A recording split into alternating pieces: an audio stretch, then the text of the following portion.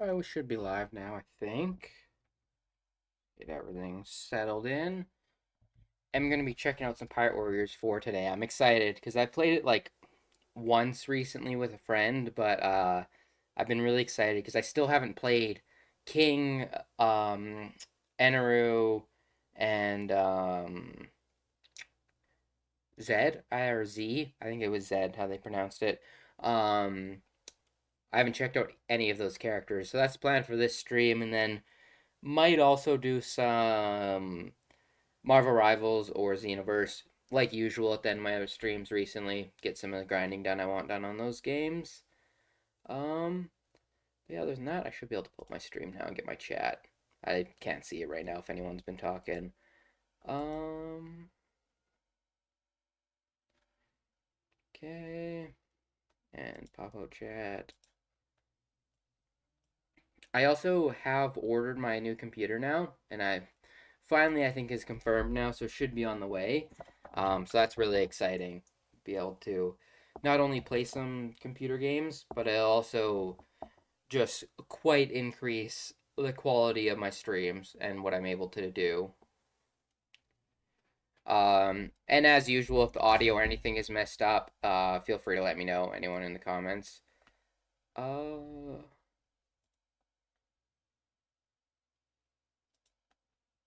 okay, want that one open.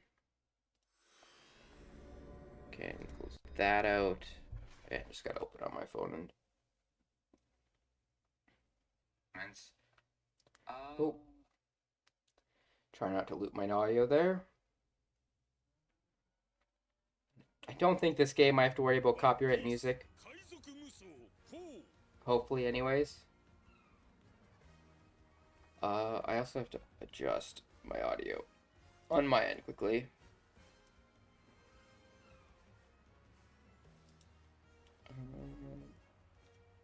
There we go.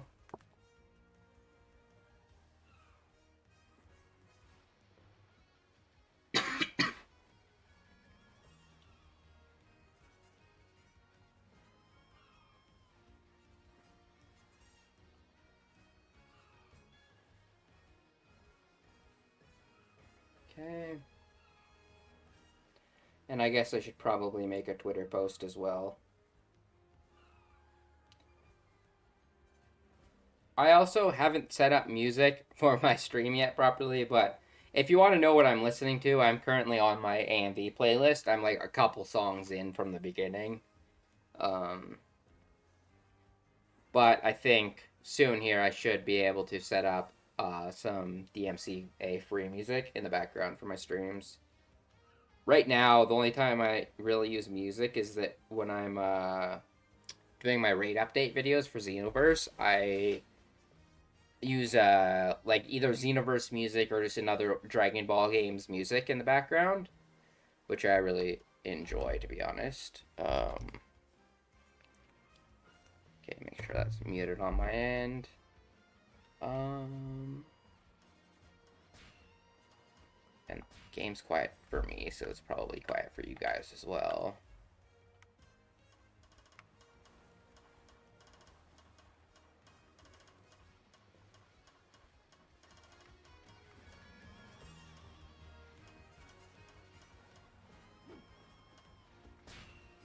Okay. Good lord, Robin. Every time I fucking load into this lobby, it's honestly the first thing I notice. Um,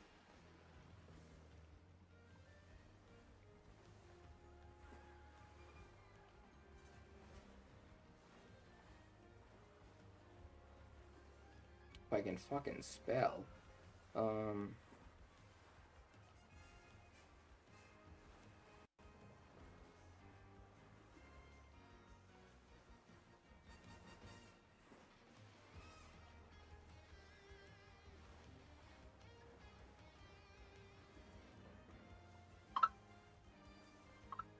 oh, I should also mute those notifications. Uh,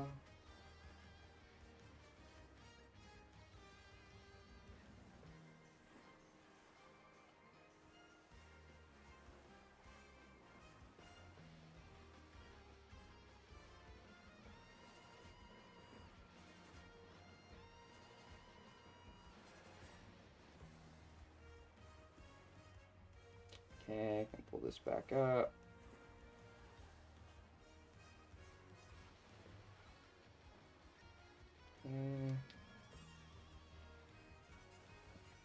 Up there.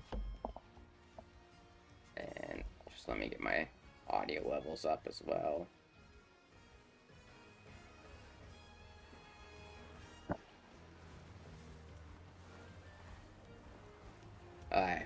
It might still be a little bit quiet, to be honest. I might want to put that up a little bit more.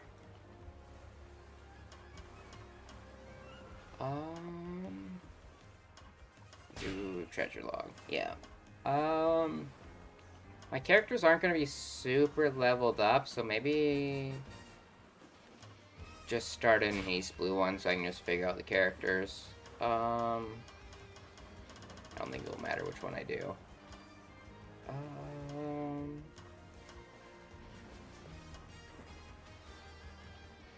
How to Live in This Ocean. That's a fitting name. And our newest character should be somewhere here. Yeah. We got Eneru, Zed, and then King as well. I think, even though I've never played as either of these two guys in a game before for One Piece, I low-key kind of want to check out him, because he was one of my favorite characters in Pirate Warriors 3. And also, don't think any outfits for them.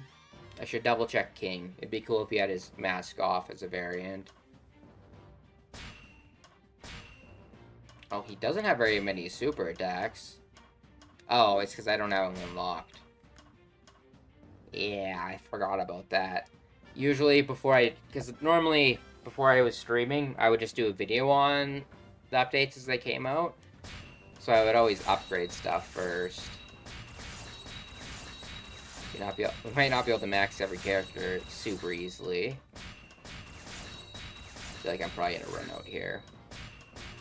Because after the last time the last DLC came out, I honestly haven't played this game too much.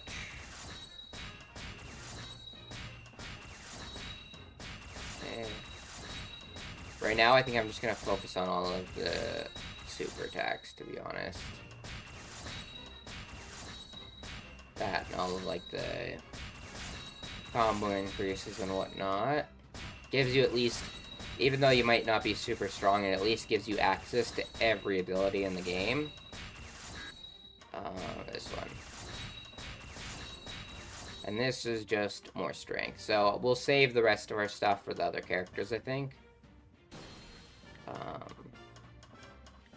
Yeah, you can't. It's just looking at the maps. I should actually look at what his movesets is. Large Blast of Light. Okay. Kicks it forward, huh? Maybe I want... Oh, yeah, now I have access to more. Okay. Does he have any more awakenings? No. Boost lightning. Oh, I was hoping his full force burst was gonna be putting into his, like... Not awakening, but like his transformation he uses at the end of his fight. Oh, right there. That makes sense. Large Blast of Lightning.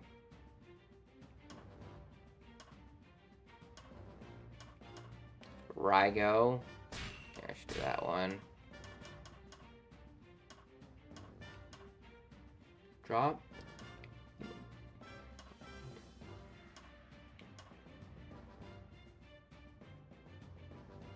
That does sound pretty interesting, but might not be the strongest.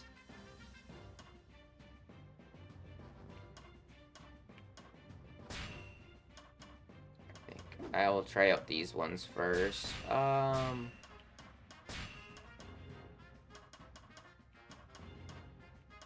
Where is... It's been a while since I've properly played through this. I do want probably these on just so I can get the coins and everything. But I should be able to... Oh, actually, I don't have enough stuff to do that right now. Oh, I did not realize I didn't buy that.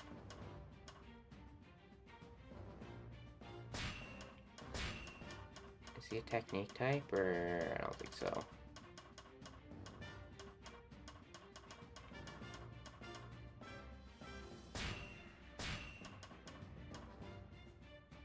Duration. I should buy one more thing on this growth map.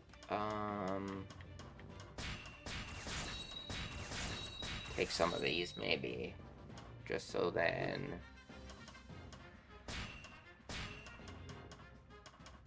Put on...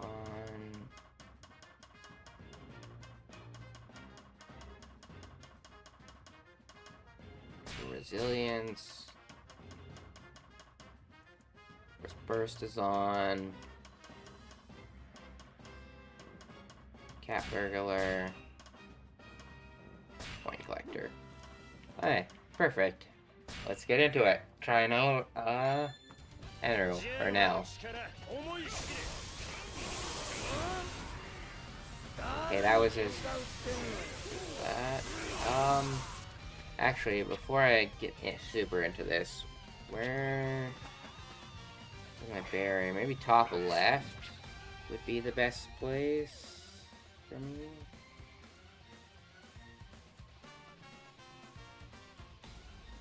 I could also probably go here. It covers up the bounty, but I don't think that super matters. Like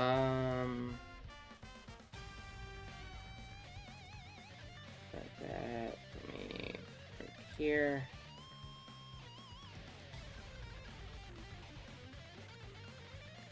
That work? Yeah, it should be fine. And then it doesn't cover up the map at the very least, just, I guess, the bounty total. Oh, yeah. So square into just triangles. Does that. Triangle appears to just rain it down all around him. And charge up his weapon, it looks like.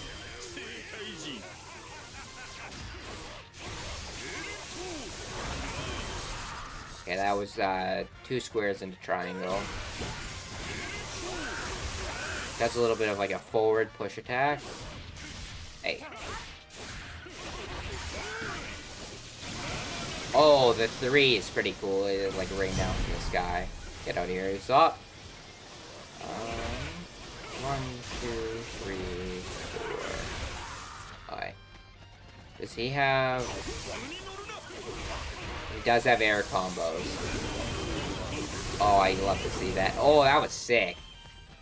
Also, what's his emote? Or does he attack?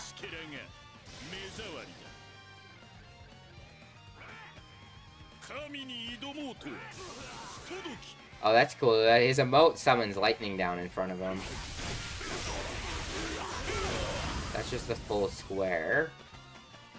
Go up and go around here.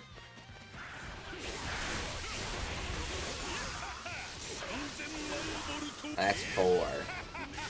It doesn't appear he has his meter, which is a little bit of a shame, because that was a fun mechanic in the second game. Whereas you would build up his, you would, like, hit his, drums on the back, and it would charge him up, and then once you got it to, I think, all 4 of them charged up, when you used his combos, I think it was... This one sends out a little beast.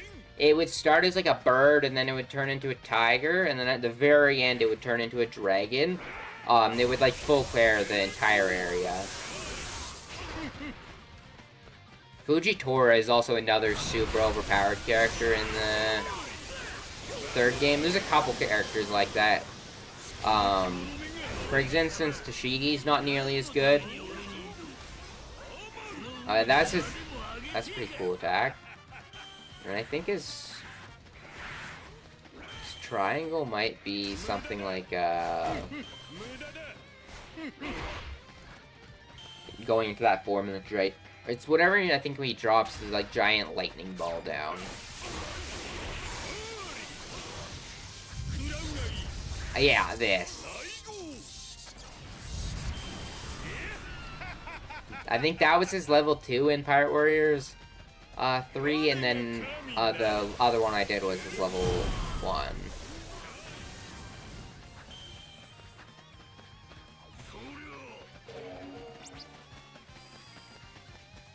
Someone appeared up top there, but I want to go finish Or just down bottom here.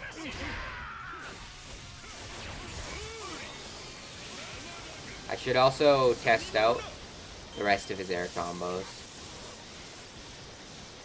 It looks like some of the attacks cause just lightning to spawn around you for a little bit, and like AoE hit opponents, which is pretty cool.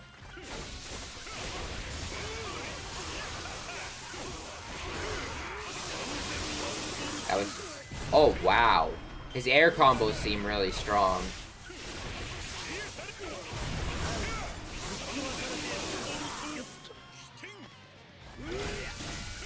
Get out of here, kid.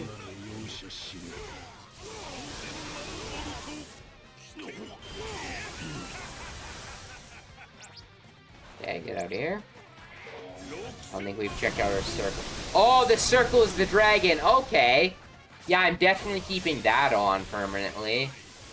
I'll probably do a second match with at least all the characters so I can try out all of their moveset as well, but that's sick. I'm glad that that counts as somewhere in his kit. Because that was always one of the most satisfying moves to use. This also looks pretty sick.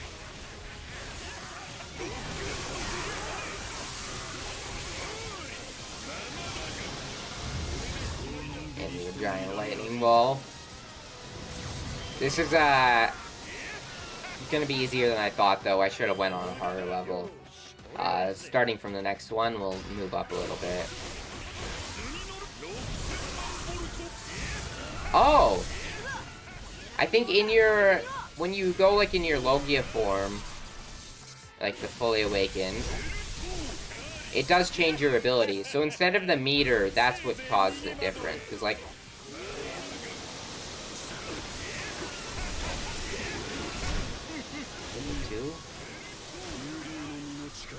Somehow I summoned the dragon, I don't think by hitting that button. So sick, though. Dude, I really hope he comes back into the picture of the story. Also, we need to see his cover story animated still. But he was one of my favorite villains. But Sky P is also just, in my opinion, a super incredible arc. Incredible villain, the emotions are top tier in it. And a lot of the side, like, I really love, all of the side characters that, especially, like, I remember finding Sky Knight really cool. And then Conus and, oh, what's the little, like, fox thing called? Can't think of it off the top of my head, but, I really enjoy. I do think, it is an arc where Oda does the typical fake out death, though. That's always something I didn't enjoy as much, but I've kind of just gotten used to that. Death happens in One Piece, usually in flashbacks or, just very important and impactful moments. But other than that, it generally isn't a super common occurrence.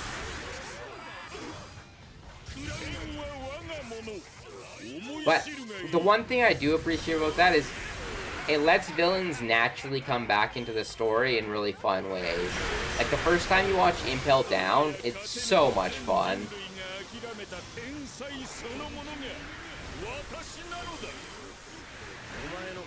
Slap!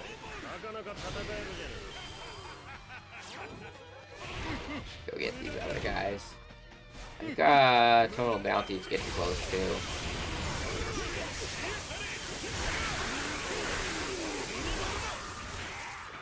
Oh, I should also make sure to... Oh, that one is sick. Get out of here, little weaklings.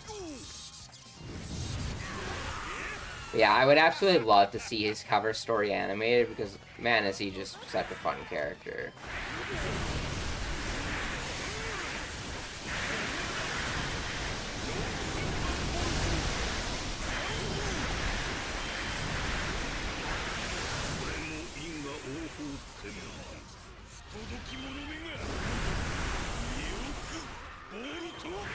He does actually seem pretty strong. It's hard to tell on this mission because it's so easy. But I feel like I remember people being disappointed with this DLC pack. I only just didn't cover it because I was busy with other things and I've been getting used to doing different content and whatnot, so it just felt kind of out of place to just randomly upload. Although that's kind of, to be honest, my whole style. I just be uploading whatever I want. Like, I honestly think if I had, like, a reaction or watch-along separate channel and then just did gaming all separately, it would probably do better in the algorithm. But man, if I just don't like, really, when channels do that, I prefer when everything's just all properly grouped together in one area and whatnot. There's a few things I could honestly do to just significantly help, like at the start of videos, like ask people to subscribe and like and whatnot, but I don't like to do stuff on my channel that I don't enjoy or will, like, skip over. So, always trying to keep a balance of trying to somewhat increase viewership. I generally am not, like, I've already far surpassed what I ever thought I would be capable of doing, streaming or, like, doing YouTube. Especially because I'm, like, any day here now, I'll be able to start getting, ads on YouTube.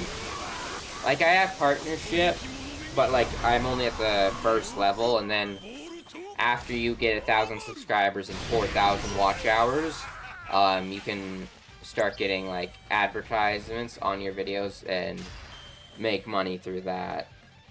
So, oh, I need to capture that area. So that's just a really awesome thing that I never thought I would get to that area. Because I've had, when I was younger, did not stick along with it nearly as long as this channel. But there's kind of earlier attempts of my YouTube stuff on this channel that I haven't gotten rid of.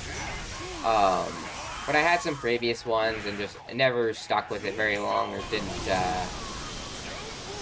get any views or anything, so I always stopped. But after kind of just realizing and just doing it more as a hobby and just really enjoying myself and doing whatever I want, even if, oh, we beat it.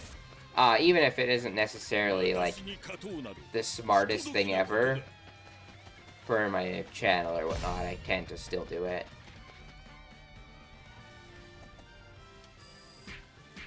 Oh, double S rank. Nice. Yeah, Enter's really fun. I really enjoy his kit.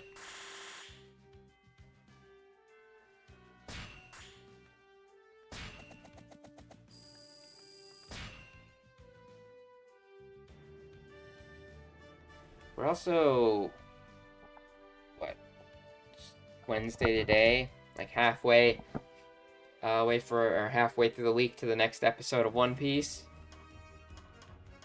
which I cannot wait for.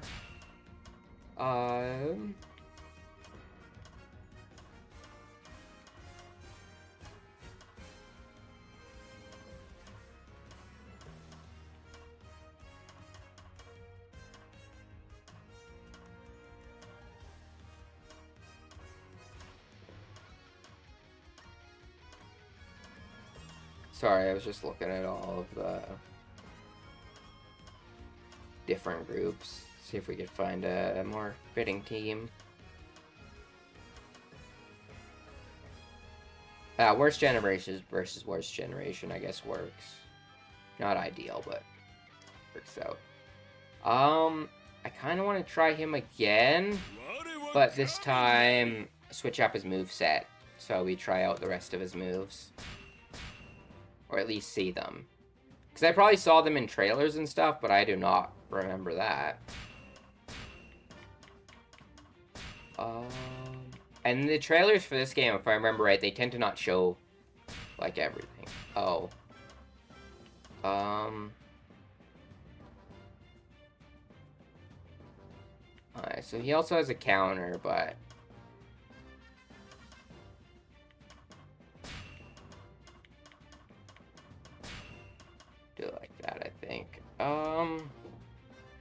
Yeah, I tend to not even really use counters in this game, so I won't. I'll check that one out later. Okay.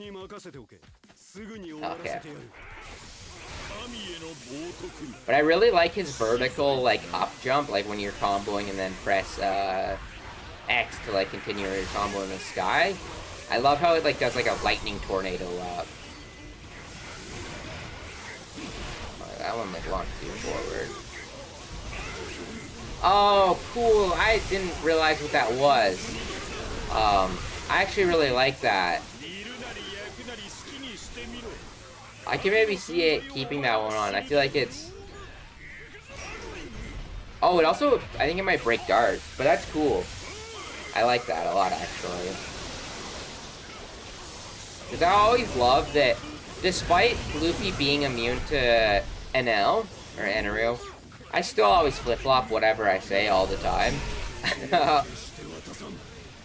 I really... Oh, God. I really enjoy that even after finding out that Luffy was essentially immune to lightning, he still adapted and, like, he started heating up his weapon, and... Man, that fight is so good. Because not only is it, like, hilarious, it's also just badass. Even with, like, the limitations, like Luffy getting, like, the golden bell on his arm. And just, like, the final punch, or, like, hitting with, like, the golden bell and hitting with the golden ball and ringing the bell and everything is just iconic as fuck. Especially, like, leaving the giant, like, mark in the sky, like, through the clouds. His silhouette. Just absolute peak.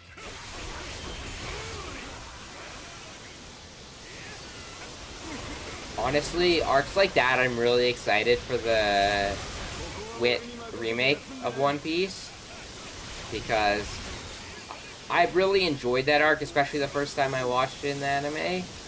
But I feel like on rewatch, there's some parts that are a little bit slow or could be done a little bit better. But there's a lot of really incredible moments in the anime for that as well.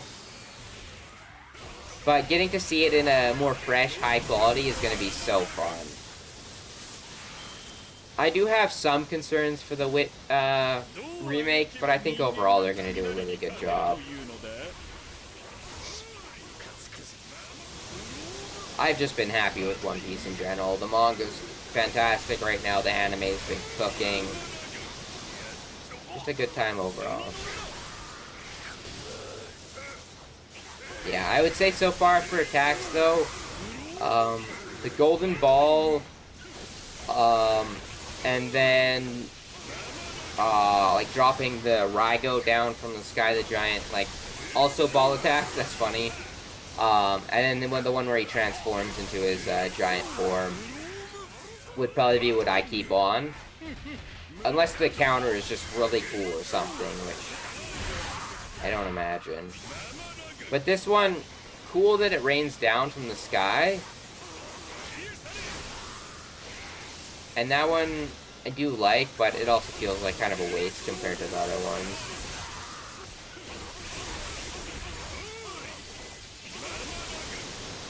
Get out of here. I do still really love that his taunt just summons lightning from the sky. Muda.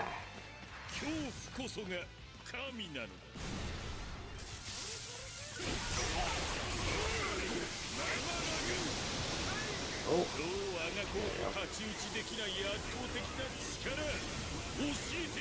Oh, actually, I would want the dragon attack on too. Oh, as much as I love the... I guess you can do it in the one combo. So if I figure that out, it kind of works, but...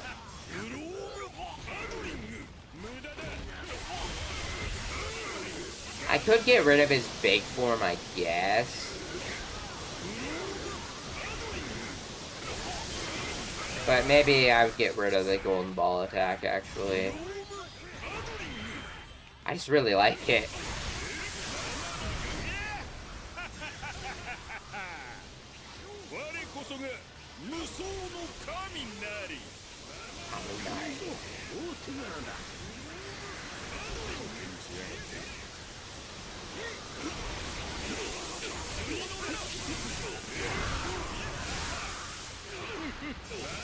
keep going. Lightning from the sky.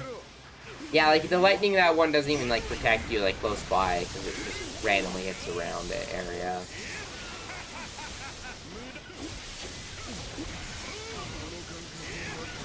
But I actually like characters where they have enough moveset where like you want to pick different moves and not just want to use the same ones on repeat. That's honestly why I like Luffy's so fun, because he has so many moves that you can mess around with. Because generally this game isn't very hard, especially if you max out your characters and whatnot. It's more just fun as hell to do combos, and all the characters feel so satisfying to just beat up, like as a Muso game, to just be able to beat up hundreds of like pirates or marines or whatnot.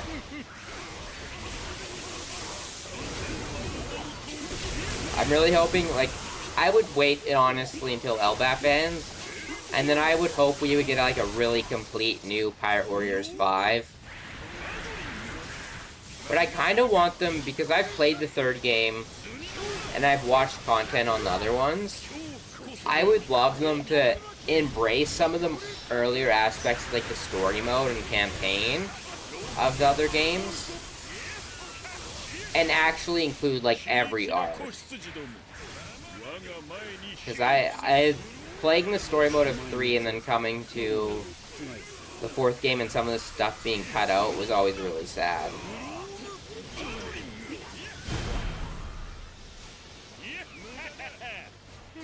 That's why I'm really excited about Xenoverse 3, just because how long we know they've been working on the game. It gives me a little bit higher hopes of not just the quality of game, but just the content that's hopefully included in it. Like, I would really hope to see that, basically all of the cast is returned from Xenoverse 2. I could maybe see getting rid of, like, the supervillain variants, maybe not bringing Mira and Toa back. But I want, like, all of the, like, main characters and mainstays of the game to still be there. It's just a big ask because of how much DLC was in,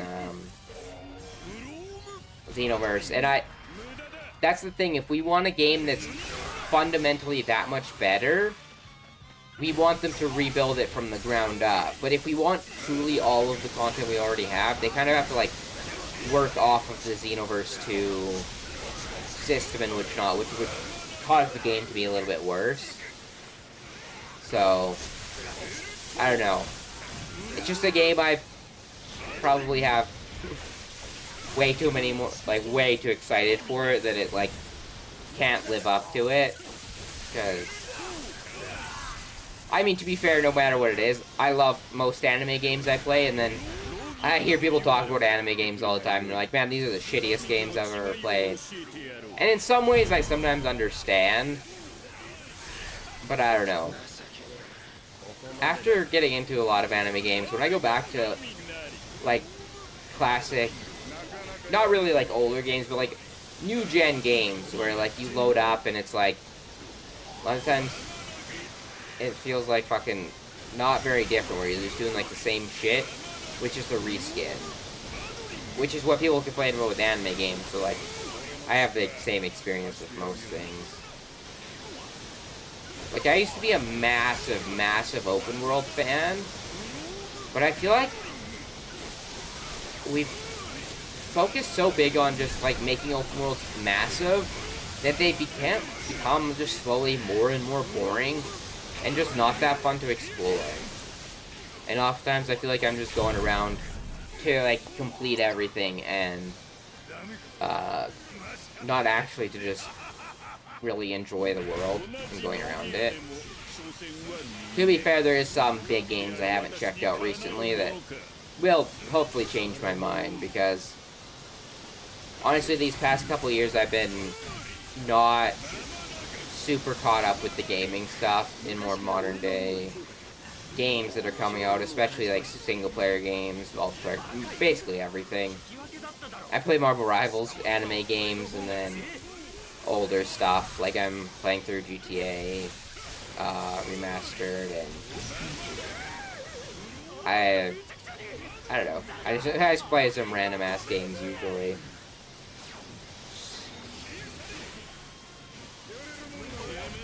I'm really, though, excited. I have a lot of things I want to do before I get to it, but at some point, I'm planning on doing a Spider-Man stream. Probably, like, do, like, a week straight or something of playing it every day until I beat Spider-Man 1, Miles Morales, and 2. And then I also want to play Red Dead Redemption. I've played the first game before. I probably am going to replay it and then play the second game. I think that's kind of my plan. And then I have a couple other games in there as well, but those are kind of some ones I want to get done more quickly than some of the other ones, because they... Not Red Dead. Besides, I just kind of want to get it done before the next GTA comes out. But, Spider-Man, I want to get done before Wolverine comes out.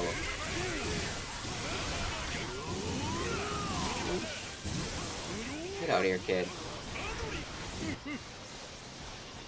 I honestly kind of forgot how good of a game this is to get to be honest. It works really good. Because it's just engaging enough that, like, I don't very often now because I've already put so many hours into this game, especially the third game. That I don't often just boot it up and play it by myself, but like the combat and whatnot keeps me just engaged enough, and then I can also talk without absolutely fumbling. Like, I love Marvel Rivals, and I probably am going to play some on this stream, but I feel like I'm more quiet in those streams and not really as talkative as I could be. Same with fighting games, to be honest, as well.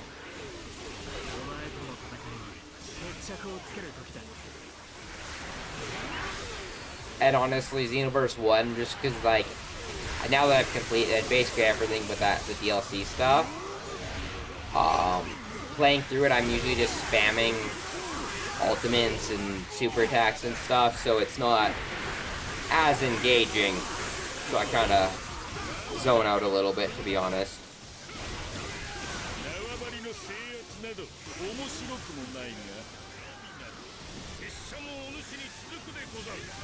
It would be fun to finish one of these missions by killing the last opponent with his taunt that summons the lightning, like, right in front of him. That would be some fucking aura farming finish.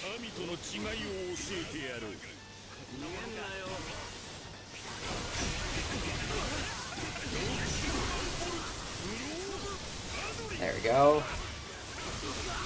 Also, I don't think... Yeah, there's no anime airing tomorrow.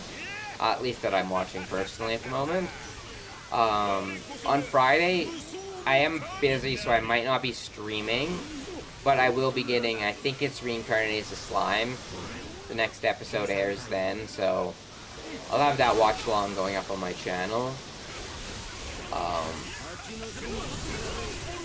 But I got some personal stuff to take care of. So, probably, I will be streaming tomorrow, I think, for sure, but Friday is probably won't be a stream. Or if it is, it will be really late at night. But that's not a problem. It's kind of how last night I said, or yesterday I said I might stream again last night, and I never did. That's kind of just not anything confirmed. If I say I want to stream on a certain day, I'll always try and get a stream out.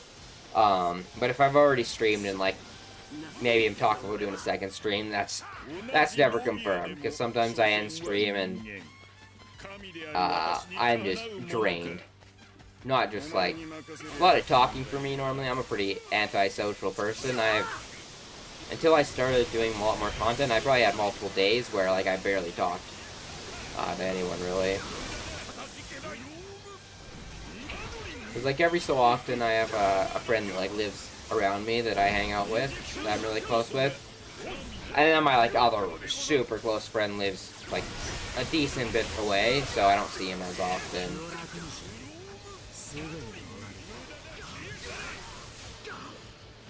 And I'm generally not too much of a people person. I get socially drained super quickly.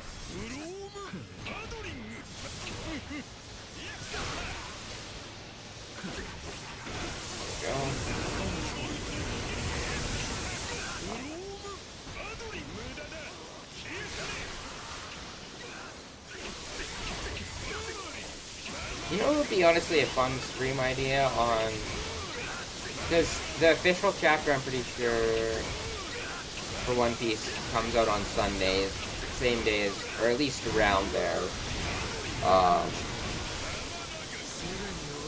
So that day, after I read the chapter, because I want to talk more about the manga.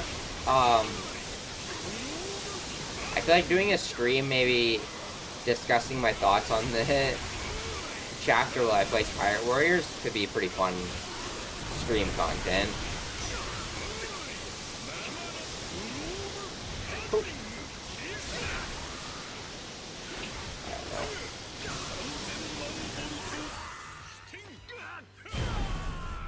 Oh, there we go.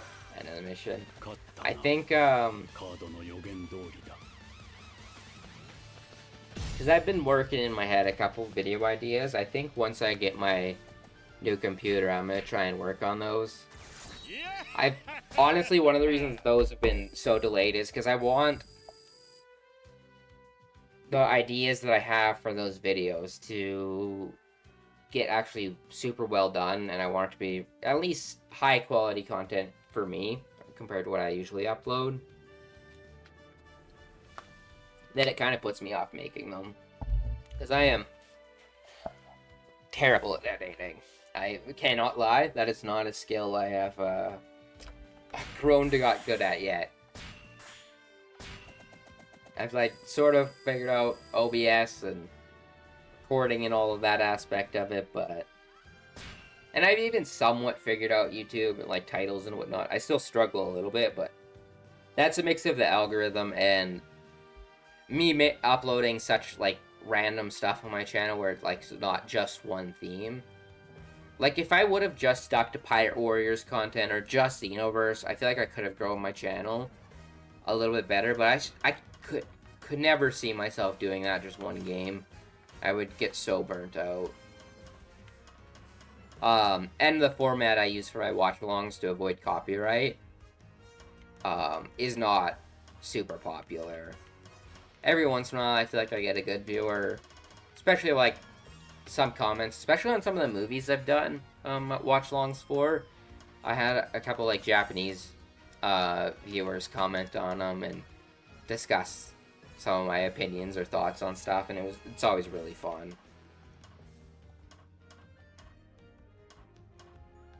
Yeah, I'm still alive and whatnot. Oh, I think I need to... Oh no, I was in the right place. I was gonna say, I think I need to,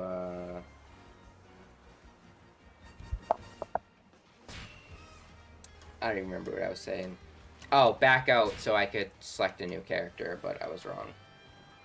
Oh, that is a shame. I hope maybe one of his super attacks has his mask off or something. Or maybe that's his, emote. I can maybe see that. Him next. I'm actually probably somewhat most excited for King, because I really enjoyed him. And honestly, a lot of the Toby Roppo, I really enjoyed in Wano. I just think my only problem with Wano was that, like, the third act went on a little bit too long. There was, like, some pacing issues in, like, the first and second act, but my first watch through, I never had any problems with it. And it could just be because that was the first arc I ever got caught up on, so I have a warped perspective. But I just remember, like, the ice-only stuff, getting a little bit tired. And I feel like there was a lot of just, like, slow... Like, I feel like the raid should have felt a little bit faster in some elements. But there was just so much going on in a lot of characters there, so it kind of makes sense why it was like that. And overall, like, the highlights... not just in the manga, but the anime especially, are, like, crazy. Like, some of those chapters are adapted so perfectly that they elevate the source material so much. Like, 1015 is, like, one of the best episodes of anime I've ever seen before. and like all of the final fights, and like even like Robin's fight looked incredible. There's just a lot of good moments.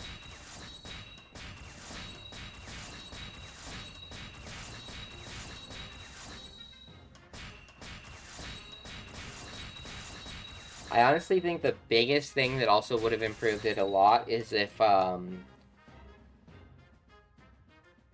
Usopp and Nami had a better, not just showing, but just like it wasn't used for his gags as much against their battle against Page One and Ulti,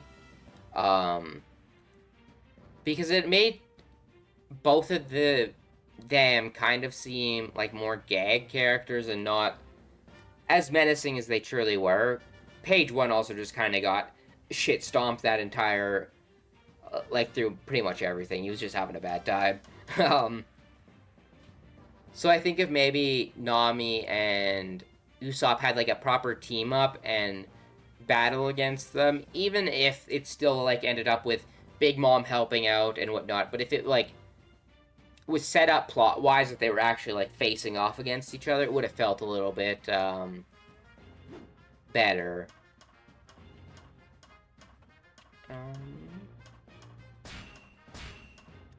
I'm generally super positive on most arcs of One Piece, though. It's hard to make me not just absolutely love the show. Like, especially, like, earlier on, I didn't quite feel, like, Syrup Village and, like, the Foxy arc and, there was, I feel like, another one at the start that I originally didn't. Oh, I think Little Garden, maybe the first time I watched it. Although there was some part, actually no, Little Garden I think was pretty peak. But there was just some elements of One Piece that I feel like I fully didn't grasp until I got to about Skypiea, and then I, like, truly fell in love with the show. Alabasta was also really good, and, like, learning a little bit about the poneglyphs and the greater world, and Crocodile was a really awesome villain. But I feel like something felt special about Skypiea compared to any other arc, where it felt very not like any other anime I had seen. And also, I just would have never imagined that we were going to the sky in One Piece. Okay, grand reboot. Detonated large boulder.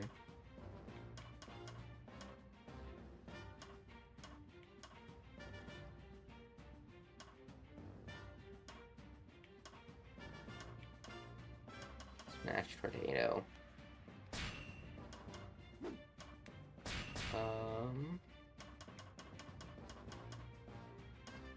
Do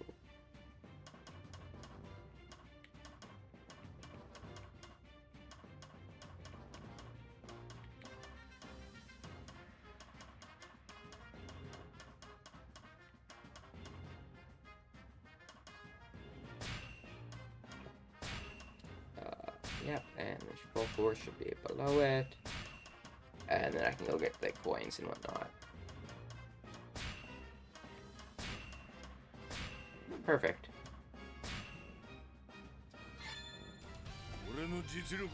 I actually really enjoy this One Piece movie. I think there's just some I enjoy a little bit more. But overall, even like a lot of the first ones that I feel like a lot of people don't talk about, I really enjoy. Oh, that was cool. Like, I feel like movie 4, I think it's Dead End. Oh my god, he just walks forward firing. That's sick as hell. But movie 4, I think it's Dead End something. Is super underrated by the community. I really enjoyed it. I also love... I forget his name off the top of my head, that annoys me, but the dude in, like, the yellow jacket, I really enjoyed his character. Dude, this fucking aura farming walk forward on that attack is crazy cool. Smash. He's kind of sick. That's also a fun movie where it takes place in the timeline, because that's like right when we were introduced to hockey, but we hadn't got like Gear 4 or anything yet. So getting to see Luffy, getting to use the Dynastone is cool as well. But getting to see Luffy just like fight with basic black armor as like almost his power up was so cool. That's one thing I enjoyed about Wano, like a lot of the flashier effects. I feel like they were very much experimenting until we've gotten the style we have now. So I enjoyed like when it was a little bit more colorful, but I like the focus on the black hockey still. God, my nose is so itchy. I really like especially like it's happened a few times. It's happened with Luffy and a few other characters, Garp especially, where it's almost like burning and then it turns to like the black hockey. It starts with like an orangish, like fiery color almost. That is my favorite. That looks so cool. Dude, I can't get over this dude's fucking walk while you're fighting.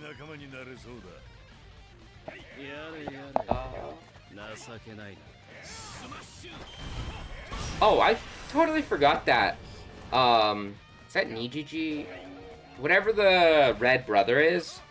Ichiji. That's what it is. I'm pretty sure that's, Uryu's voice actor from Bleach.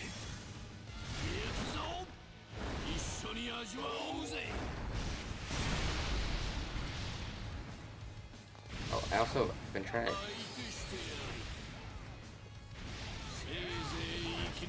Oh, it's him, like, fucking recharging his, arms. Oh, I'm gonna die here if I'm not careful.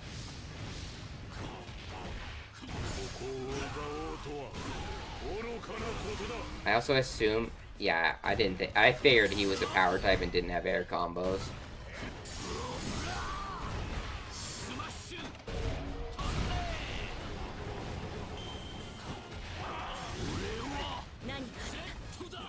He also does say Zed. I was pretty sure that's how they, pronounced it, but I wasn't 100% sure. All of these attacks, though, are super sick. I love using the Dynastone.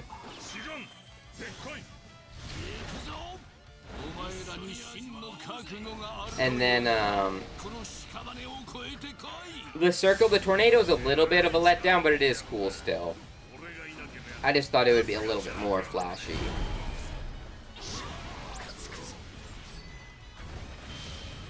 I do like the aesthetic they went with for his attacks, where it's like very fire-based almost.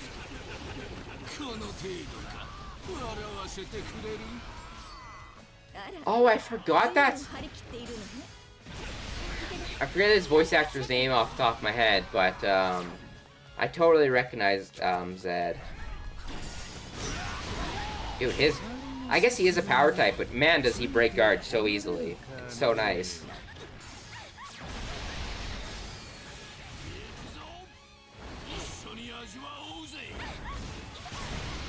Get out here.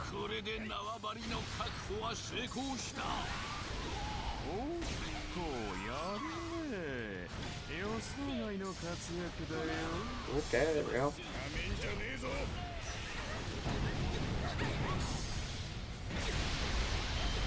Oh, is she gonna try and stay alive while I take a Shiki first, if I can talk?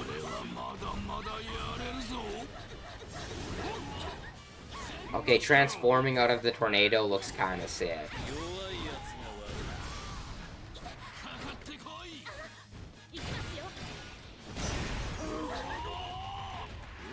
Man, I know a lot of people don't like hockey as a power system, but man, if it isn't cool as hell to me. It's anime only, but I especially love, I assume it's something just the anime added in, is like, a reference, but I love when Dr. Here Luke is talking in the anime, and he says pirates can, oh, I forget what all... They have eyes like a hawk, I think is one of them. Armor that can make their... Something about having armor as well, and then they can split the sky with their, voice or something like that. It's along those lines. I've actually butchered it, because I have a small brain and don't remember what the lines are. But that whole scene is so cool. And I feel like it makes, a lot of the moments after where you see the sky splitting, hit so hard. I just love sky splitting as, like, one of, like... It's kind of... Usually most authors have, like, a way to power scale their characters, or something, which often leads it hard to power scale between series. Like, for example, Dragon Ball goes to, like, fucking planetary all the time, and, like, can destroy solar systems, and absurd stuff like that. And then they're using attacks that, like, barely look different from other shows that are barely affecting the area or anything like that. Oh, God. Oh, shit. Oh, my God.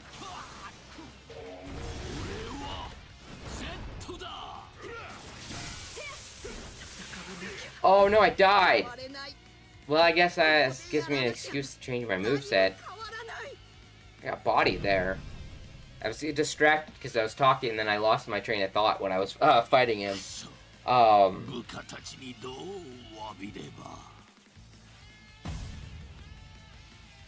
But yeah, this, I love, yeah, back out just so I can select a new moveset. I love sky splitting as, like, base level showcasing of, like, it's kind of the strength of, like, emperors, is kind of the class that puts you into, but it's always been so sick.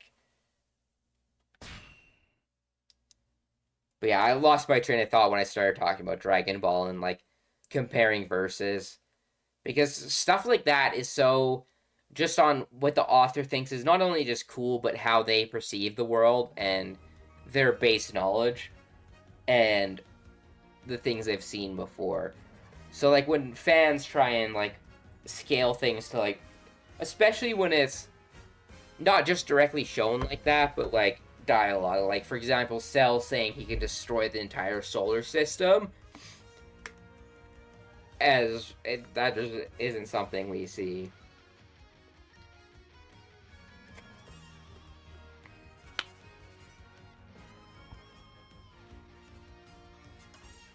Bleach kind of has that problem a little bit too, because it has, like, the kind of third-dimensional being, or transcendent, I think is what the term is. Oh, I forget which one I was on.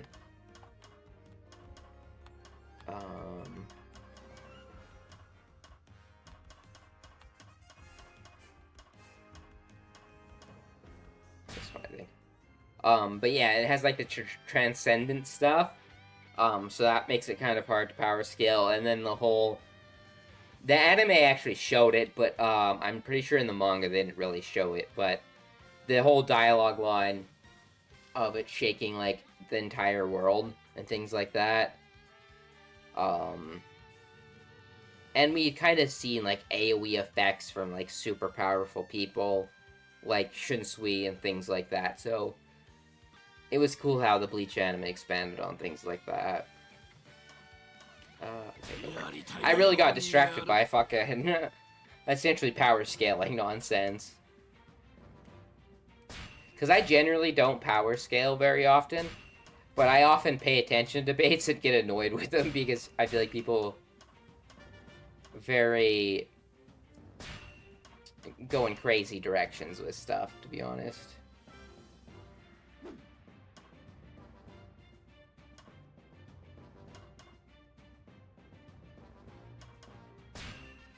I want to check out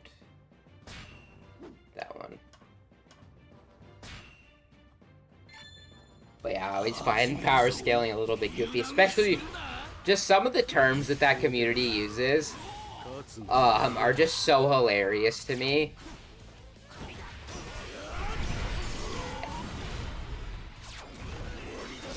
I actually don't mind power scaling, but like within universe, I just once it becomes comparing verses and stuff, it just becomes kind of messy.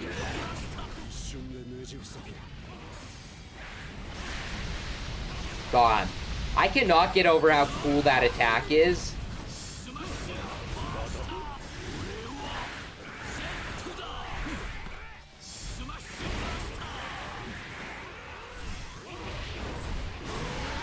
I love how he throws a rock into the sky and makes it rain meteors. That's kind of sick as hell.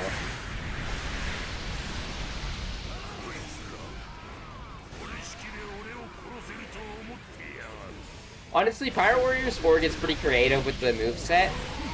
It also kind of feels like the full potential of characters. Sometimes it makes characters seem way too overpowered. But like, for example, playing Luffy, especially not really just his like gears, but more his base form and like pre-time skip, the way you can like combo moves and whatnot, it feels very much like Luffy versus Bluno.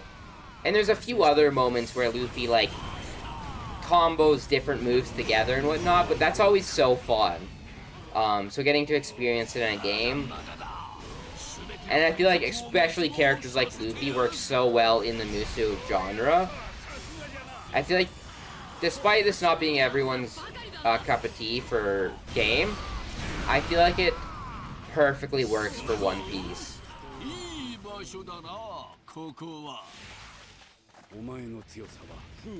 But speaking of like games, changing almost your perspective on anime, I've always found it so crazy. I feel like one of the reasons, like, there's almost like a difference in Dragon Ball and how it's almost presented between Dragon Ball and Dragon Ball Super, or I guess Z and Super, if we're going on for that naming scheme.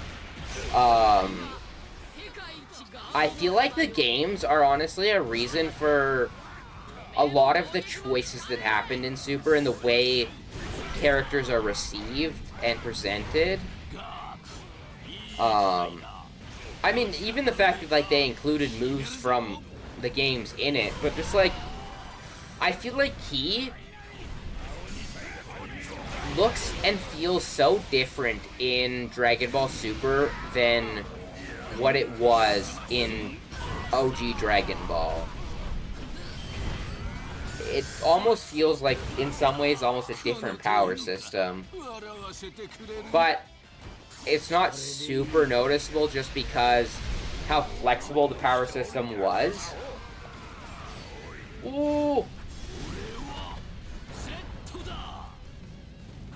It also doesn't help that so much of, I feel like, what happened in the Buu Saga was definitely meant to be the final arc, and since so much of it almost went back, and honestly, I love it, especially of the Z Saga. The Buu Saga leans so much into Toriyama's gag humor, and whatnot. Like, the fucking Buu fight, or not, yeah, Buu fight versus Gotenks is so fucking funny. There's just a lot of hilarious moments. Some things I don't hit as well in the anime, even though I love the Dragon Ball anime and watching it. The manga hits pretty fucking hard for Dragon Ball.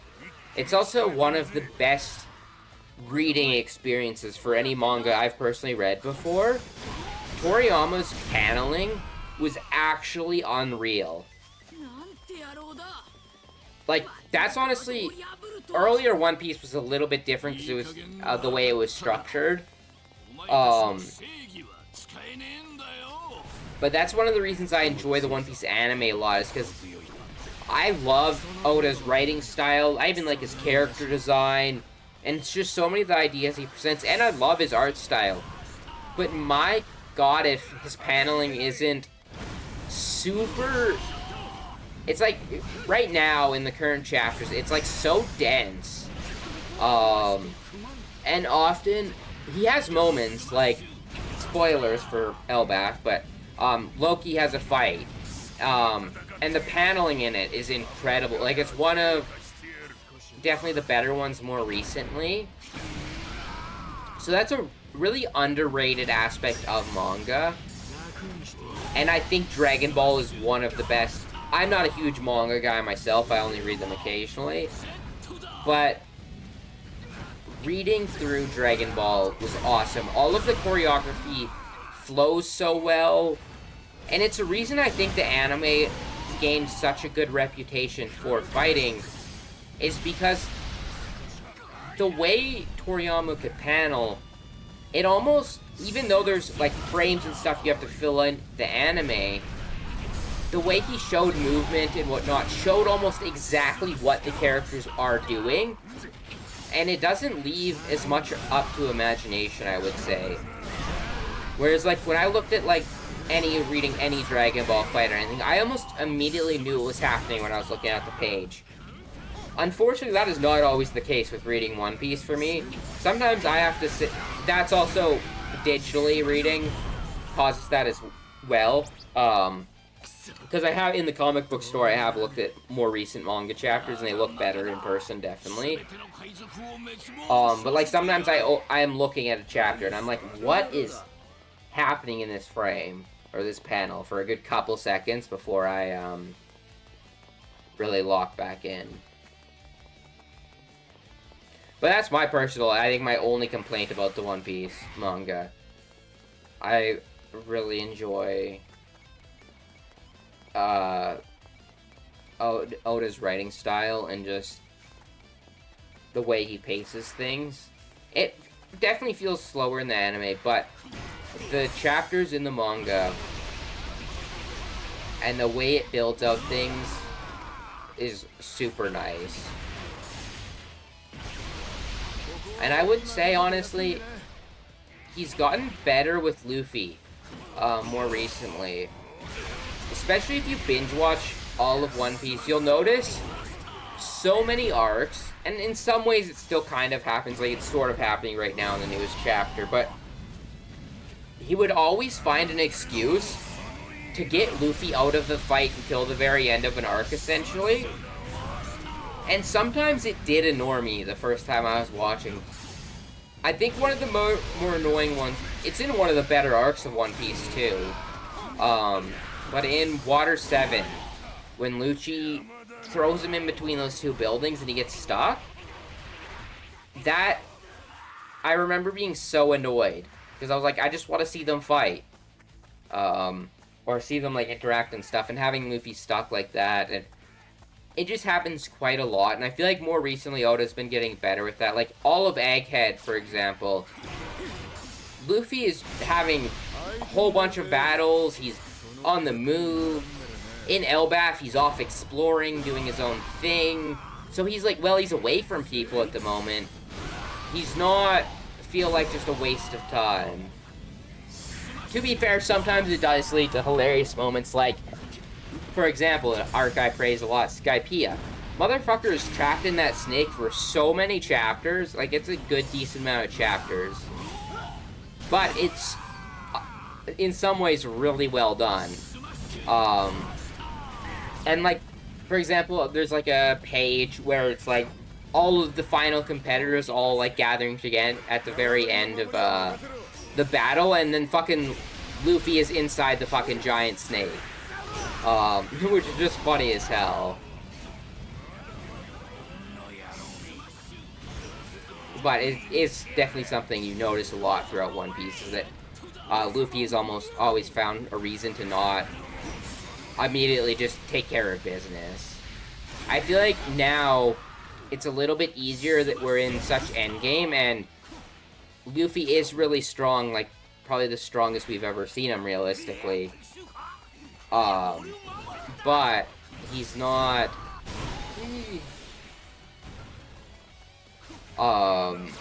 like, we're fighting very powerful enemies as well, so he's, like, given a lot of opportunities to show off. And Gear 5 in general just allows for so much fun for Luffy to have, where he can almost be a part of a fight now and make it not overly serious, but allow him to almost like play with enemies like a toy, like fucking. God, my nose will not stop itching. Like Saturn and Kizaru, for example. Hey, dude. Just playing some Pirate Warriors and yapping about anime and One Piece and stuff. What about you? What are you up to today? Oh, dear kid. God, this stack is so cool.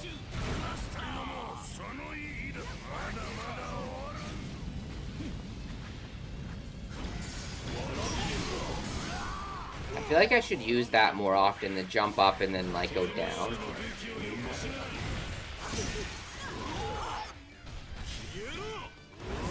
Oh god, getting scary again. I don't want to die again.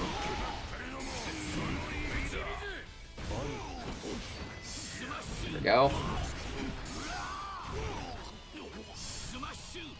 Ooh.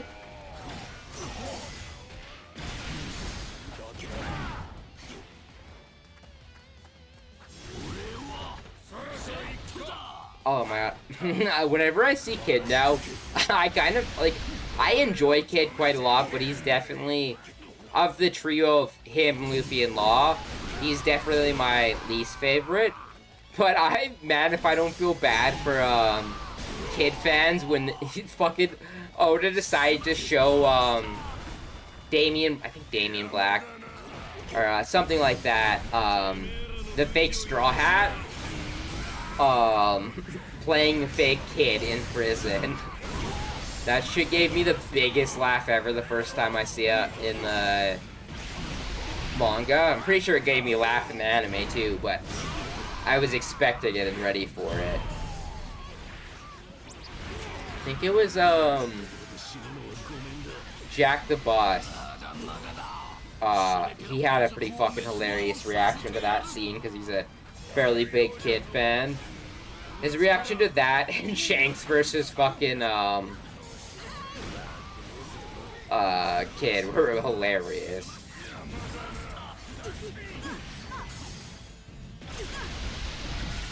I'm sad that apparently, it's actually happening to a lot of creators, but I've been seeing everyone's LBAF reactions are getting copyright strikes. Some people are, like, potentially going to be making it, like, Patreon or Patreon-only content, which is a shame. And also, I feel like a couple creators also switching to the manga at this point, which I honestly find an odd choice. Anime's in the best place it's been in probably ever, or at least for a long time.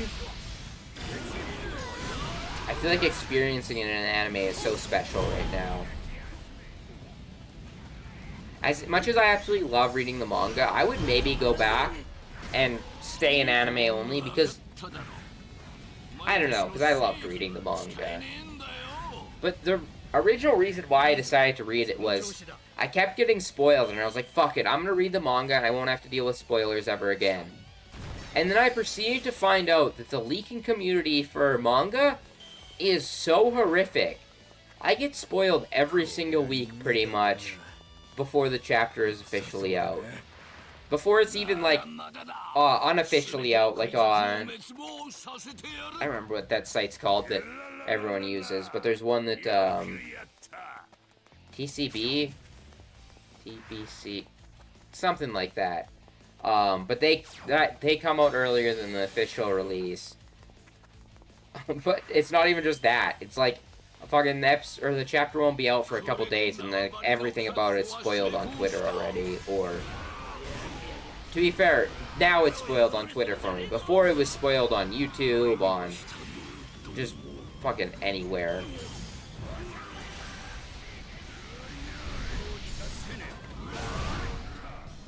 I actually don't think I have any... I might have made it so it doesn't suggest it to me as much, but YouTube used to be super bad for spoilers, and I would see so much One Piece stuff. I feel like I don't see as much anymore.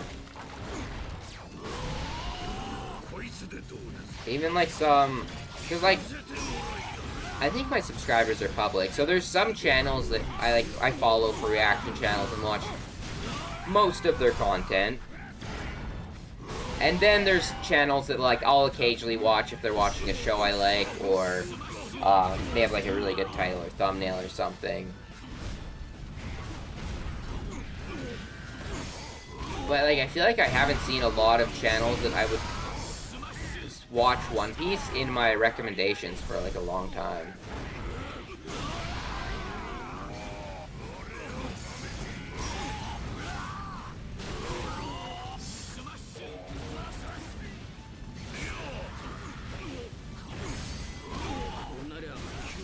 Nice.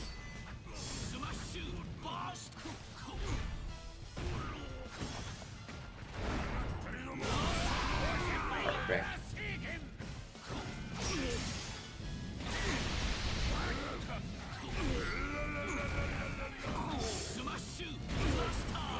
Okay.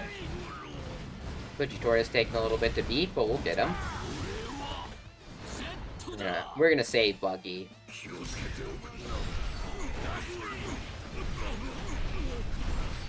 Also, weirdly, more recently, I've been having this feeling ever since it was revealed that like Luffy has another dream besides just being King of the Pirates. I've had this feeling that fucking Buggy is gonna end up King of the Pirates at the end of One Piece, and Luffy's just gonna still achieve his goal, and end up not actually being King of the Pirates or something. And I feel like it makes sense with the way fucking Buggy's been falling upwards to fucking success.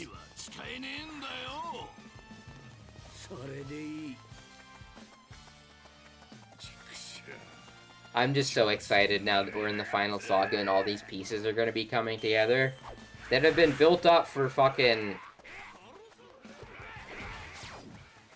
longer than I'm alive, I'm pretty sure. I'm pretty sure One Piece, predates... Yeah, definitely, because there was, the original voice actor for Luffy that plays Joy Boy. I'm pretty sure that special came out in 1999. So, the manga would definitely be older than that.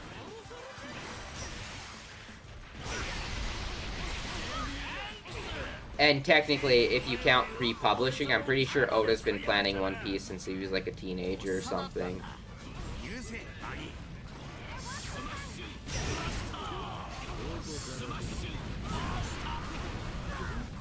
Oh, speaking of younger Oda, if you guys have never read Wanted before, you've probably, I imagine, seen Monster 103 Mercy's Dragon Damnation, I think is the full title. That's one of the stories in Wanted. It's like a collection of a bunch of his one-shots. They're all really great reads, in my opinion. And definitely worth checking out. I actually think 2 of those have been adapted.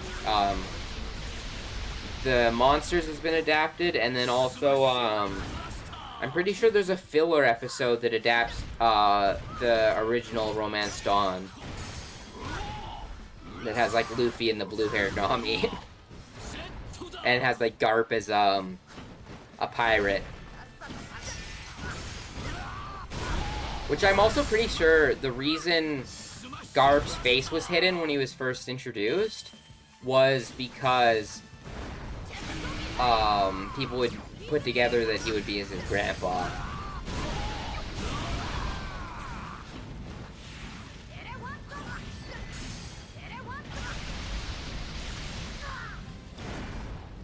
And I actually think another one of the Rock's pirates is based off of, one of the Wanted characters, if I remember right.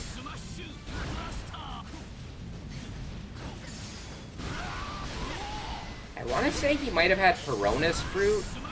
Was this devil fruit? I can't remember. There's some information we have on Rock's pirates that's not really super been gone into depth yet, but it's been, like, theorized and asked in SBSs and things like that.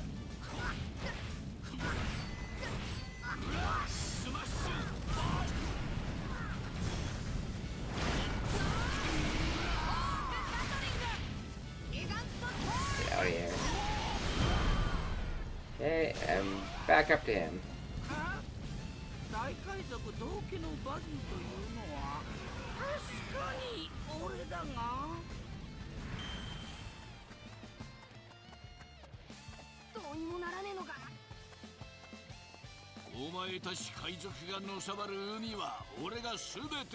Also, speaking of One Piece, since I'm also playing, I just rewatched One Piece fan letter again. My lord, is that just the fucking most perfect thing ever. I could watch both that and episode 1015 so many times. They're both such perfect episodes.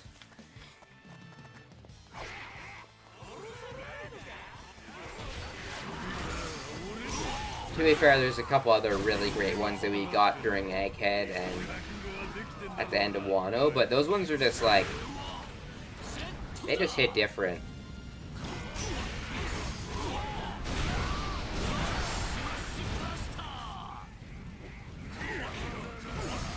It actually shouldn't be too long before we get the next adaptation of the girls' light novel. I think they're only doing the Nami story and including Robin into it, but I'm excited to see how that plays out. I know not everyone was a fan, but I enjoyed the different art style they had for it. I actually have, speaking of different art style, I have a kind of controversial opinion. If you've ever watched Soul Eater, there's a spin-off called Soul Eater Not that, like, people always shit-talk when I see it brought up online. But I enjoyed the hell out of that series. I love the more, I think shoujo's the term, art style for it, and the whole vibe that show had. It wasn't perfect, but I enjoyed it a lot. I haven't watched it a long time, so it might not hold up, like, in as good as my memory, but I remember enjoying it quite a lot after finishing the Soul Eater anime. Which I'm still sad there's been no announcement of a remake. I was really hoping we were gonna get a remake after Fire Force was over. I'm gonna be so sad if I never get to see Black Star versus Mifune animated. That is absolute cinema as a battle. We got to see Arthur versus Dragon, which was really incredible for Fire Force, and a lot of people love that fight, and I enjoyed it a lot. And I enjoyed the anime adaptation for it as well. But I've always personally, it's a much lower stakes or not lower stakes, but lower, yeah, I guess stakes as well. But scale of battle, I was gonna say. But I absolutely love it. The Infinite Sword style is so sick, and the power-up he gets and everything is just absolute cinema. There's a good fan animation for it, actually, that I've seen probably more times than I can count. Every once in a while, I go back to it and watch it, because it just hits right. Darkness.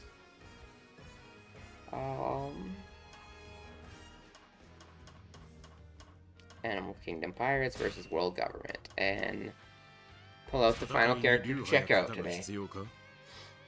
So, almost hour and a half-ish. It'll be a little bit more by the time we're done, and then I think I'm gonna move over and play some not Pirate Warriors, I'm already playing that. Some Marvel Rivals, and then probably some Xenoverse as well, depending on how long I stream for. I have nothing going on tomorrow besides streaming, so I can stay out fairly late tonight.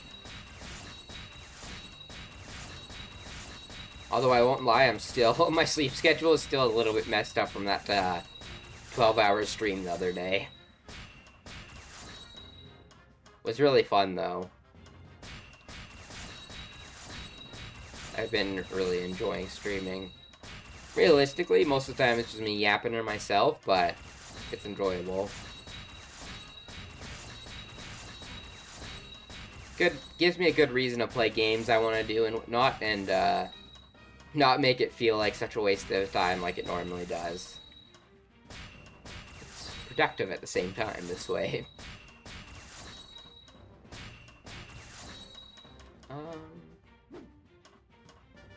Okay, let's check out all the moves.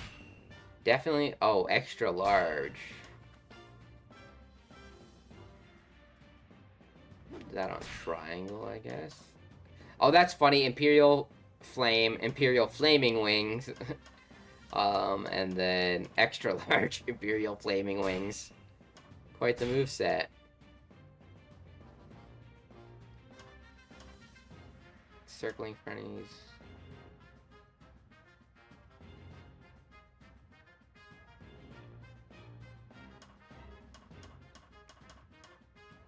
Biologically capable of defeating me is still crazy.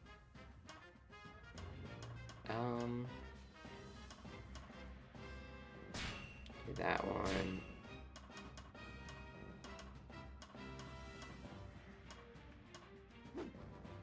Yeah, and then I'll do the other ones in the next one. Down.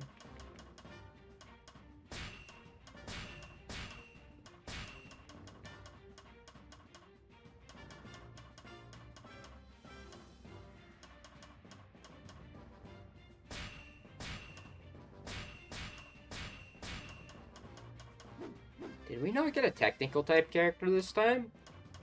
I don't think I noticed playing one. Can I... I don't think it shows here. No, it doesn't. Whatever.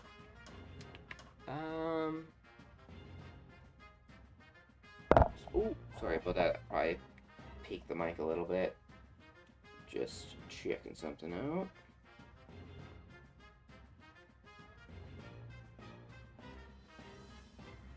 Okay. Yeah, let's get it. So I just noticed. Oh, wrong one. Oh, get out of here. Oh my lord, am I tall? I mean, makes sense, but good lord. Oh, your dash, you turn into the, like, pterodactyl. That's sick.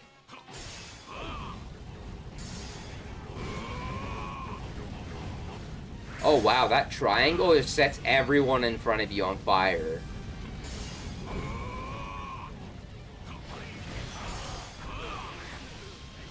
Oh man.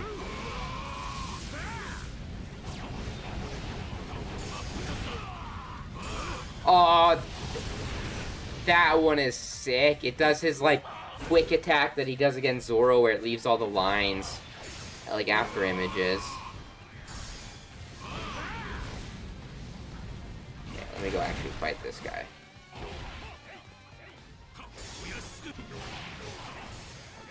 And as I thought, he does have air combos, and they're kind of sick.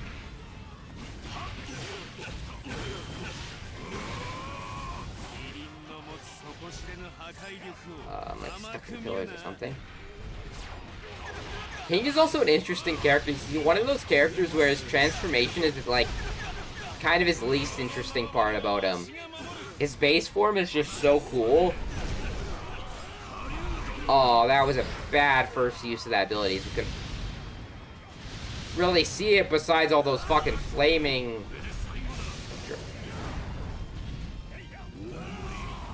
Oh, that's sick. And his mask does come off. I love that, actually.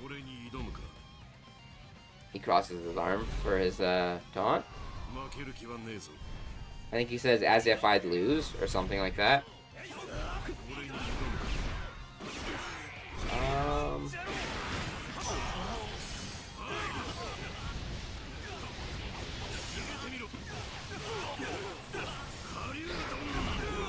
Oh wow, you knew Flaming Dragon is just a base combo move.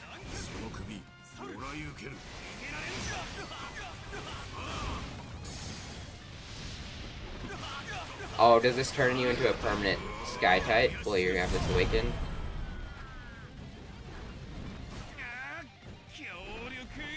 Oh, wait, that's sick!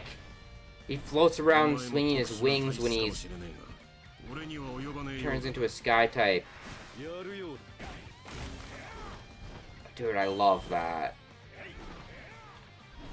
Bro's design was so clean. I was so happy, because his design with the mask on is so sick. I was kind of worried that when he revealed his face, I was going to be disappointed.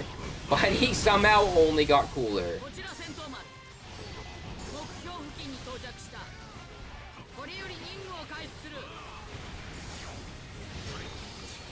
I can just fucking rain fire everywhere. Okay, back over to Sentomaru.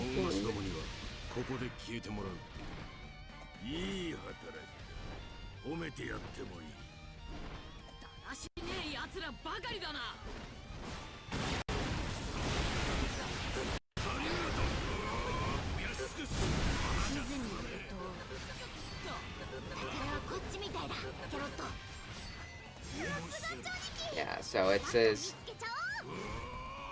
well, kind of cool. That is not as cool as his other moves, so it probably wouldn't be a permanent one. I do like the idea of it, though, that he's actually just using his sword and how it works.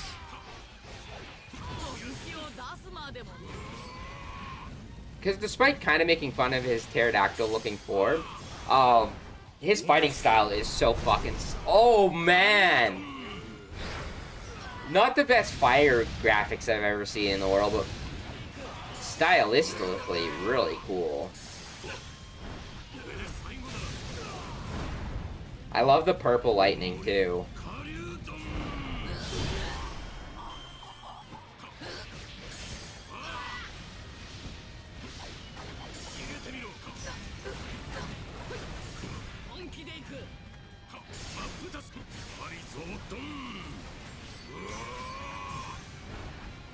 I can't even fucking see Sentomaru, but I'm still hitting him, I'm pretty sure. Yeah, got him.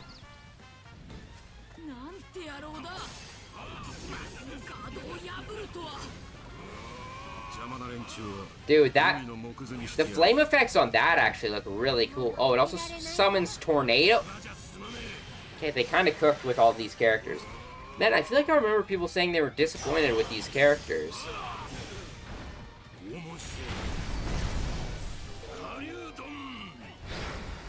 King King and Katakuri. I would assume...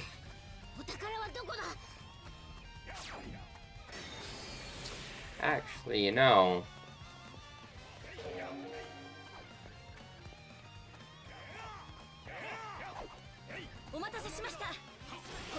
That is honestly a good comparison. I think the one thing that kind of scales him King slight, or maybe a little bit higher, was that Zoro was sort of clashing and beefing with Kaido before his final battle with King.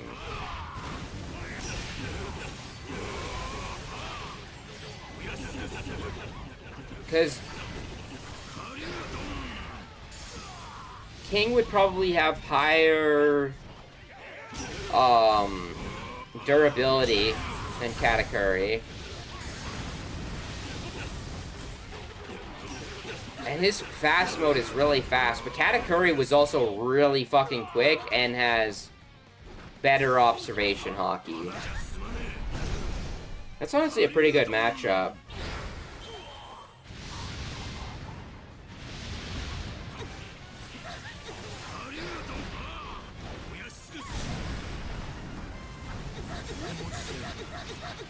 I feel like also a favorite in Katakuri though is oh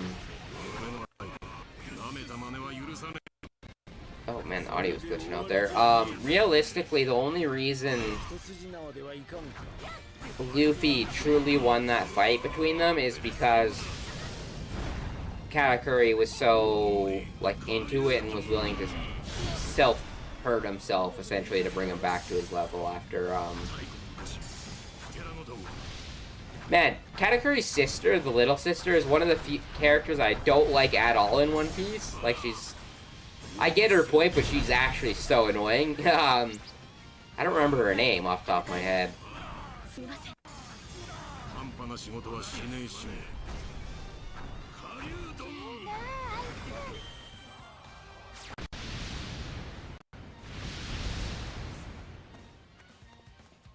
随分と過酷な戦場だな。俺たち兄弟の中で誰が最後まで立っていられるか。I think that would actually be a really good matchup, though.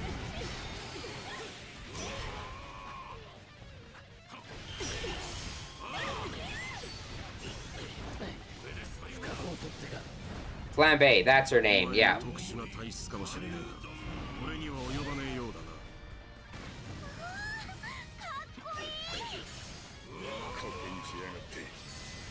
Yeah, it's definitely what I was talking about. As soon as you said her name, I immediately was like, oh yeah, that's definitely right.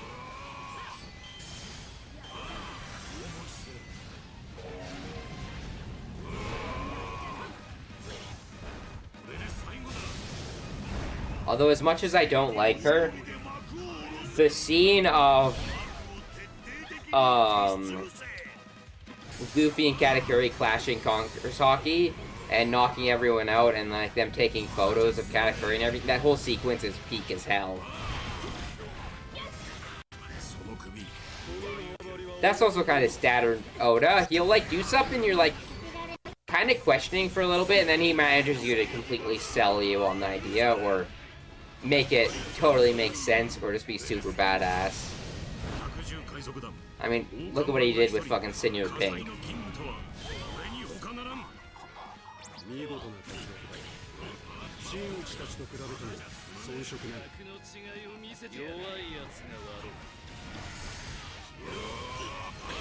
Out of here.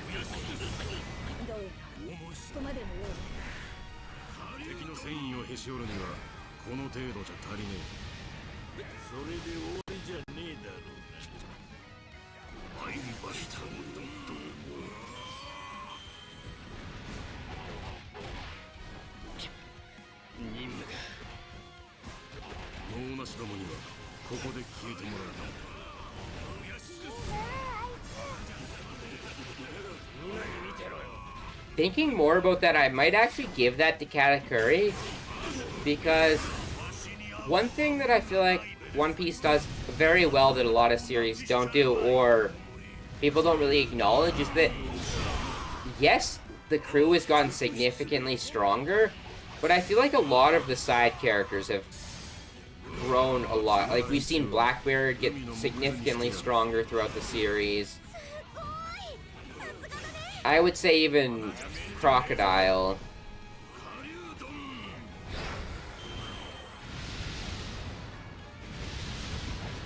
And Rob Lucci is another great example. Which I always find it funny that people find it so hard to accept that Rob Lucci is so strong. Bro was, like, one of the best government agents they've ever had before, and had trained years since he was a child in the Six Path Powers. Bro just had to get some hockey, lock in, learn a little bit more about his devil fruit, and bro was good. He was just unlucky that he had to go up against the Emperor. I also gotta go to State Chopper here.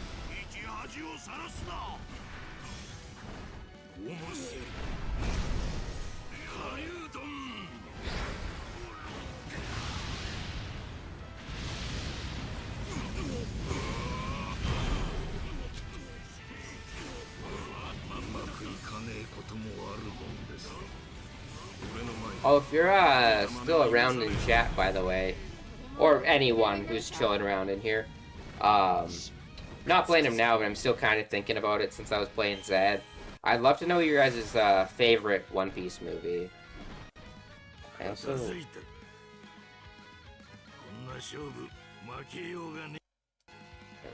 if that helps. I don't know if it's my capture card or what is causing the audio to glitch out. I don't know if that's on your guys' end too.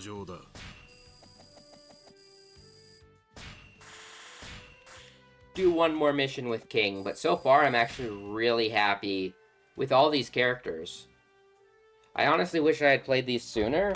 I was putting it off like because of other reasons, but I won't lie if I can't say that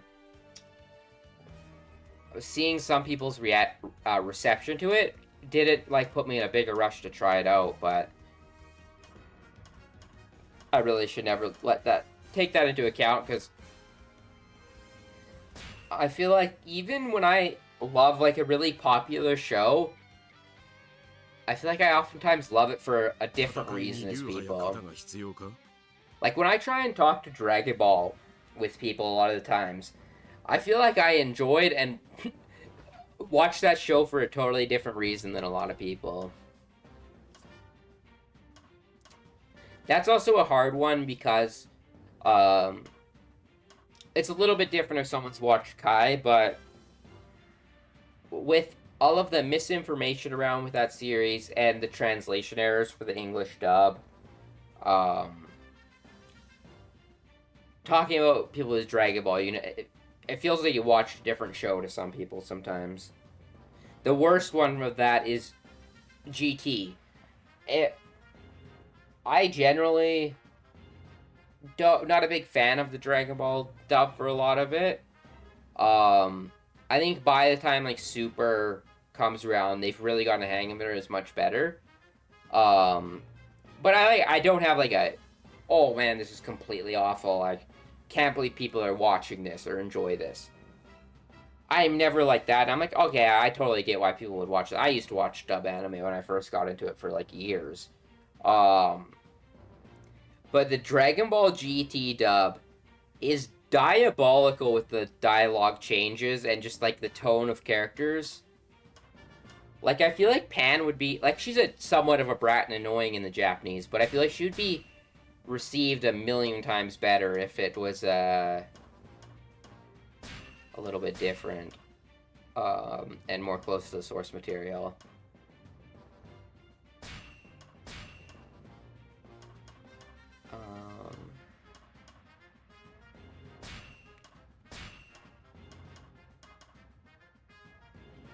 High speed.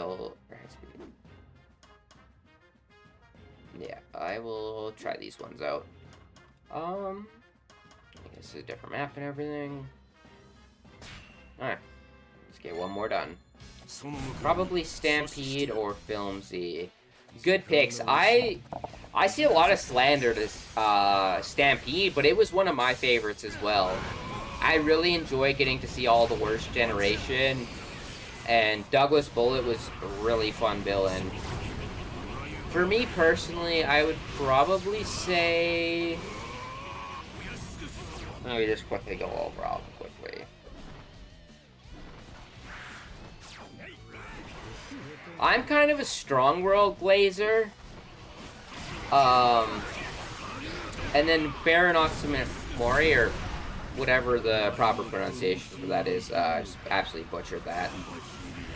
Those tend to be kind of my two favorite. But I think Stampede is up there as well. I really enjoyed it. And then other than that, Movie 4 is super underrated.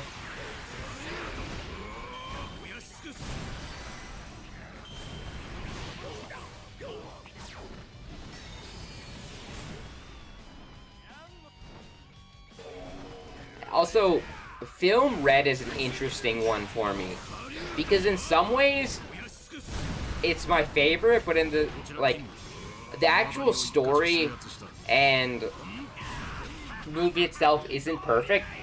It's just so peak for me because I absolutely love not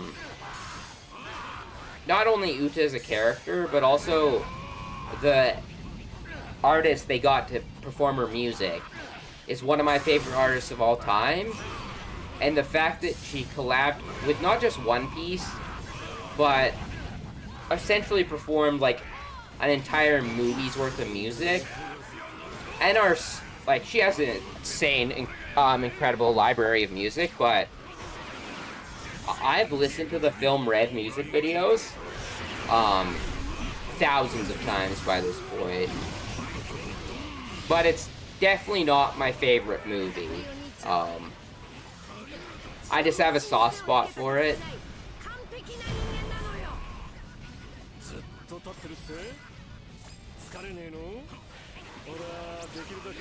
But I think if I really sad about it, I think I would say Stampede or um, Strong World.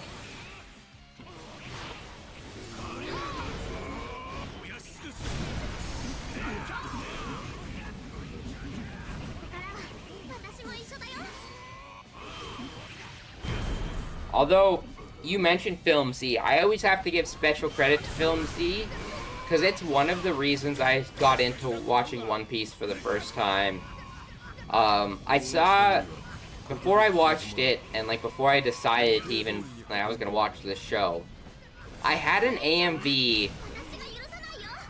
I forget what person made it, but it was so incredible, and it was still Film Z. Um, and like seeing all those character designs in that movie, and like Sanji's fight scene with like the ninja dude, where he's like flying around and everything. All of it was so peak. Zoro's sequence in that movie is also really cool. But yeah, it's funny, that and Jump Force are the two biggest reasons I really wanted to give One Piece a chance. That and also, I guess, I always say a big contributing factor was One Piece was about to hit 1,000 episodes. It was at 900 and something, and I was like, man, I'm gonna give the show another shot and see if I can catch up for episode 1,000. So, like, no matter what, I was kind of planning on watching all of it, even if I didn't super love it. And there's some really high moments early on, like Arlong Park is peak. Everything with Shanks is peak. Zoro's introduction is really cool. Sanji's as well. I would say the Mihawk moment really drew me into the show. And then I would say Nami's, and then I was really enjoying it, but I would say Skypiea like absolutely sold me on the show. Water 7 was like, okay, that I guess with Eni's Lobby as well. It's like, okay, this show is kind of peak. And then this is kind of also not necessarily controversial, but just like not a popular opinion. Thriller Bark is so fucking peak. I love not only Moria, and he's really enjoyable villain I found. The humor in that arc is hilarious. Nightmare Luffy is awesome. Oars is also really fun. I do understand some of the complaints with Thriller Bark, like the Sanji storyline is a bit much. It's kind of one of the times Oda pushes the gag a bit too far. I would say that and Fishman Island are the only two times that it ever is like, he goes a bit far with it.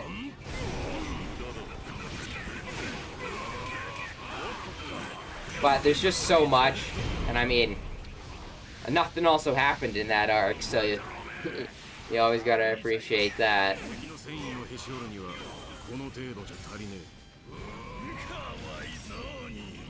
But a big, because before I had watched One Piece, I had seen hundreds of anime, so I was well into the genre, and something that both Skypiea and Thriller Bark showed me was how different the islands can possibly be.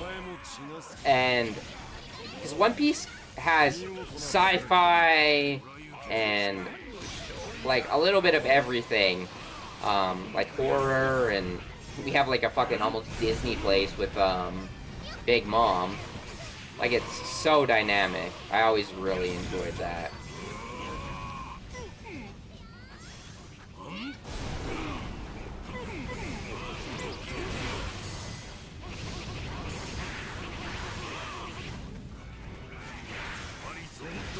So yes, indeed, the One Piece is real.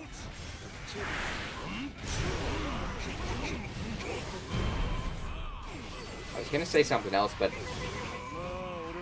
I low-key distracted myself. I was talking about Thriller Bark. Oh, Perona is also...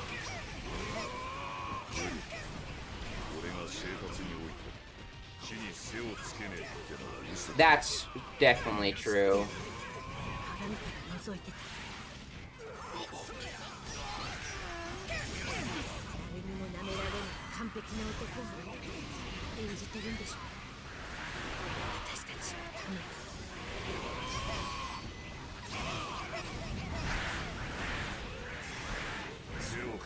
Favorite line in One Piece?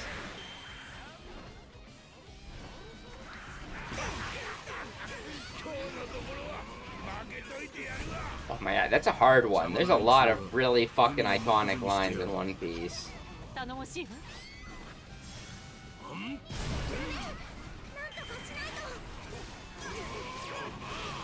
I feel like Luffy saying he's gonna be king of the pirates is always super iconic, but I don't think that would be my number one. Actually, you know what? It might be I Wanna Live from Robin. Especially hearing that in the anime, and her voice actor just absolutely cooks with it. It might actually be that series, to be honest, or that line.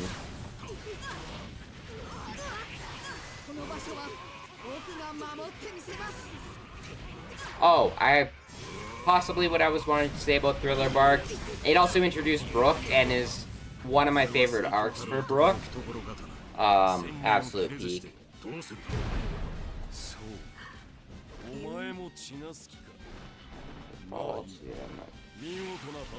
That's pretty peak.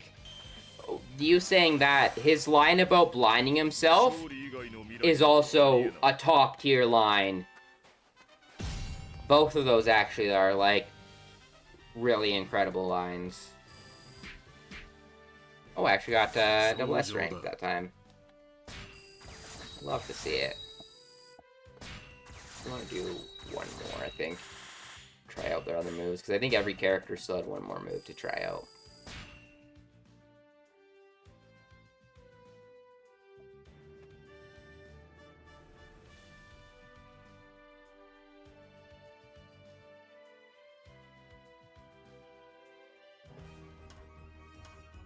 Oh, I didn't even think about that, but yeah, I guess I can... I could have a new goal of getting S+ on all of these levels.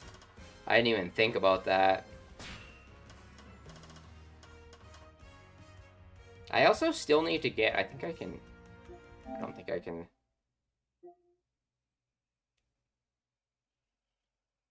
Yeah, Fujitora is incredible. Oh, is it maybe in the other pack?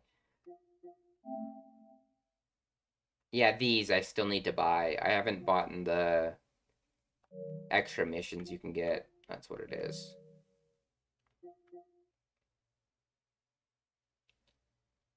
Honestly, probably made me tear. I teared up so much watching most of One Piece. The show always gets to me.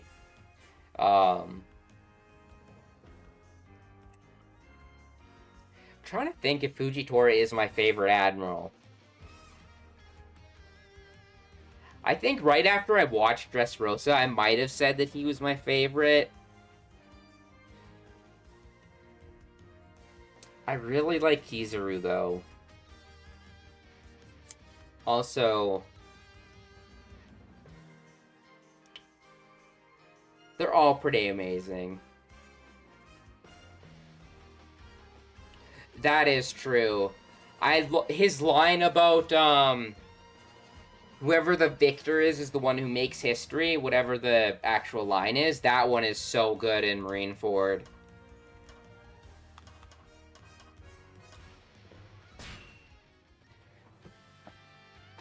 Big Mom's backstory. Top tier backstory. not only was it cool to kind of get our first look at some, whatchamacallit, look at, like, Elbath and whatnot, but the whole thing with her eating the other kids is so fucked up, but so amazing.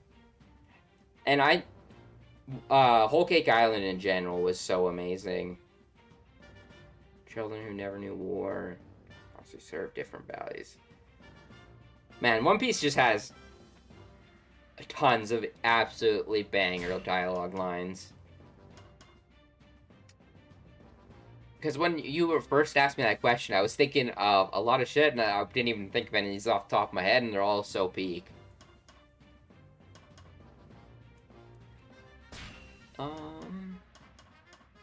Put the counter on.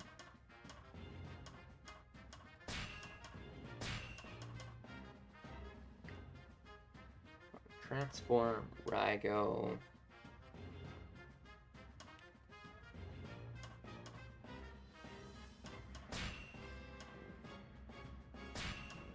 I think I will do it like this. Should be good.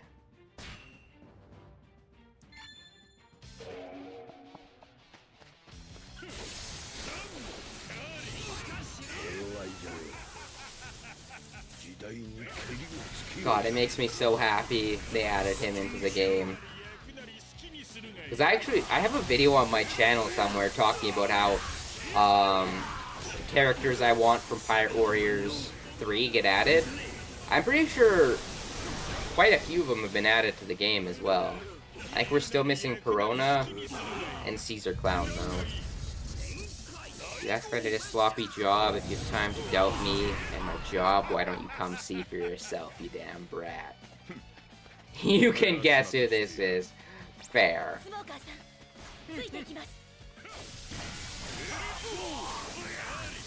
I actually really enjoy Akainu's response to that as well. Hearing him, like, he apologizes and calls him brother, I'm pretty sure.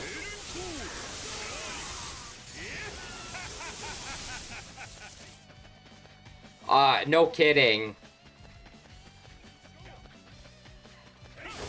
It's so cool. The way, I need to get all the way over there. The way Oda set up the Giants is we slowly met a bunch of them throughout the series. And then the fact that we came back to Elbath to meet so many of them is so awesome. Like, they teased Loki, but we had met Haruden, Dory, Bragi, oh, don't forget their names. I like both of them so much. The Giants from Eni's Lobby. Oimo and Kashi, that's what it is. And then we also, in the Big Mom backstory, we also met Gerd, and during Sabaody, we met Stanson.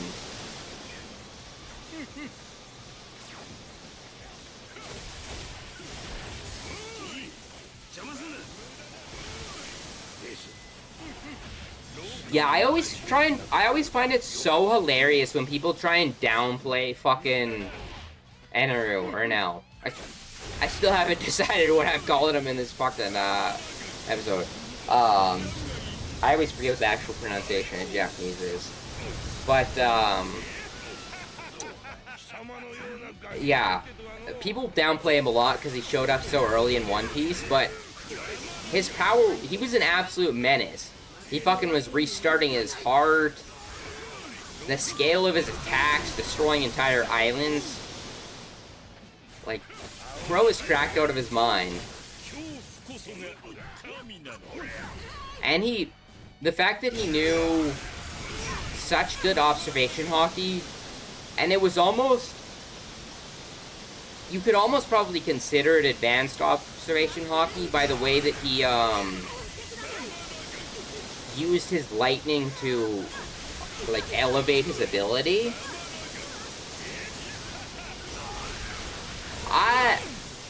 I think there is a chance.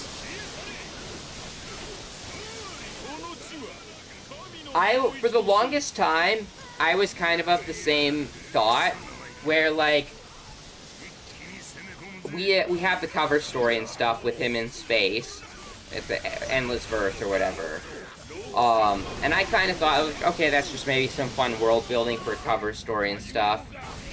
But I think after seeing the portrait, in Elbaf, not portrait, what is it? What's the term I'm looking for? The giant, like, painting thing, like, wall sculpture that we see in Elbaf. There's stuff in there that makes me believe we might actually get him returning.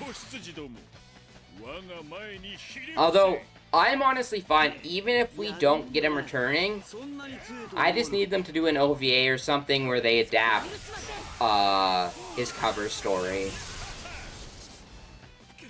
If they don't adapt cover stories in Whip Piece, like the One Piece adaptation, I really need them to just do, like, a special, like, OVA thing, even if it's, like, 3-minute episodes or something, and just, like, just shows quickly, like, the cover stories. That would be so incredible. Because there's a significant amount that have never been animated before.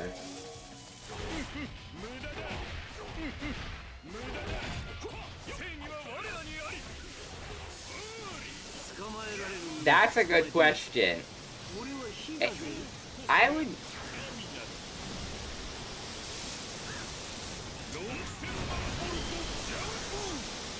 I feel like, honestly, Eneru might win that, to be honest. That's kind of wild to say because of how, like, strong an Admiral is. But I think as long as he was able to get, like, if he came back with armament hockey, I think that would be a significantly closer matchup. Because I don't think Kizaru would have any really speed advantage on him. And I think he would be good enough, even right now with observation hockey, to follow his lightning. Or not his lightning, his light, I mean.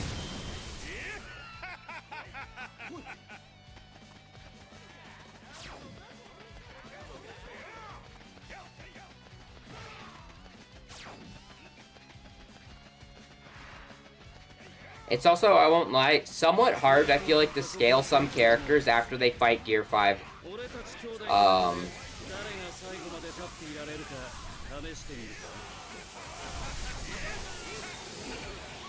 That's actually true. I'm assuming that's how, honestly, a lot of straight-up Logia battles would end up. I think that's the reason, like, why... Because, like, generally we don't have, like, super drawn-out battles in One Piece. But the fact that Kuzan versus Akainu was, like, it was 10 days or something like that,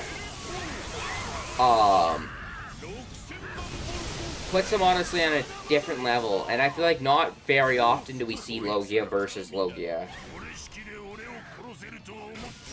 I'm still waiting for the day we learn more about Logia Awakenings, though.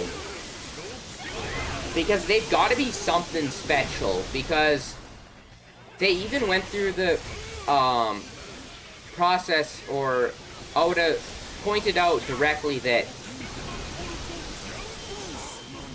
Dr. Vegapunk with the Bloodline elements would be able to recreate any Devil Fruit that's Paramecia or Zoan, even the special types. But he was never able to make a Logia. So I feel like there's got to be something special about him, and the fact that we're this far in the series and have never seen Awakening yet. I know a big popular fan theory is the Awakening is the reason why Punk Hazard ended up the way it did after their battle. My only ever theory was that we have seen a Logia Awakening, and it was, my boy right here, when I don't have it equipped, when he transforms into, like, the giant form. But at this point in the story, we went so long without seeing another one that I don't think that's going to be an awakening. I think that's just something he developed with the way to use his power.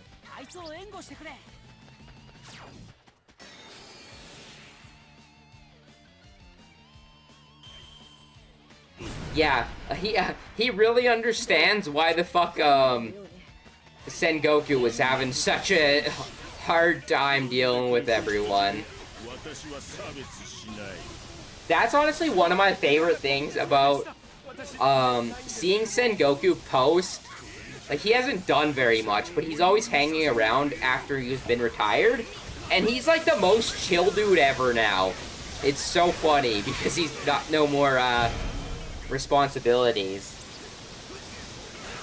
It honestly made me realize how similar he almost is to Garp, but was just a little bit more willing to go a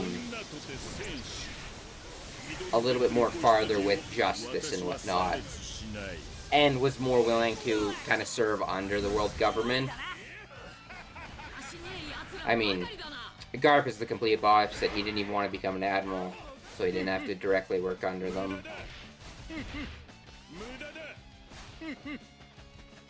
One Piece is just such a goated series. The fact that I can just yap about so many random different things for, like, I could probably go for hours.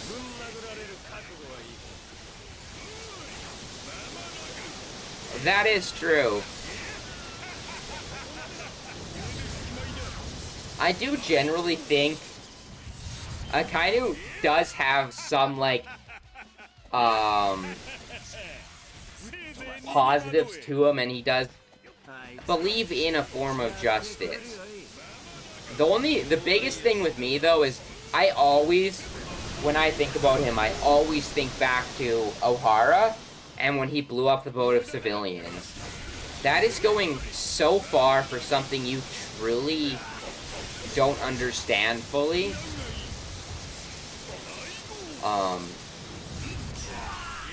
And it's interesting that whereas Ohara for, like, Dragon and Vagapunk were, like, very important life-altering moment where they really saw kind of, like, the horrors of the world and whatnot, it almost seemed like even after that, Akainu was willing to, like,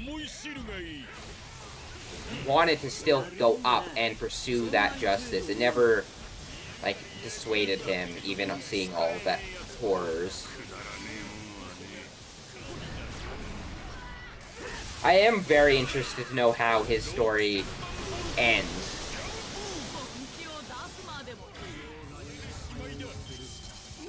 I'm really, because I know some people, like, there's a part of the fan base that really wants Luffy to have a fight with them. I think it's likely going to be Sabo, because I think in a way there's going to be Marines versus revolutionaries a little bit in the process of dealing with the world government. And I think Luffy will likely be busy dealing with Blackbeard or Emu or a different threat.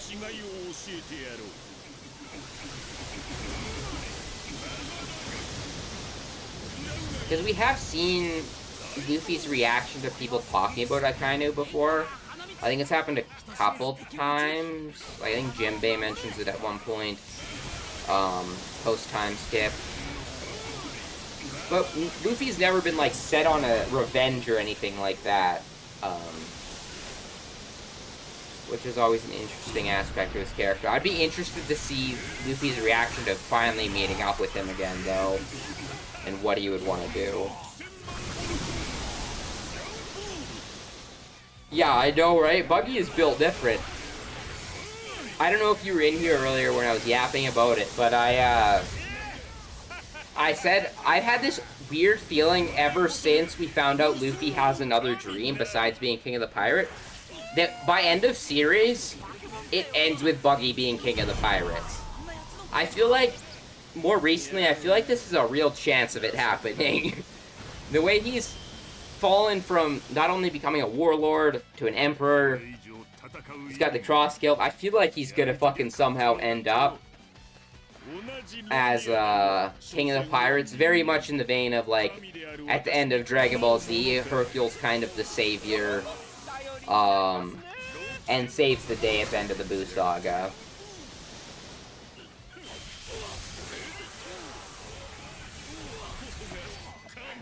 And there's two sides to me with that. There's one side that I would absolutely love to see Buggy end up King of the Pirates, but also I feel like I would love to see Luffy also attain that. Honestly, I'm just praying, for the love of God, when One Piece we finally get to the end, and it ends. I am fine if they want to do, like, side spin-off stuff, but I do not want a sequel series for One Piece at all. For me, pretty much every sequel series you get for a show makes me somewhat disappointed in it, or have problems, or just doesn't work super well. So I really hope we get just, like, One Piece is over and it's complete, and we get, like, stuff like fan letter or movies or things like that to fill the gap.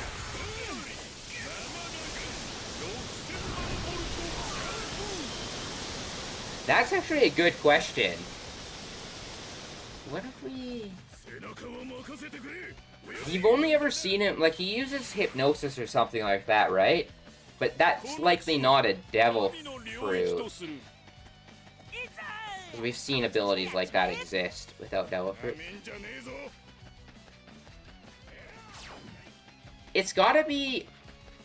I would imagine it's something to do with, like,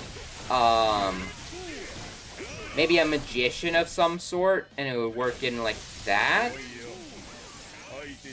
I feel like his is definitely not going to be, like, very strength-based. It's going to be a very tactical, sneaky type fruit.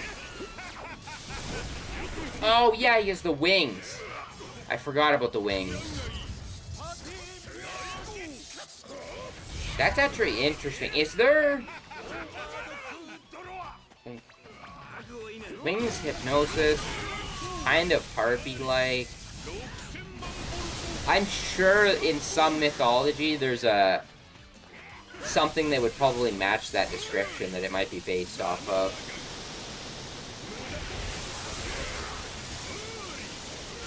Yeah, that's when I said harpy, that's kind of exactly what I was thinking of.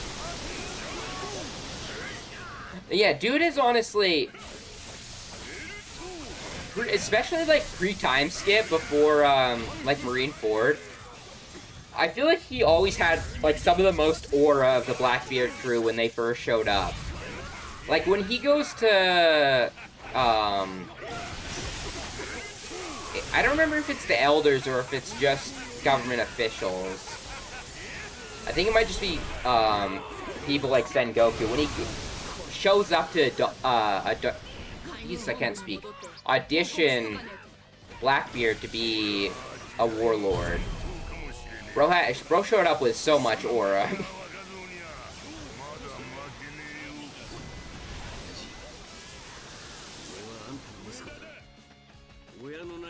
Blackbeard is also such a funny character because he has both the most aura and the least at the exact same time. He will get absolutely folded, like people by, like, Magellan. Even when he fought, the Mihawk Seraphim.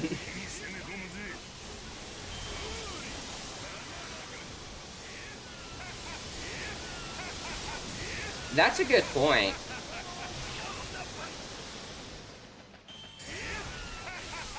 Oh man, when you reminded me that he left the Marines, that almost gave me a thought that... I wonder if there's a small chance that he's working for someone like Dragon or the government in secret. I highly doubt it, but I just had that thought. I imagine we probably wouldn't do a plotline like that again, because we did it with the Drake already. And he definitely seems a bit much more sinister than X-Drake ever did, that's for sure.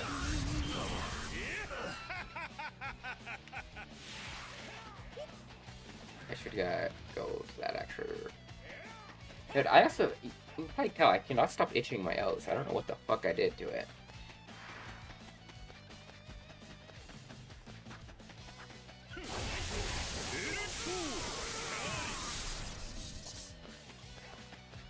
I'm really interested to figure out or find out when the next time, like, what Blackbeard's next big play is, because we got a little bit teased and whatnot in Egghead, and then we had the stuff with Garp and whatnot, Kobe.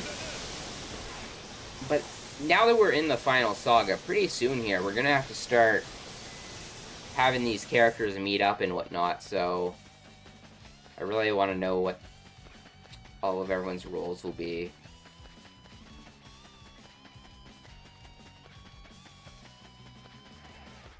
I have seen that theory before. I've always been kind of split on the whole, like, 3 Devil Fruit theory as well. Because I think part of that comes from the fact that, well, he already has 2 Devil Fruits, and there's, like, the Jolly Roger and stuff like that. But his dialogue in, what's the arc called? Jaya? I think Jaya's arc.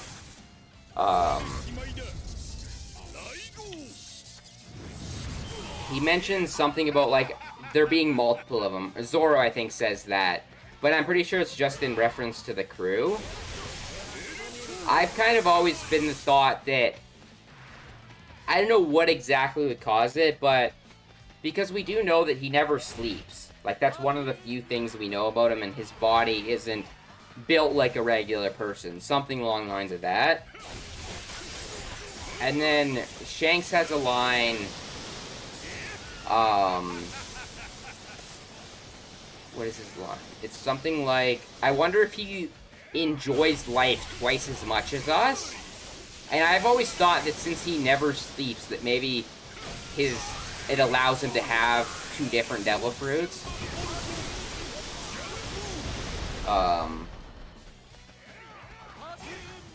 But that's just one of the things that, like, we really don't know, and there's so many things that could be true. What would happen if 2 people shared a single Devil Fruit? Like, both trying to eat it at the same time, do you mean? Like, to see who would get the power? Because if that's what you mean, that's actually an answered question.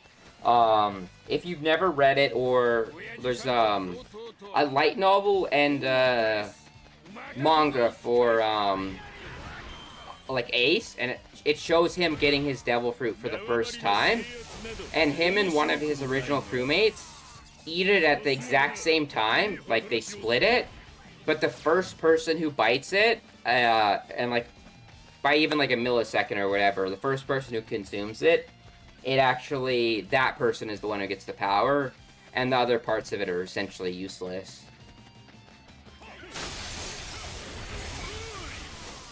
To be fair, that could potentially be retconned at some point, because it isn't.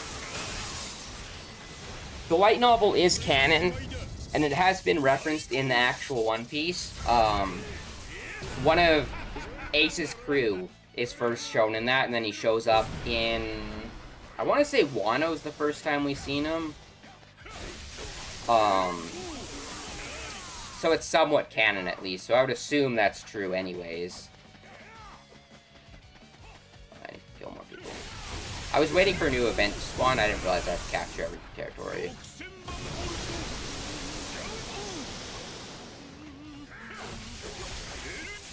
But yeah, anyone who doesn't have that, or has never read that manga, I've never read the light novel version, properly, but I've read the manga of that Ace, one-shot, and it's so good. The art is also from the author of, or artist, and I'm pretty sure author of Dr. Stone. There's also, he also he does his own version of the Mihawk versus Zoro fight, and Nami versus Khalifa. Which that fan service in that fight is crazy in that manga, but kind of isn't it in the first place. Another line I've always liked is, you seem like a decent hero. Oh, that's a great line. I don't know, I was blazing Thriller Bark earlier. I always really liked Mori as a villain, because he was unlike a lot of the other ones we got, and I love the whole idea of someone who made it much farther into the Grand Line in New World than Luffy, but just was absolutely just crushed. And I love the whole concept of him essentially going after zombies, so his crew could live forever. Because he actually, Moria treats his crew, that is true. They got bodied in Sabaody. But Moria was always really nice to his crew. I'm pretty sure in SBS it's also revealed that he raised Krona as like a daughter almost. So as much as fucking Absalom and Dr. Hillback, or I forget what his actual name is, but him, despite those two being kind of goobers and kind of annoying characters overall, he does really enjoy them.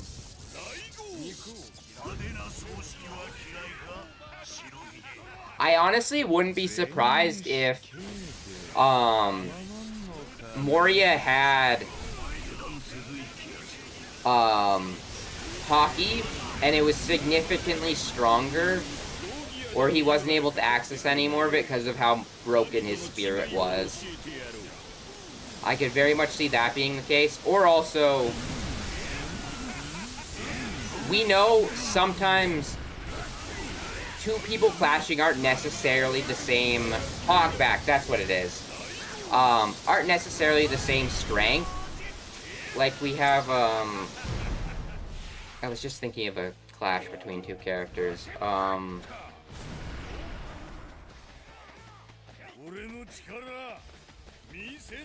I can't think of it now. Totally slipped my mind. I was thinking of another matchup. Oh! Okay, I remember now. It has to do with Strong World movie, but Golden Lion Shiki is canon. And we know he's not really on the level of Roger's strength, but he was still kind of a rival and antagonistic force to him, based off the way he, gathered allies and, plotted and schemed and things like that. So, likely I would imagine Moria wasn't on par with Kaido, but I would say the gap was just a little bit, lesser. And we do see him... His fighting style is significantly different, because he's, running up with a sword in the flashback.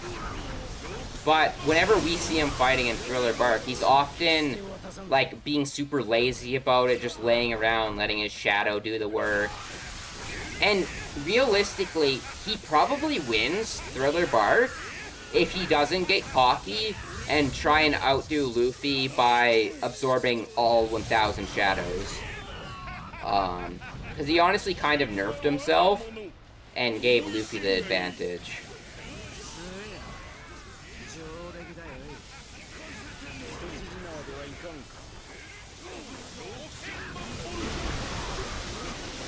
I think also him relying on his devil fruit for so long, likely he stopped focusing on physical raw strength.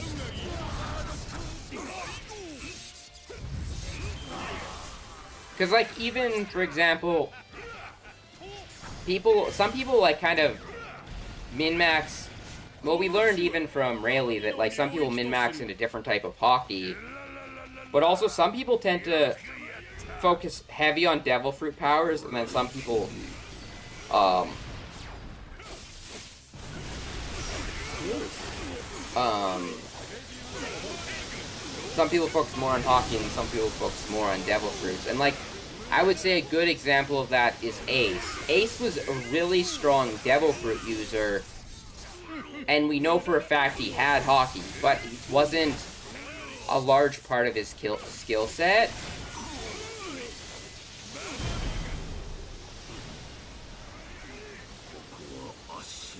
And I think it's largely because hockey's kind of like a learned skill, and most people, I would say, don't get someone like Kobe or Luffy to actually properly train them. It's kind of something I feel like you figure out and learn throughout your journey.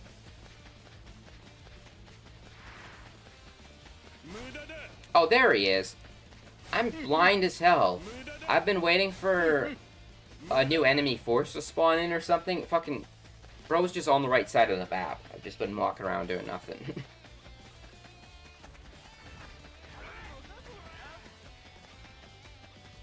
I also haven't really been using or paying attention to the counter, so I should try that out when I get over to him.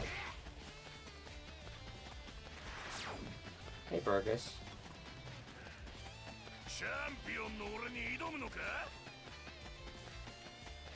You wanna follow me all the way down here so I can beat you and him up together?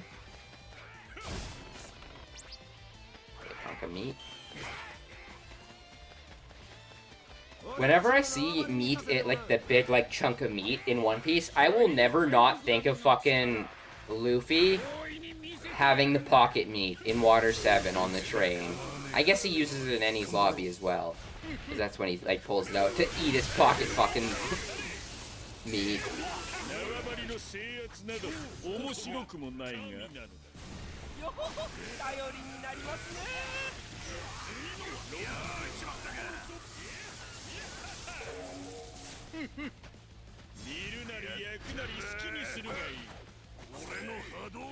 Hit me, please? Okay, I think I got sucked in still. Fuck you too.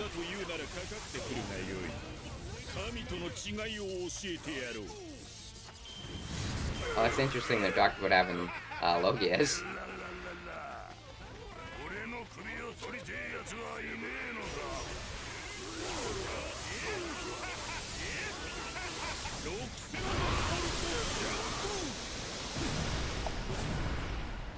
God, the next One Piece game we get after Elbaf is gonna be so peak, because there's so many Wano characters we still honestly haven't properly got in games.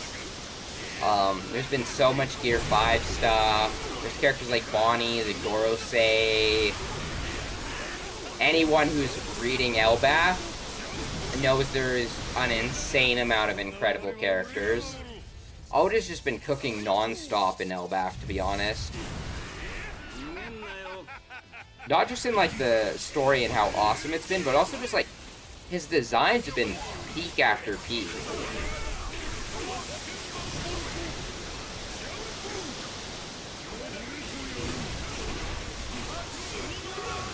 I'm still really interested to know what, Emu's other form looks like.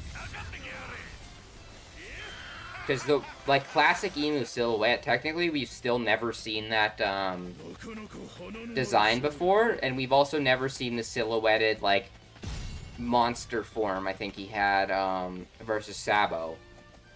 Like, when he looked like almost a lizard.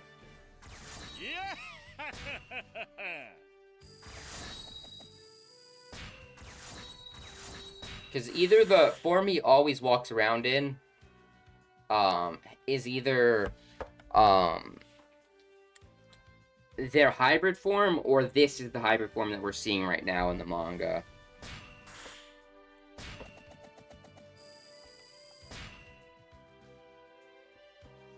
Either way, One Piece is just so peak right now and constantly super hyped about it.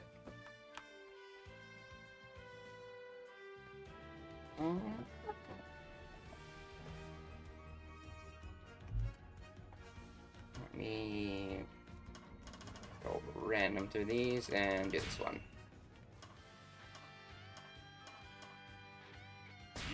I added one more move to use on him.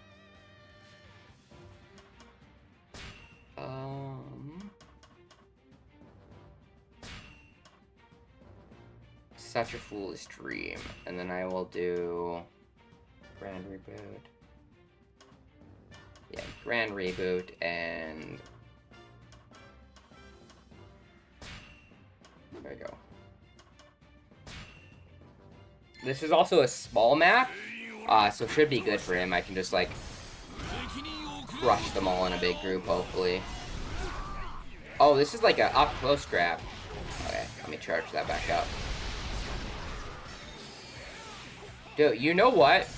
Oh, this reminds me. I think it's somewhat still in this game, but this reminds me of the Shanks hockey walk, where he walks forward and just like takes out enemies slowly.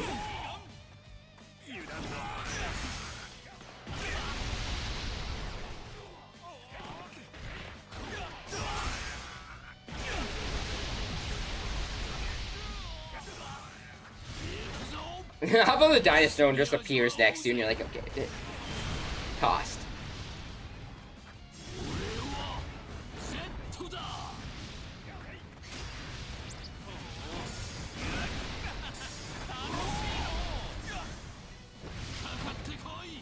How he just pulls out the hands for this. It is funny that he gets his arm back on after this, though.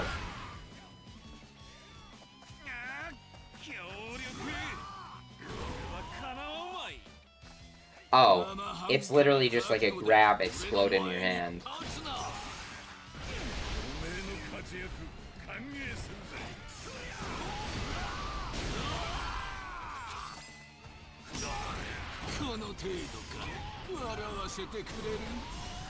I'm surprised. I wonder if this is a really popular character in Japan from the movies, or why this character was picked. Because I think these characters were all voted in, if I remember right.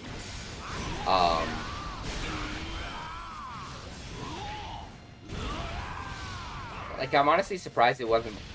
I mean, he kind of is really sick. Like, Douglas Bullet could have been cool. I would have personally loved Shiki a ton. It would also give us an excuse to have a Rox member pirate. Senior King Baby 5. I would probably say Corazon. His whole talent. That also kind of mixes in with Law a little bit too, though. Baby 5 is honestly kind of really sad as well.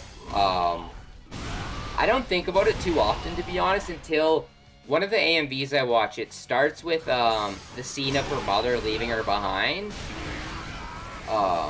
which is always kind of diabolical. Baby 5, or not Baby 5, Senior Pinks was sad, but it's also somewhat of a like tragic self-inflicted story, so I feel like it kind of is a little bit lower down.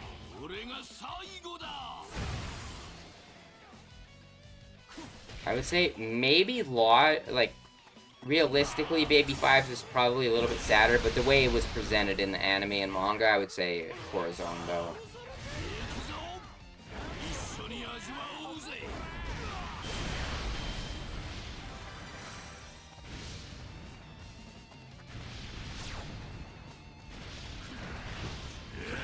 It's also... One thing, if you need to know about me, it is hard for me to not blaze anything related to fucking, Law.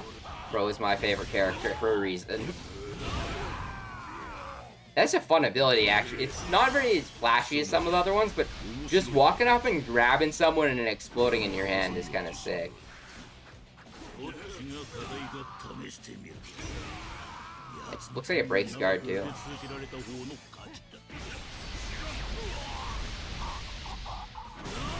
Oh yeah, it's definitely very sad. I don't disagree with that, that's for sure.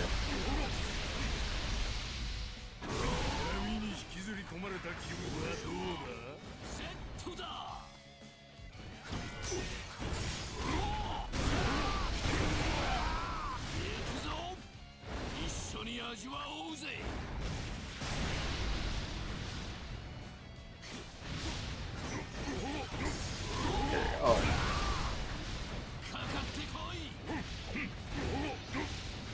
I don't think I was hitting shit right there.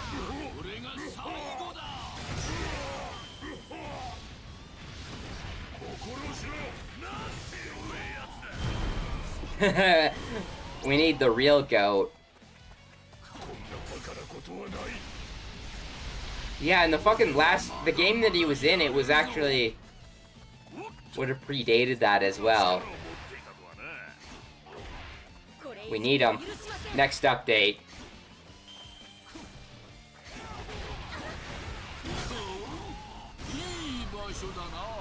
I do, and that dialogue line, I do absolutely love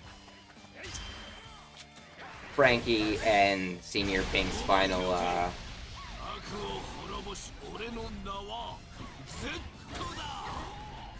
totally unrelated.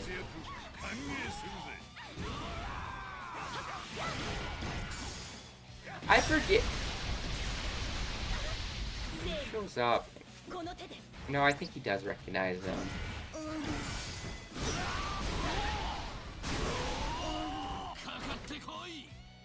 That scene is actually really fucking funny of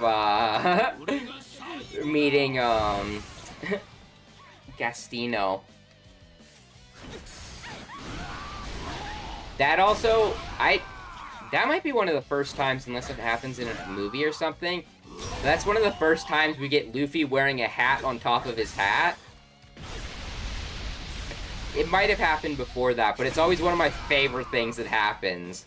It looks so fucking goofy, but it's so funny.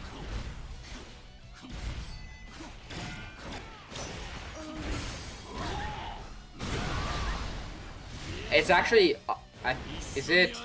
I think it's Chopper's current hat. He's technically wearing 3 hats right now, because he has his like pink red one that he got from Dr. Heerloop, and then he has like that blue piece that like is on top of it that makes it look like a new hat, but it is technically the same one. And then he's got the fucking Elbaf hat on top of it. Bro is layered up. Oh, I'm so... Bro, I am so cooked sometimes. I was waiting for someone to spawn again.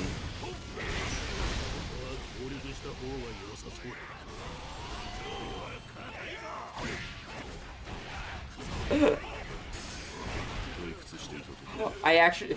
You know what's funny? I think it happens... It happens a lot in One Piece where they use that Vayne sound effect, but I feel like I vividly remember it so much and connect it with Dofi all of the time whenever I hear that sound effect that they use for the Vayne. I feel like I constantly think back to him.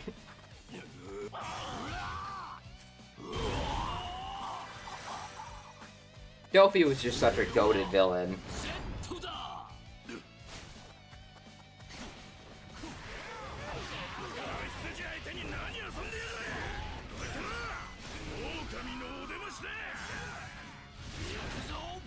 Also, so far off of all the characters, I honestly don't know who my favorite would be from these 3.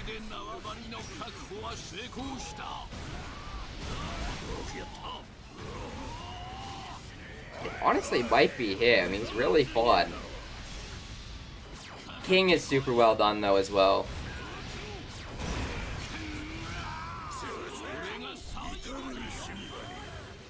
Pete.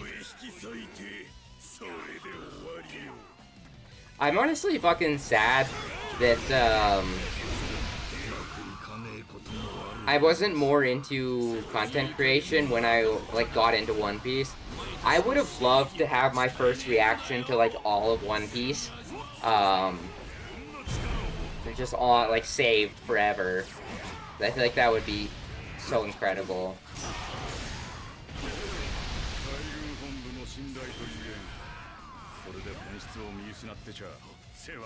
I at least have that for a couple new anime that are coming out, and It was actually really fun doing that for, it's actually the reason I still do watch-alongs, but I had so much fun watching Dragon Ball Daima. Um, that was kind of one of the first things that I did that was, like, not just uploading random, like, clips or Xenoverse stuff. It was, like, a real content. Bros are gonna get folded. That is actually kind of one thing that makes me a little bit sad, speaking of her, that we haven't seen her more included when we do flashbacks. Because oftentimes she is brought up and is showcased in more modern time during, like, big meetings between all of the Marines and stuff. But I would really love to see her in her prime, like, going all out.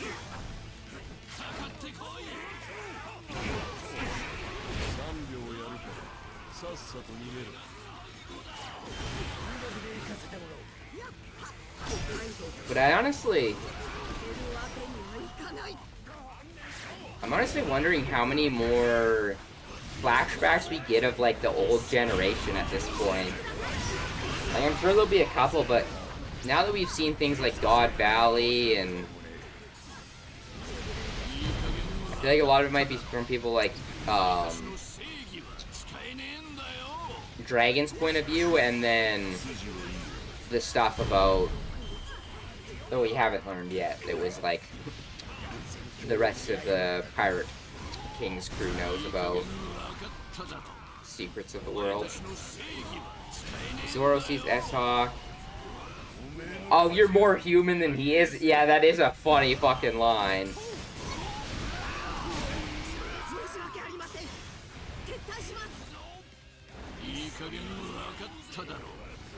He isn't, S-Hawk is, like, sweating or something in that scene as well. One thing I hope we get to see more of at some point, I feel like we mostly only saw it with the S-Snake, but I really want to see the personalities of all of the Seraphims kind of show throughout a little bit more. And I'm really excited to see, like, because we've only seen, like, a tiny bit of it, but the Dofi Seraphim, the Moria one, and is there another one that I'm missing out on? Forget if that's, I feel like there's one more I'm not thinking of at the moment. But I'm really excited to see them come back into the picture.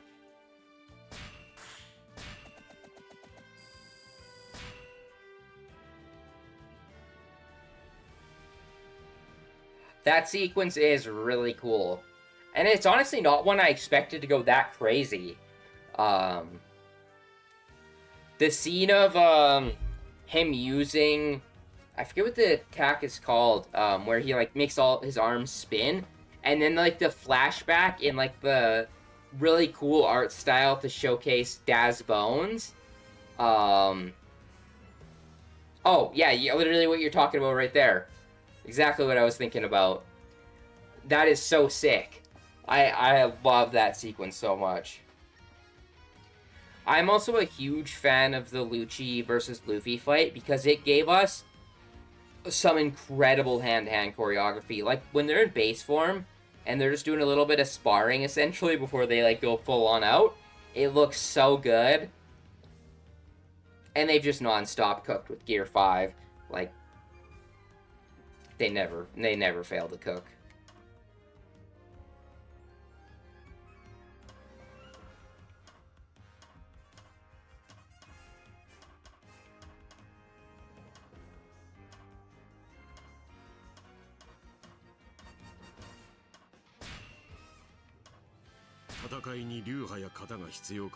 I do one more round of this, try out his final move, and then move over and do some rivals for a bit, I think.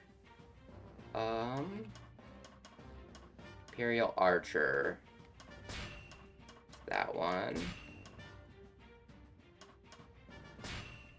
And then extra large. Alright, let's get it.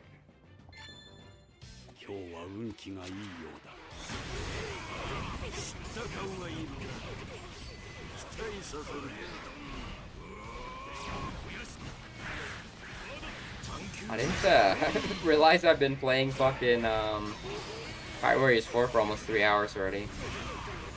Do you think some of the Seraphim that take after the Warriors?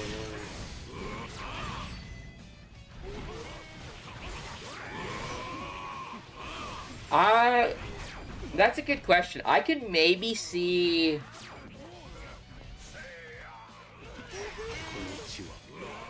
I could honestly probably see the dopey one maybe rebelling, or... The only thing that maybe throws me for a bit of a loop... Oh, Crocodile, that's the one I was thinking of. I feel like I could maybe see it with either one of those two, but I'm just trying to think how it would work in, like, the bigger plot line currently. Although, you know what? That doesn't even matter. Oda loves to throw a wrinkle in the fucking status quo, and, like, you think you'll be getting something, and you'll get something totally different. So, honestly, I wouldn't be surprised, and... You know what I could honestly see? Fucking... S. Flamingo breaking fucking him out of jail and working together with himself. I feel like that is something exactly what Doflamingo would do. But he also might be too egotistical to even work with himself.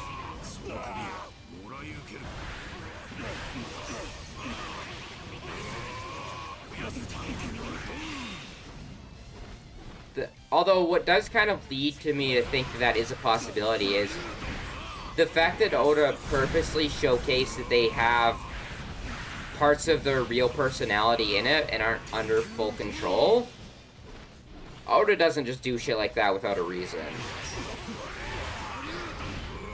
Or even if he has no reason, he usually builds a part either. Because a lot of people blaze Oda for, I mean, I do it too, for his foreshadowing. But I think it's more impressive is that he's able to work with past information and bring in new concepts while it feeling consistent and like it was planned. Because obviously not everything was planned. I destroy everything.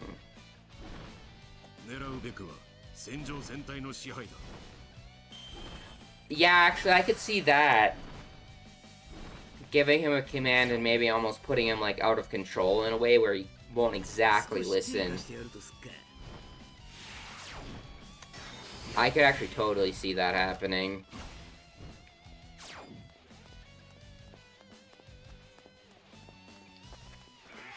I'm really...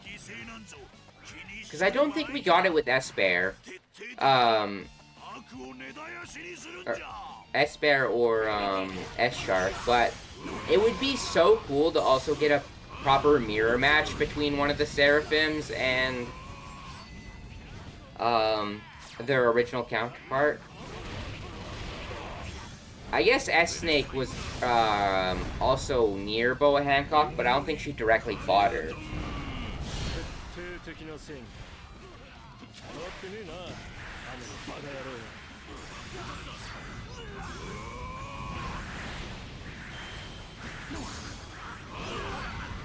Man, King is such a badass.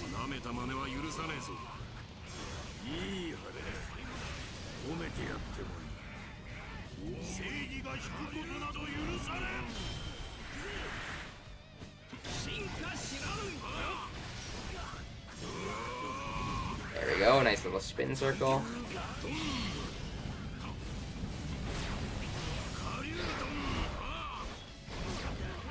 Yeah, maybe the D is, could be the cause of it as well, then.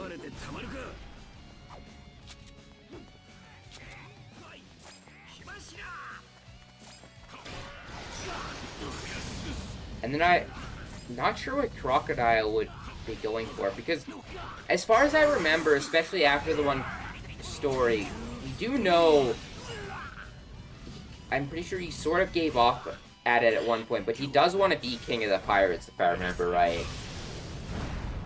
Like, cause I think when I forget what happens in that cover story that makes everyone dress how like they imagine themselves or of their dreams or something like that, and he gets put in like almost Roger's fit.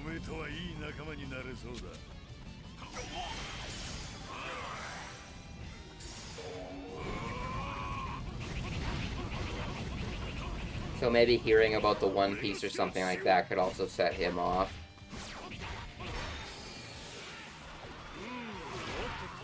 The fact that we're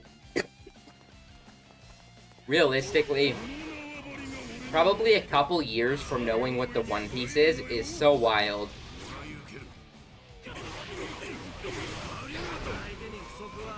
It still feels surreal that we're in the final saga. Every time I'm either watching the new episode or I'm reading the new chapters and stuff, I'm always thinking like, man, this is crazy that we're actually here.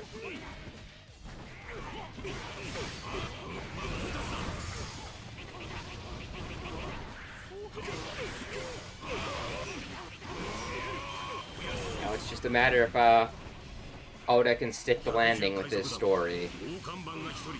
I have faith, but I would be lying if I said I wasn't worried how One Piece was gonna end. It's a series I love so much. So, I feel like it's very easily to get burned by a series like that, where like you get super disappointed. But the fact that the worst stuff in One Piece I still like, and I've really enjoyed the final saga, and like the more recent stuff, which I feel like is a really good sign.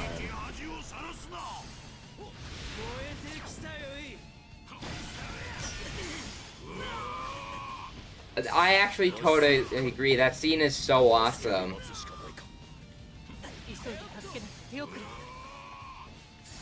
Bro is actually feeling himself a little bit, and I'm totally here for it.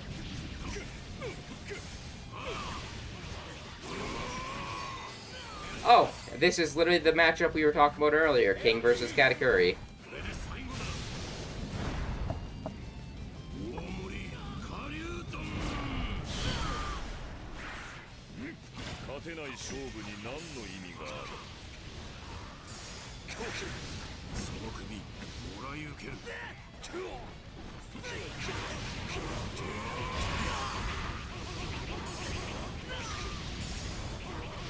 Okay, did not mean to do any of those attacks, but okay.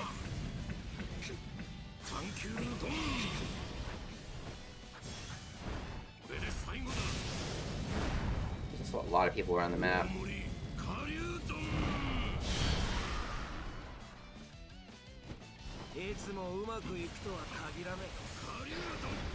Oh yeah.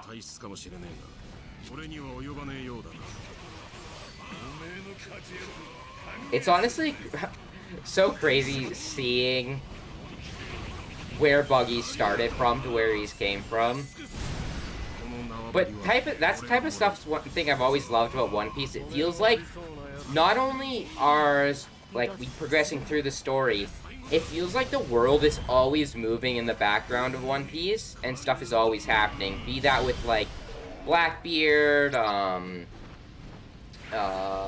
Ace, or the Emperors, all that stuff.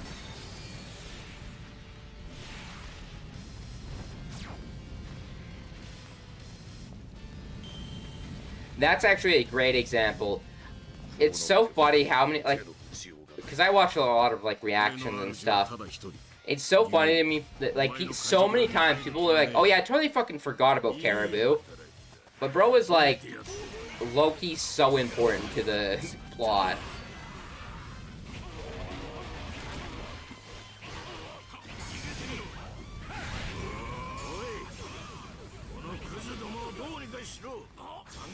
Oh, also earlier I was talking about some of my problems with the Act 3 of Wano. One of my saddest and biggest disappointments was that fucking Carrot never got to finish Perospero. Um, that was actually heartbreaking to see. Especially because she didn't join the crew, so I feel like having her beat him would have set her up to be the leader of the Minx much better. And usually I feel like I can understand where Oda is coming from, where he does stuff like that. And I think the idea is that it wasn't her time, but her time was not about revenge, but about being the new leader of the Minx. But I think it just would have landed a lot better if she actually got the kill on him. Oh yeah, honestly, I feel like people severely underrate just how strong Oda made him. Bro is on demon time 100% of the time.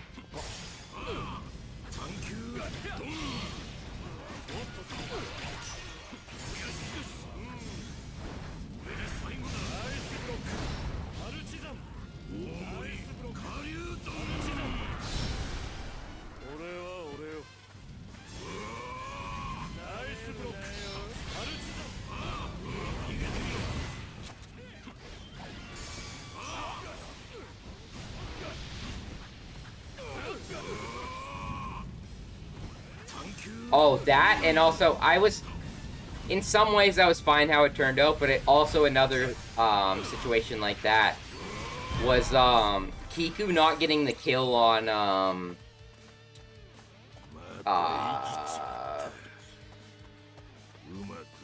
Tanjiro. That was another one I felt like was kind of a waste.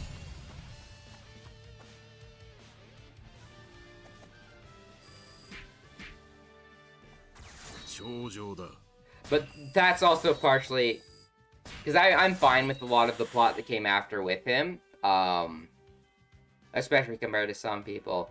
My biggest thing is, though, I just like Kiku so much. She's one of my favorite new characters, like, from the Wano sidecast.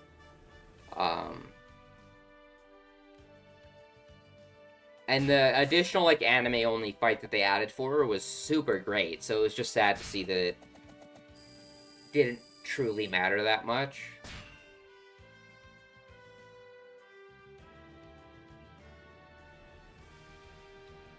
But, like, I was fine with, like, the Scabbards showcasing, and I feel like all that made total sense.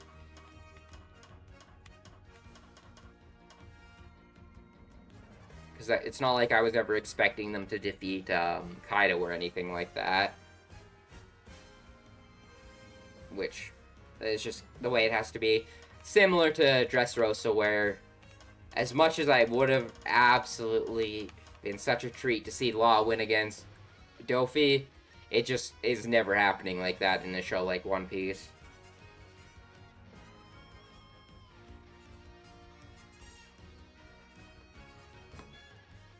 Sorry about that. But he at least contributed and had a good showing as well.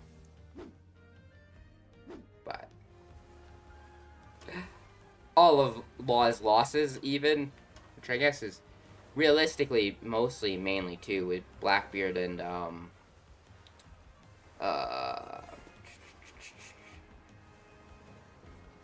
was just talking about him. Dofi. I like his 2 losses he has. But even in those fights, I still love him.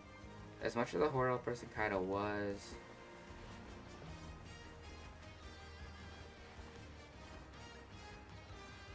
That is true. He's actually a very interesting character to me in the way he views the world.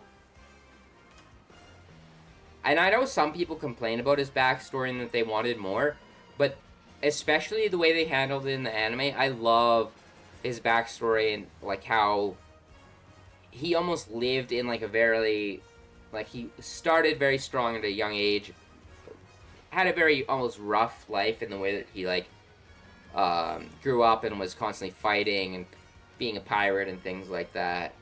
And then like the contrast with like, I think it was Vodka Kingdom, whatever kingdom he was a part of that was like trying to use him as a bargaining chip and things like that. I really enjoy he had a very twisted outlook on the world, as he essentially just wanted to create like a giant war and give himself essentially like a glorious, worthy death. But still a very fascinating character, that's for sure.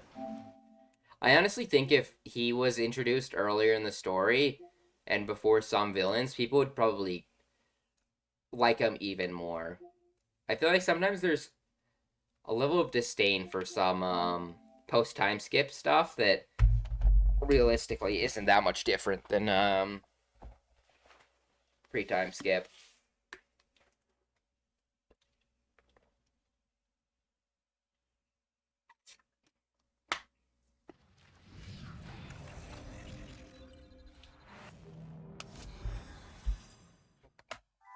That, oh, that works. But yeah, I will play. That is totally true. It is crazy to think about that little interaction between the three of them changed the course of the world so much. Just who got those devil fruits.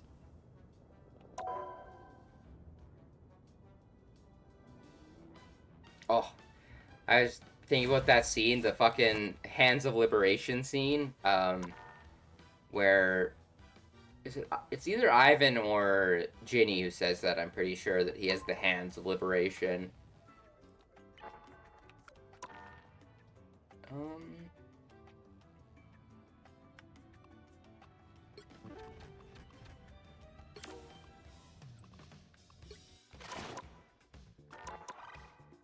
yeah, I will be playing at least until I finish these challenges. I don't know what the night ones will be, but the day ones and then the night ones, and then I will probably hop off unless I get really close to hitting Grandmaster or something. Kuma or Robin?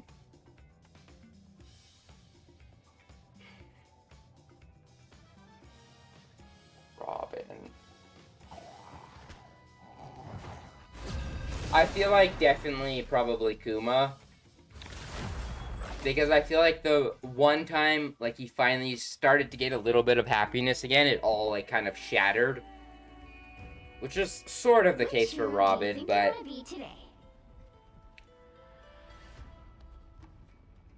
I feel like... Kuma's backstory just hit different. It was, like, honestly, at some point, like, ridiculously tragic.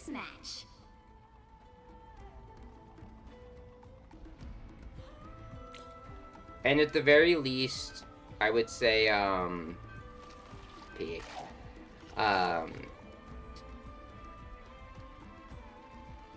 She kind of had Dr. Clover and all of them,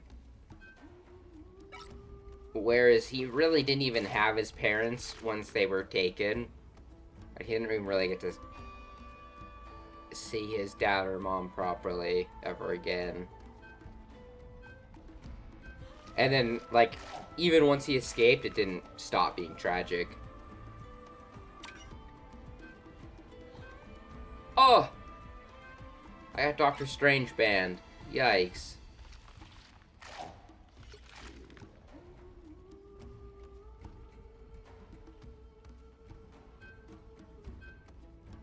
Not sure we're trying to ban our own teammate, but cool, cool, cool.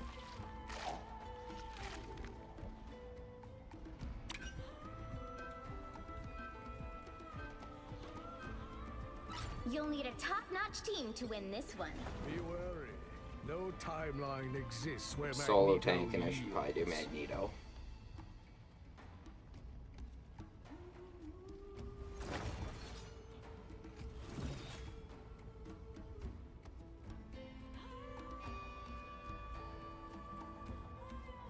That is true.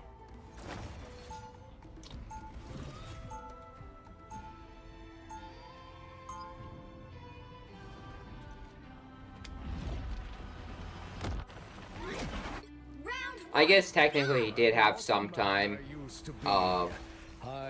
with all of them. I just the way, especially it's just paced, 30 it's like, seconds before your it feels like attack. every Get time he ready. gets like a glimmer of happiness in his life, it always gets yanked away Come from to him. Krakoa, Ilyana. War is coming. and Bro we is can just too use good for your this sword. world. That's the thing, Magneto. You reduce me to a weapon and make everything about your war. What could matter more than mutant survival? Let's circle back after we defeat Doom and put space-time The battle back starts in together, 5, shall we? 4, 3, 2, 1. All you need to do Yeah. is capture the mission area. That Got is actually true. It is in the interest of all mutants that we succeed this day, and so we shall. Ah, much better. Try and lock in here quickly. Namor's subjects are tenacious. I'll give them that.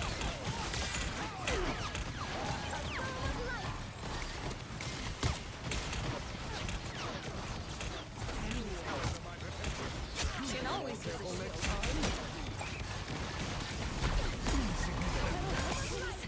Let me guess. Your Namor's friends?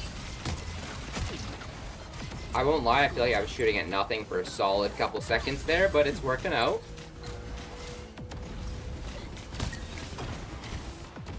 I feel like myself again. Oh, I actually killed someone. Yeah, that's true. I love that, we got all of the scenes with him, going back, like seeing Luffy for the first time and everything. That was all so cool.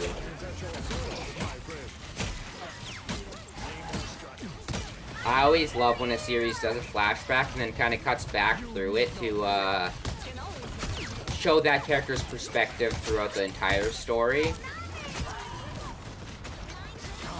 Much better. Your brother would be proud.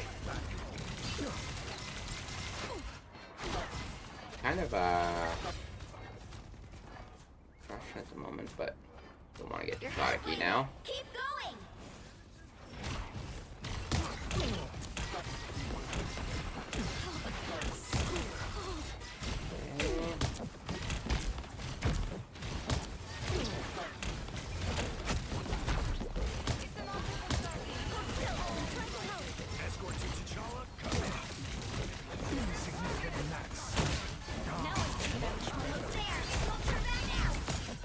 Fuck, I was trying to get a shield to her, but I was getting scared.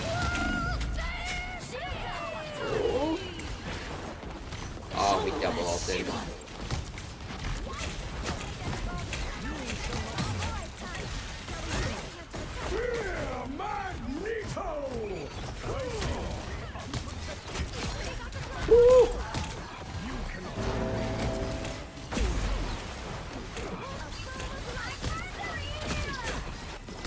Ooh, I'm kind of fucking cooking right now.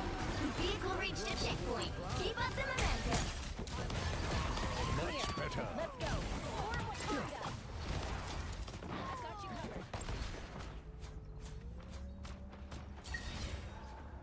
Everybody needs a hand sometimes. That is also a pretty awesome moment. I really enjoyed Stussy as a character in general. They don't look friendly. I was surprised how, despite often not being a main focus of the arc, I feel like, oh, I would have really cooked with her character.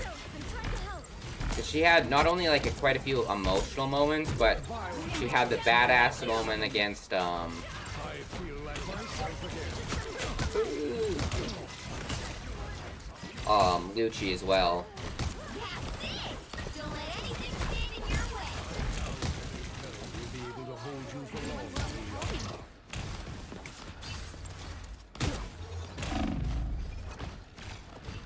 Your attacks are futile.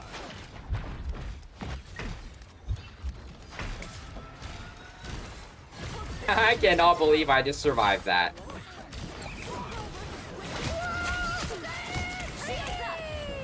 Nice.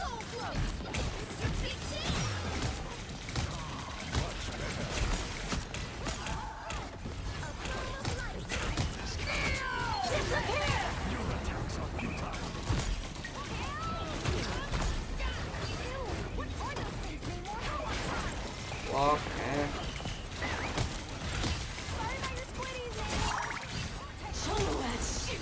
You are under my protection.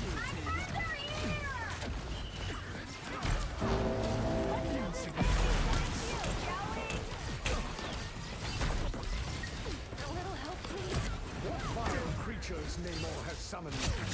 Nice! We absolutely cooked that The team. current score is 3-2-0. Time to switch things She's best up, suited for SPR. including which side That is you're on. true. She generally isn't a straight-on Heroes fighter, can make all the but I difference. really enjoyed the style she used. I think it was Where Magneto um, paper style after image or something like that was the technique she used. It looks so cool. It was like an illusion. And also the sea stone lipstick is kind of amazing.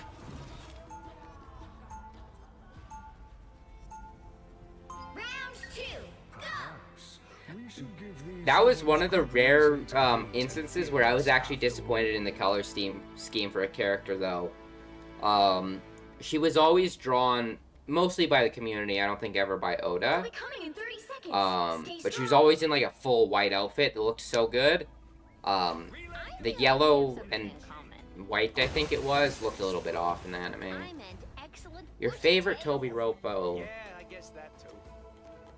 Probably Ulti.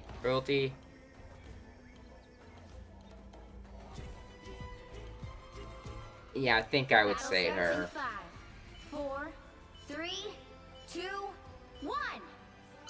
You have to stop them from securing the mission area.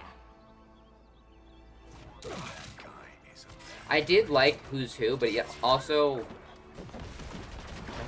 I think he was Toby Ropo, but he always felt a little bit more like a discount Lucci in some ways.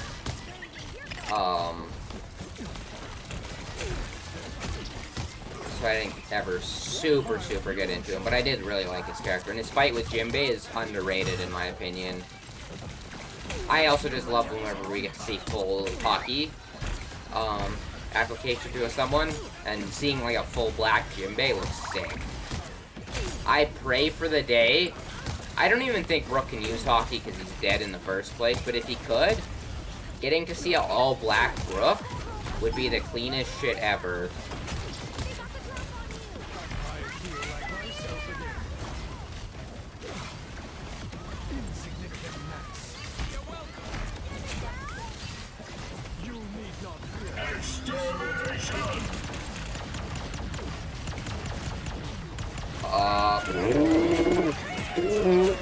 I just missed like fucking so many shots. I cannot aim right now. What the fuck is going on? I did see your message. I'll read it in a second. Page 1, he had pretty darn good endurance. That's fair. Page 1, oh god. It was a fun one.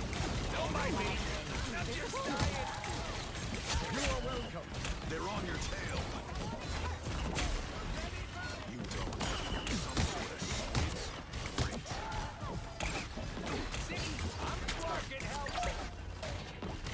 you need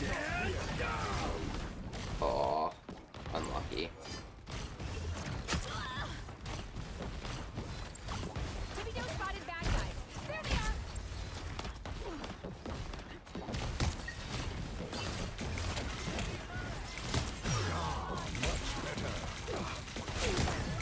Oh, nice. You are under my protection. Waiting for the next healing ult so I can try and cancel it with mine. It was Jeff though. Oh, they're trying to triple heal.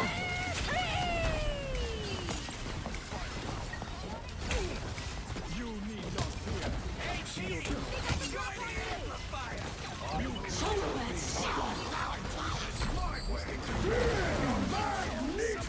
Only 60 seconds left. Probably didn't need to waste my ult for that, but Better safe than sorry. I wasn't sure who he grabbed, to be honest.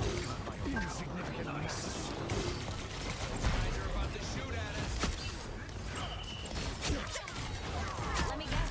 A little help, please.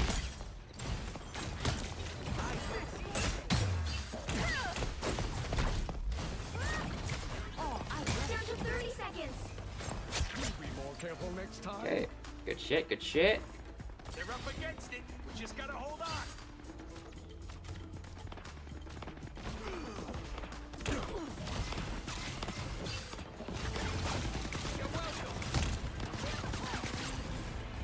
final 10 seconds. God, I'm pretty sure I should be able to play my rivals on my PC.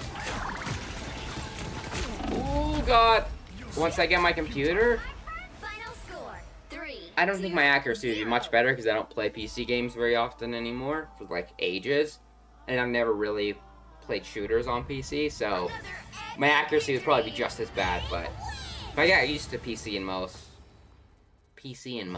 and keyboard, I think I would do much better. Despite playing console games for, oh my God, can't believe I'm almost supposed to say this. Fucking almost fucking 3 decades at this point, not quite. 2.5. Not really, probably 2 decades, like about 5-ish was when I would have been playing games. I still can't aim with a fucking thumbstick to save my life.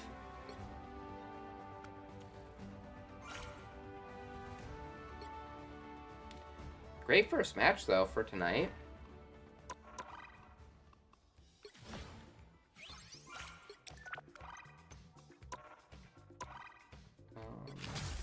Here.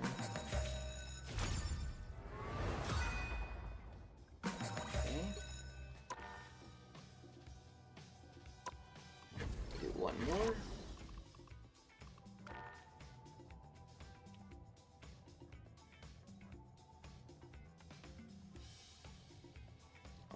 I keep realizing my music's probably been stopped for a while. I mean, you guys can't hear it anyways, but I'm used to streaming without anything in the background for noise for me, so wasn't even thinking about it.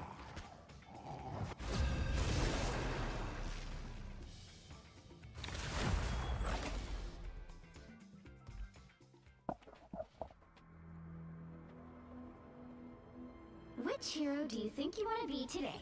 Open your eyes. Reality is but I honestly kind of want to go Magneto. I'm scared about this black cat. The last time I had a black cat on my team, they did not know what they're doing. Now, who am I gonna banish from this match?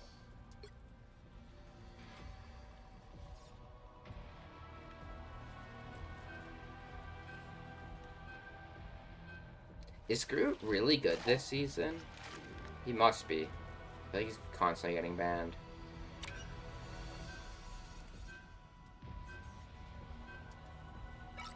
I did see him a lot that one day I was playing.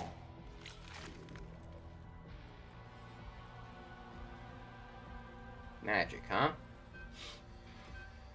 I'd actually be down for any of these bans. It's gonna be me again, though. They both ban magic. Interesting, interesting.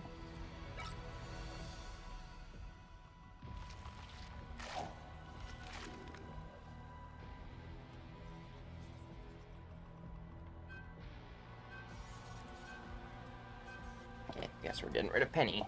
Oh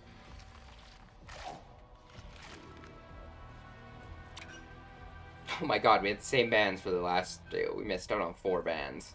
Pick your hero. Or villain. I'm not judging.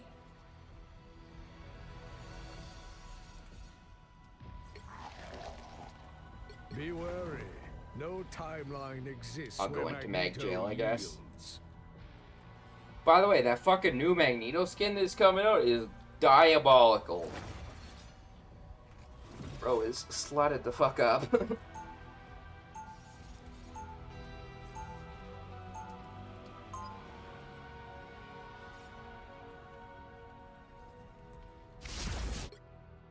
For so long, I fought for mutant kind's future. Our time has finally I forgot that's what arrived. Tony's 30 seconds before you attack. accessory Get ready. was. Eric Lenscher, Max Eisenhardt, Magnus, the master Oh, of bro's hitting magnetism. all the names. It's really you. In the flesh, and please, my dear, call me Magneto. Tiger Division's file on you alone is longer than some entire organization. The battle starts in No 5, better than most 4, why I fight 3, this battle. 2, Why it would be 1. unwise to stand in All you need to do is capture the mission area. Got it? This place is not empty. Okay, It's waiting. praying for a good round. I don't think that's welcoming committee.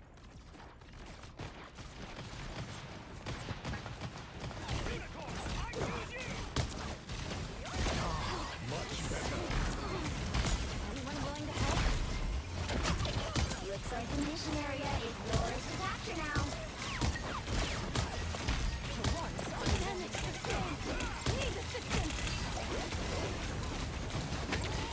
You are under my protection.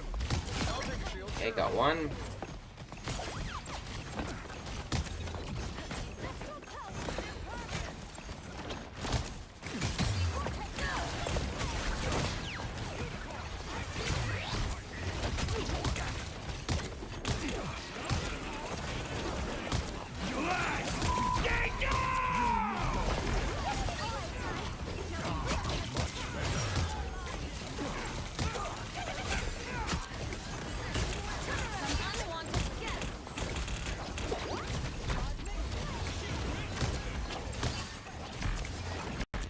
Okay, not bad. Invisible? I'm an easy target. You shall not be harmed. Extra shielding. They'll have to hit harder. Fuck.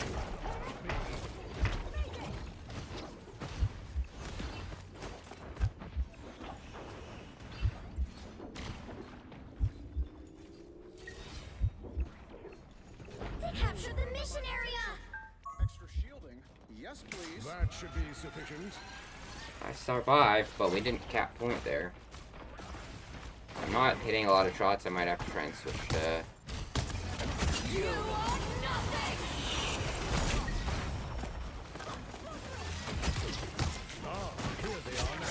now. Nice.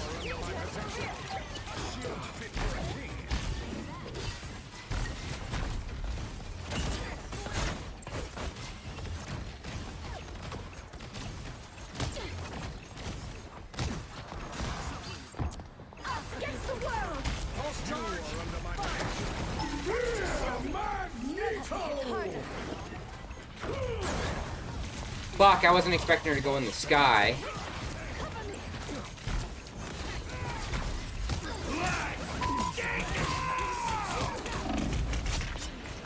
Fuck, I didn't realize there was a healing ult back.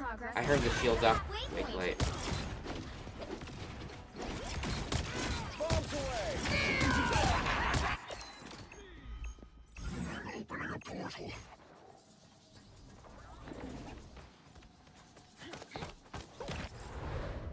Shortcut through space.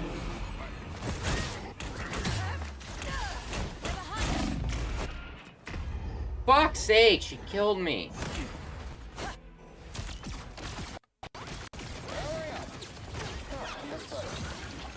They've almost got it!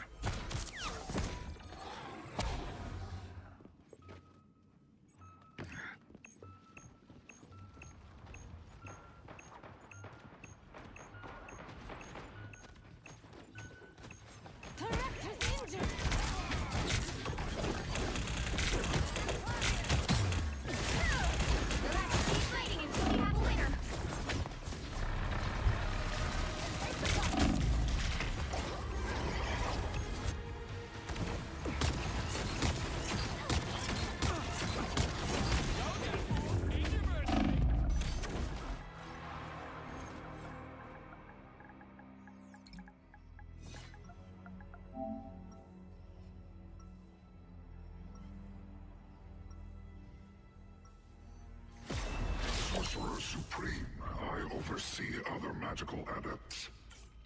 Open your eyes, Rhea. This is what the professor trained me for since I was just a child. I am not solo tanking for this team. If they want to fail 30 seconds and before lose, you we can attack. just lose. Get ready.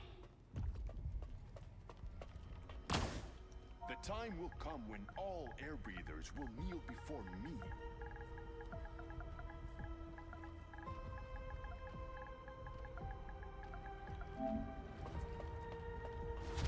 I am the Phoenix. There is only The battle starts in 5, 4, 3, 2. Goddamn black cat.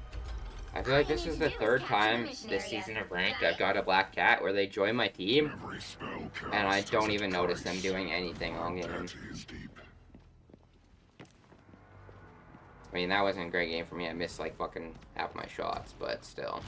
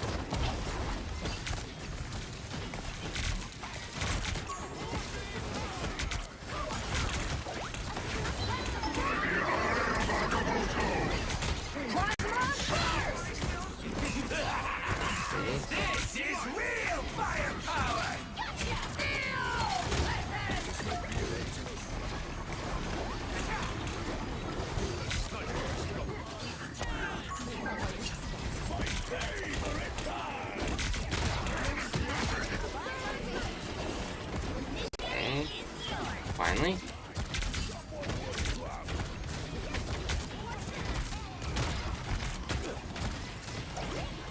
Someone's sniping for us.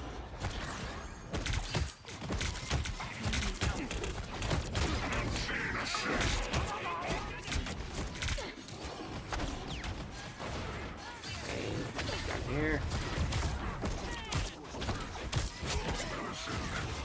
Okay. Very much what we needed in the first round. I'm not sure why we waited a second to swap.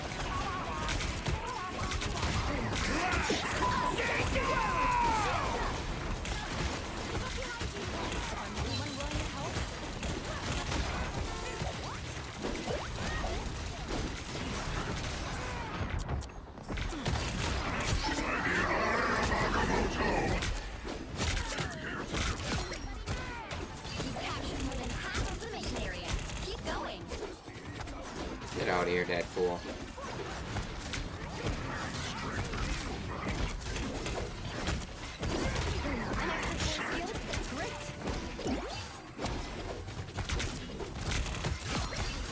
Okay, nice.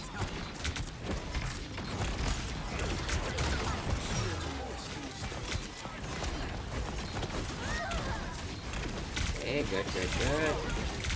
Tremble before power! This is real firepower!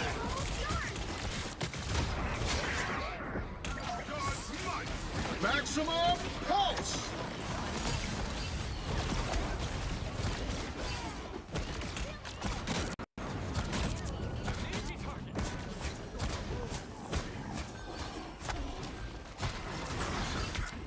Okay, nice, nice, nice.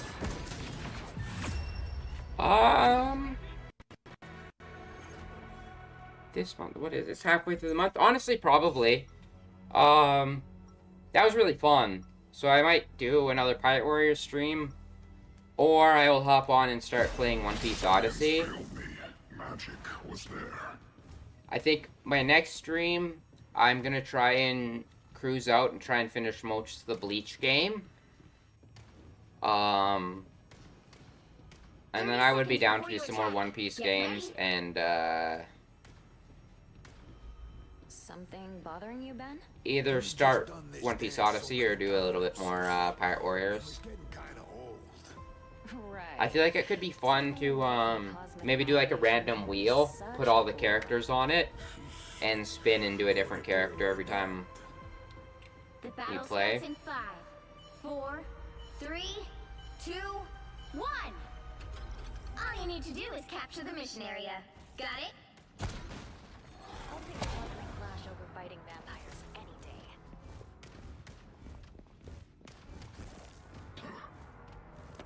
Yeah, because I especially had a lot of fun just yapping about One Piece and whatnot while we were, or while I was playing.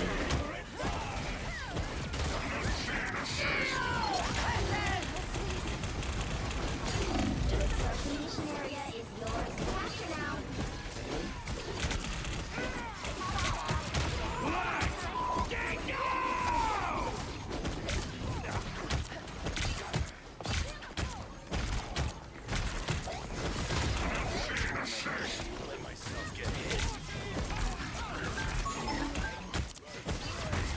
Extra force field? Great. Hold still. I'm trying to help. Found my weak spot.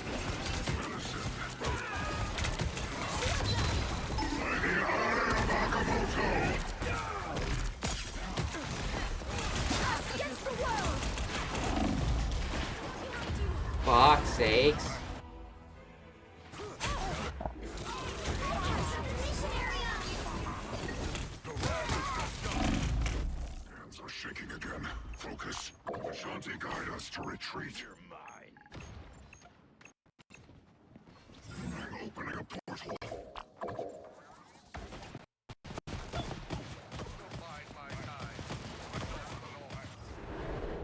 Shortcut through space. Oh wow, on my playlist that I have going in the background, fucking Guardians of the Galaxy just popped on. Disappear. Anyone willing to help?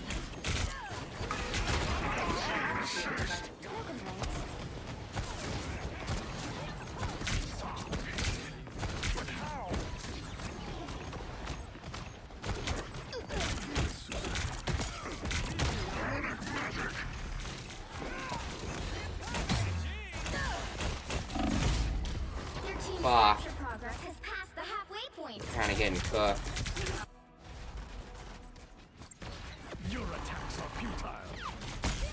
The Sorcerer Supreme returns.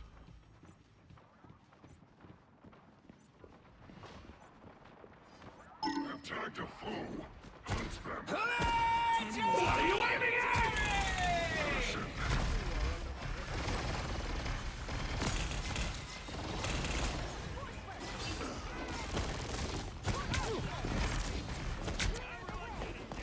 They've almost got it.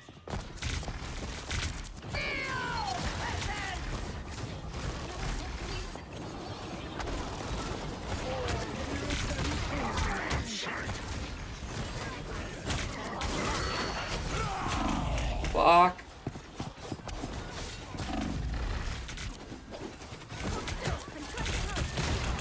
We'll have to keep fighting until we have a winner. Why are we surrendering mid-match?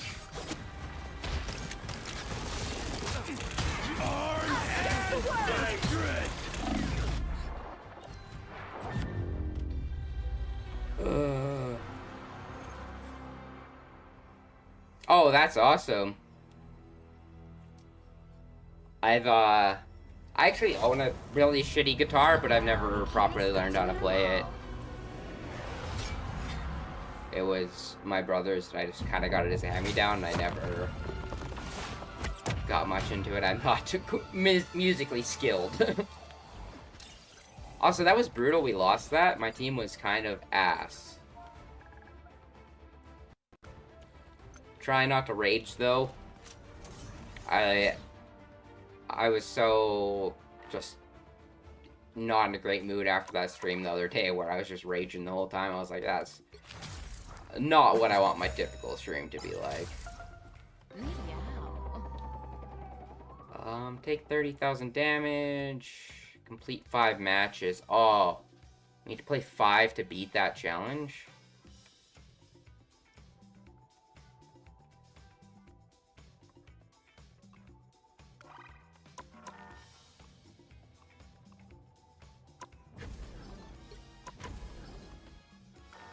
I only lost 18 points, I guess. It's not bad, but Not great, that's for sure.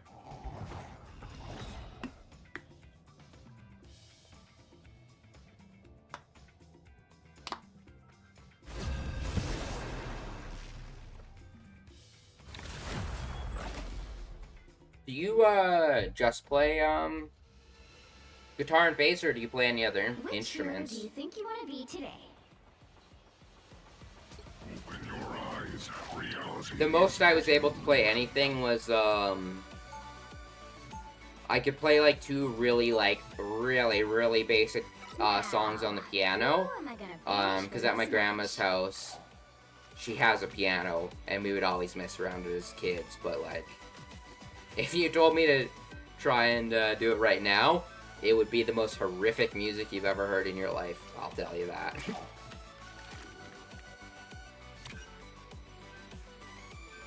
Well, I'm here for that, man.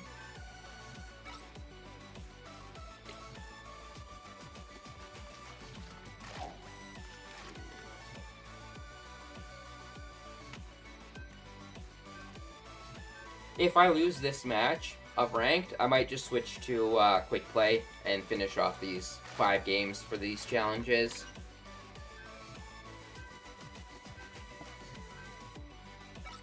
Oh, to be fair, other than that first round, that last game wasn't awful or anything. And I feel like once I locked in, I was doing pretty decent.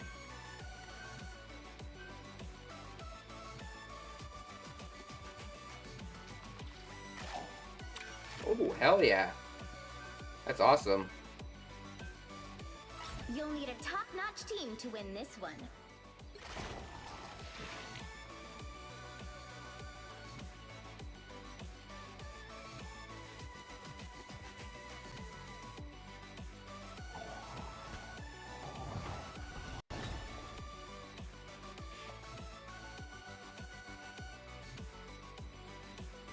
Okay, I'm kind of here for this team. This is kind of sick.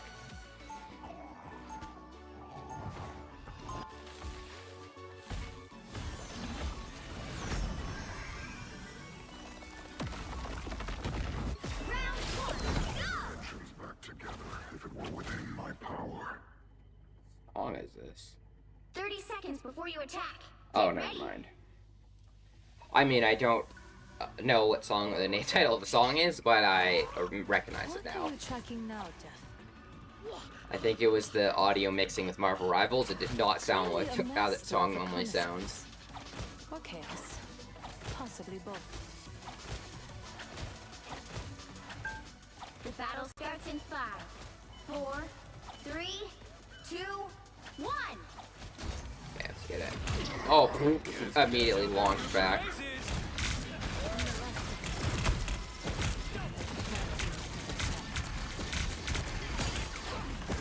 I think they did. I think it's partway through the season. I don't think it's with launch.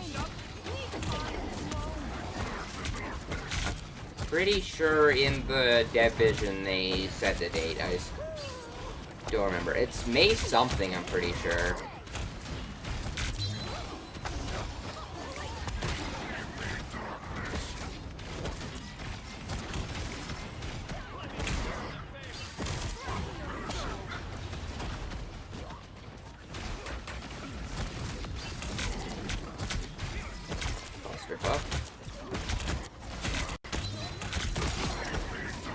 That Punisher really thought he was gonna walk up and do something. I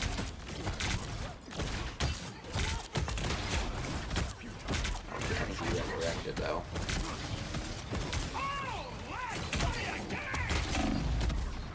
You're halfway there. Keep going.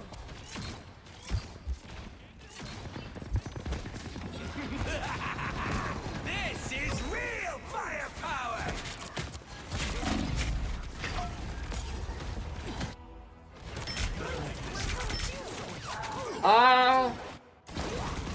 There's certain, like, payload maps I don't really like, but generally I prefer payload.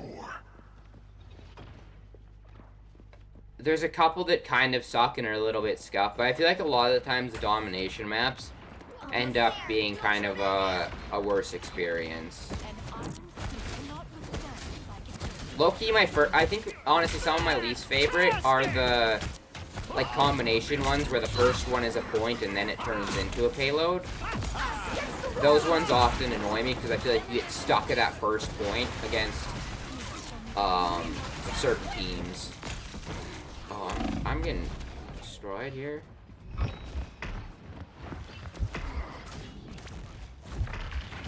Fuck, I was waiting, hopefully a heal was gonna make it to me, but it does not look like it.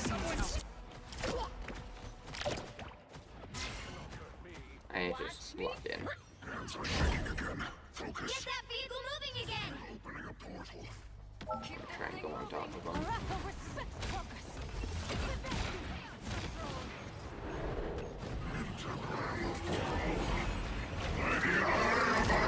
No, I thought their shields would be gone!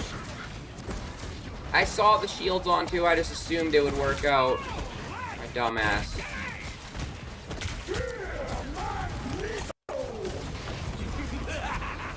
This is real firepower!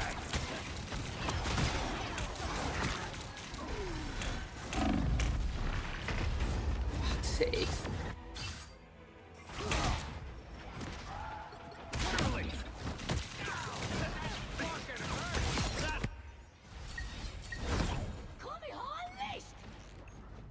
Oh, he's ulting.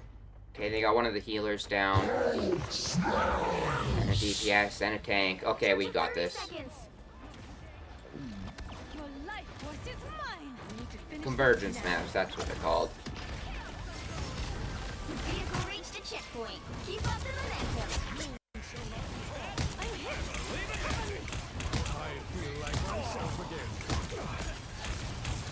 Yeah, that makes it nice, to be honest. That's honestly, I'm sure you've seen me do it a couple times. I'm not quite as good because I don't play her very often anymore, but a lot of the times I switch to Angela to make it to point, and then I can usually stall for a bit. I can kind of do it as Thor too, because you can get a good amount of bonus health from doing his awakening and his, like, dash. You're halfway there. Keep going.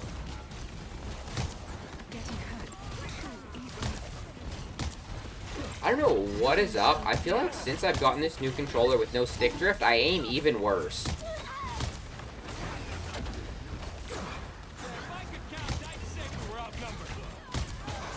Like, accuracy is always one of my worst aspects of the gameplay, but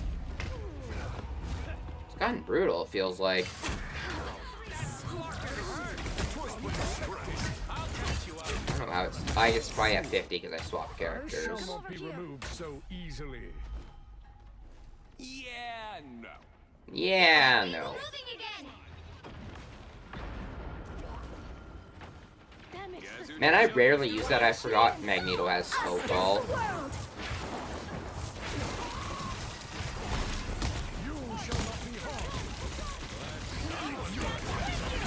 Behold the god of thunder! Oh no.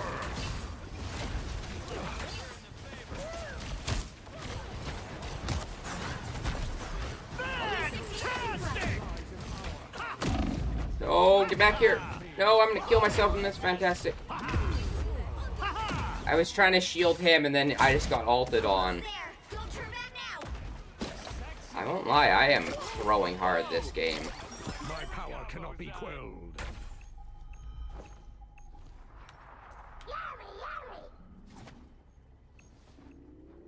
Oh, let's play a game! Down to 30 seconds. Yeah, that would be pretty sick.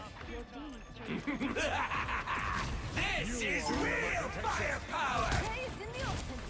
Fear Magneto! I'm hit. Much better. The final 10 seconds. You shall not be harmed. Get over here, you dumbass raccoon. Let's keep fighting until we have a winner.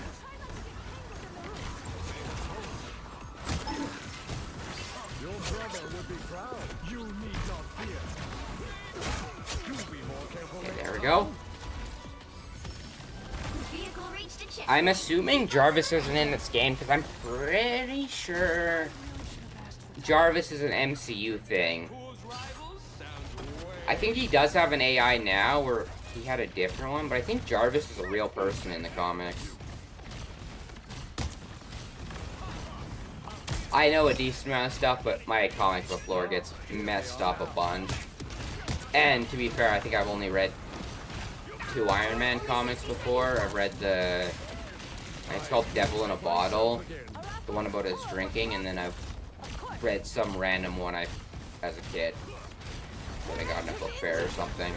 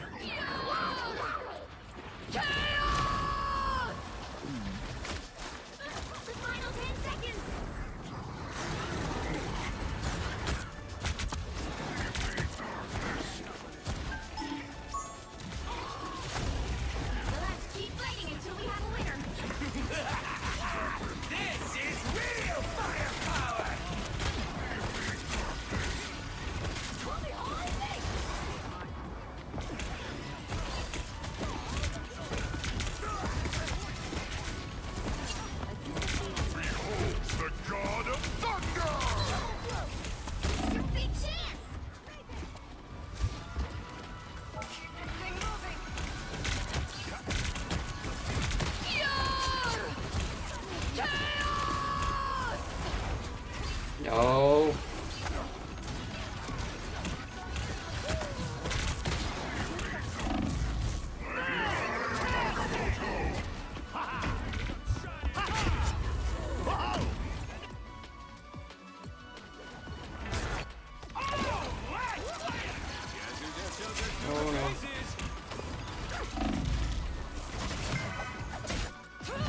Oh, The current score is I did so bad that game.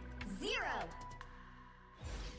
It's still Time to winnable, switch but things up, including which I was side not. you're on. I was not at that game. The right heroes could make all the difference. Open your eyes. Reality is but an illusion. I should have saved my portal too. I didn't think it would have. Yeah, I joked that big time.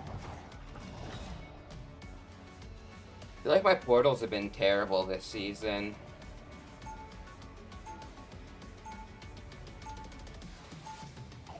Round 2, go! I guess that's what happens when you don't really play for a season. You kind of deteriorate your skill a bit. Will it be lady pool? Oh my god, just imagine it! I might They'll be just coming in 30 straight up be a seconds. diamond level Stay player strong. now. Not fear me, little yokai. It's what we call ancient spirits where I come from. You are both the water and the earth. That is rare indeed.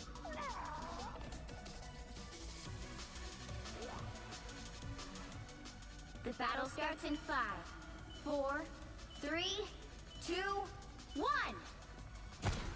Incoming!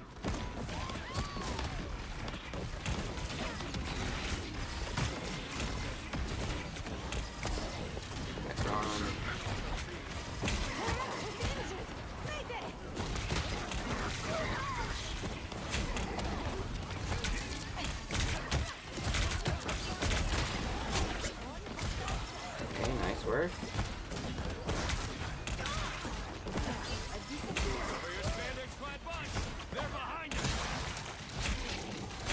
Oh my god, I got... Oh, brutal.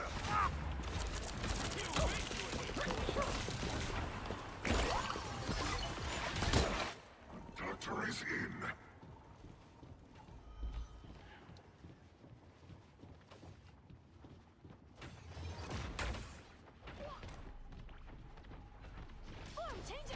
Better stop that vehicle!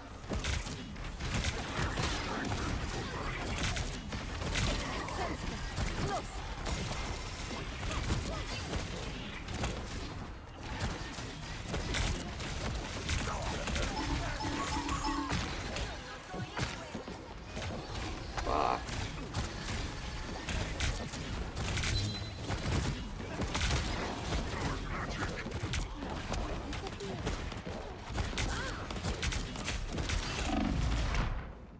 Fuck! I just got stunned so much I couldn't even move once I walked in there. I'm hit. Sorcerer Supreme returns. Power. Opening a portal. Oh, no one touched. Oh, fuck. Now might be a good time to stop them. Shortcut through space.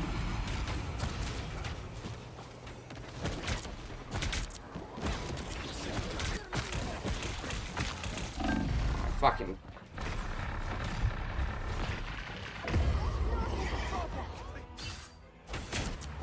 Oh, everything's going wrong now. The Sorcerer Supreme returns. Oh, I'm so pissed we never touched point there and I couldn't get that portal off. Wait! Stop them! I literally saved it for that moment, it didn't even matter.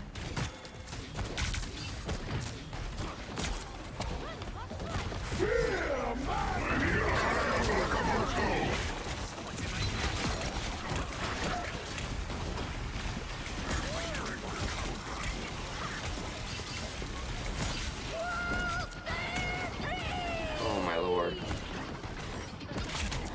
Dark magic. My body is rejuvenated. There's still a chance to stop them!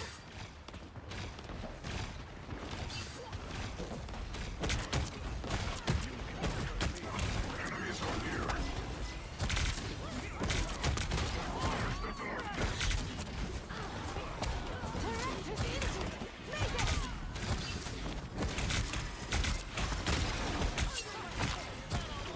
Okay. Fantastic!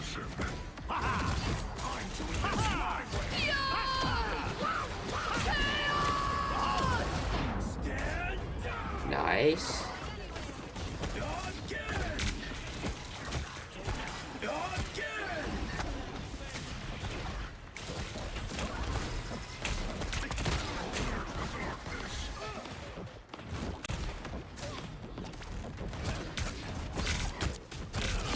Much closer to victory. Stop them in their God, it's such a fucking clusterfuck. So Ampex.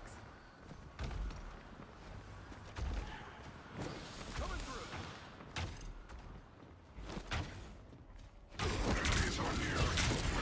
The Punisher is down.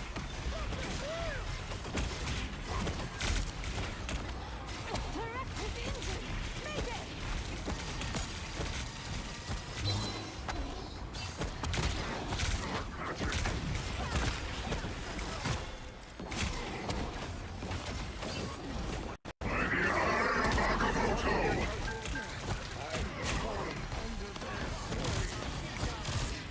Oh, I hit a single person with that ult. Thought I was gonna get a triple.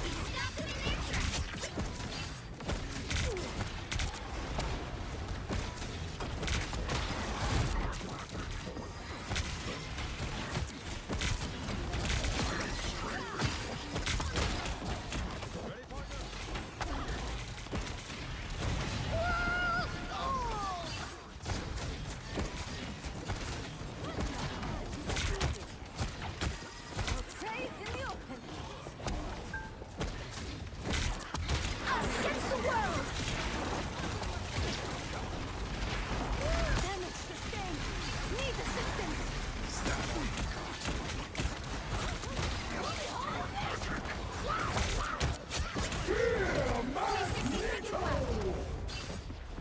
Nice, he totally wasted that ult. This is real! Punisher is down.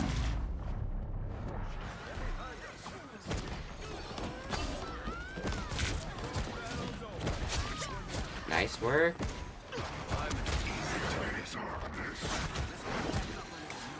to 30 seconds! Okay, 30 more seconds. I'm doing this my way. Lights out for scum. Pentagram. I could have countered that, I wasn't ready for it. Fantastic! The final 10 seconds! Oh, no, no, no, no, no, no, no. Together to victory! You'll have to stalling, I can portal.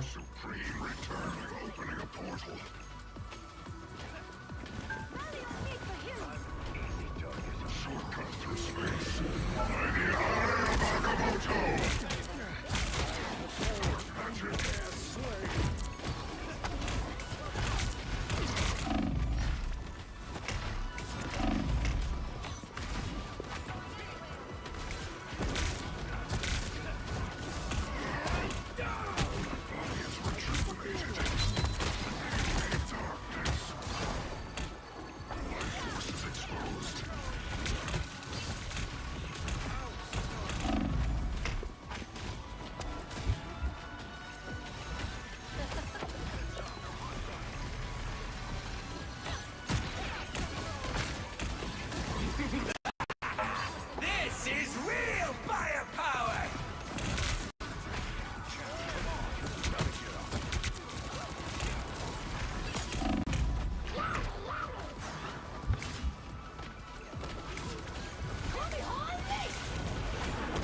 By the eye of Agamotto!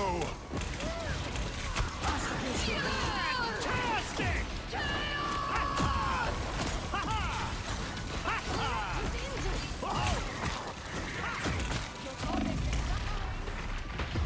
Fuck's sakes.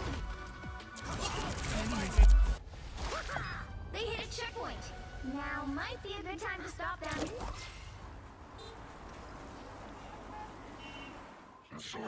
Oh my lord. This is a close game.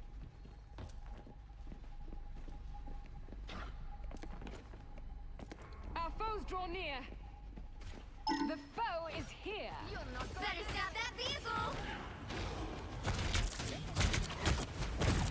Only 60 seconds left.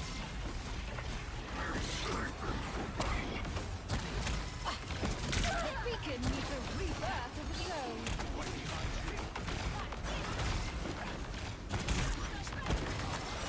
I have many.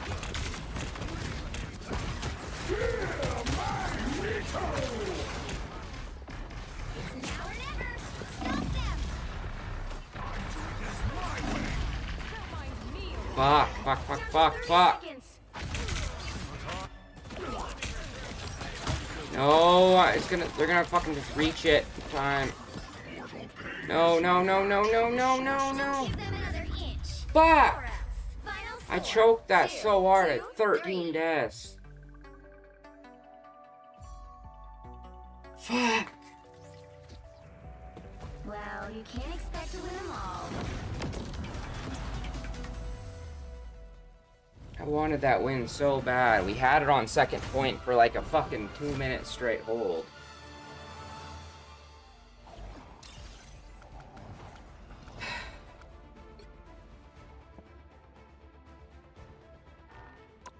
Try again.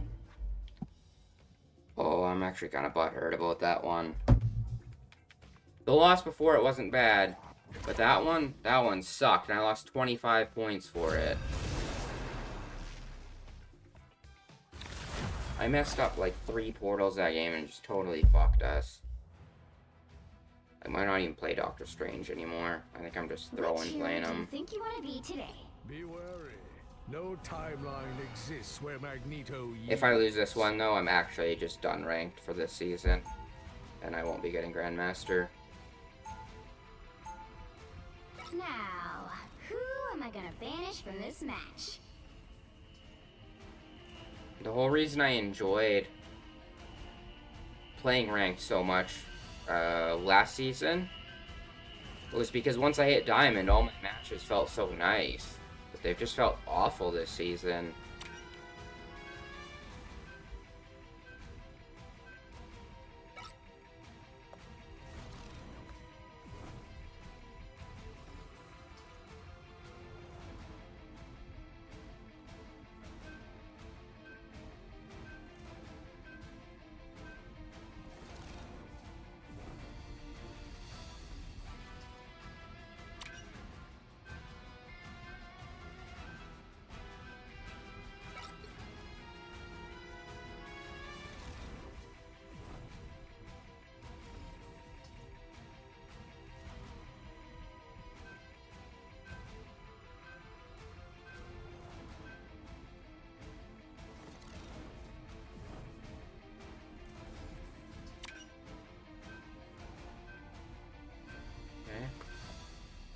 You'll need a top-notch team to win this I one. really need this to be a good game and not be so jank.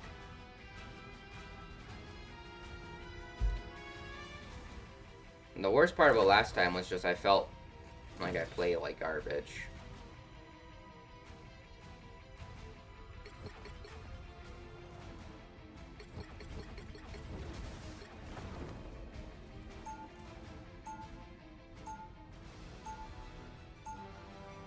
Escape pod ready. Opening escape capsule. Round one, I go! am not the man I used to be. I have found a greater cause. 30 seconds before you attack. That emote Get is so ready. funny. You're here? Good thing I replaced most of the metal components in my armor with carbon nanotubes a while back. A single copper wire is all I need to strangle you, Stark. Should I choose to do so? Oh, yeah, right. Remind me Skin which is side that? you're on again.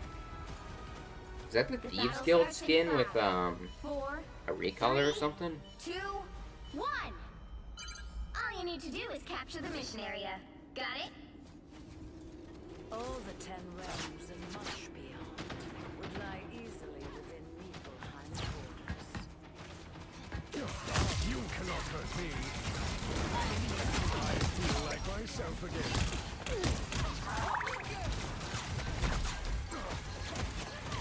You cannot hurt me.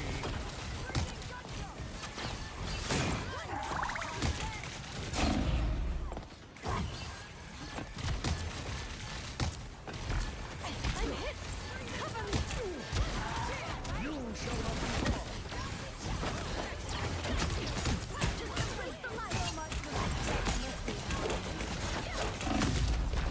You cannot hurt me.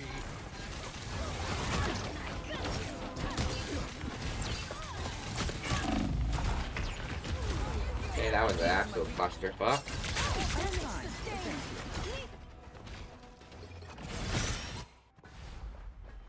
Oh, I'm the only one who killed someone.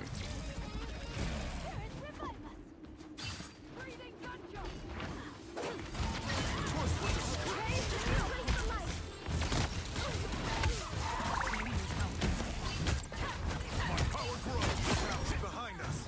We fight well together. His name was Rot Mommy. What the fuck?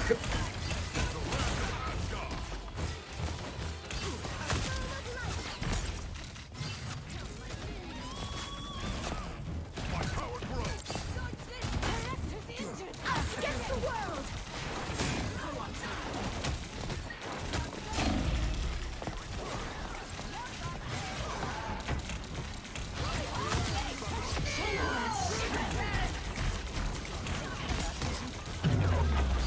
She may be my sworn enemy.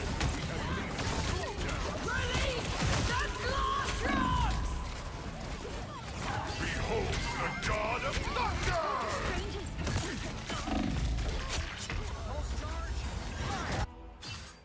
Okay. Not going good so far.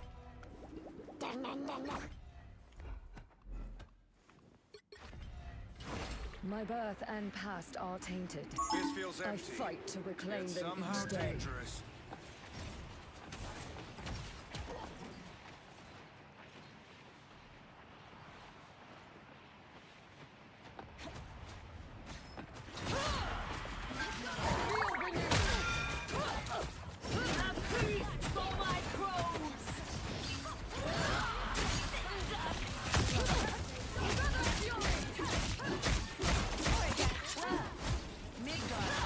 Only 60 seconds left.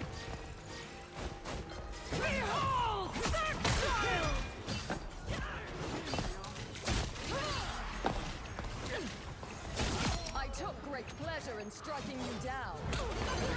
Help get that vehicle to its destination. Okay. Hi, that feels good.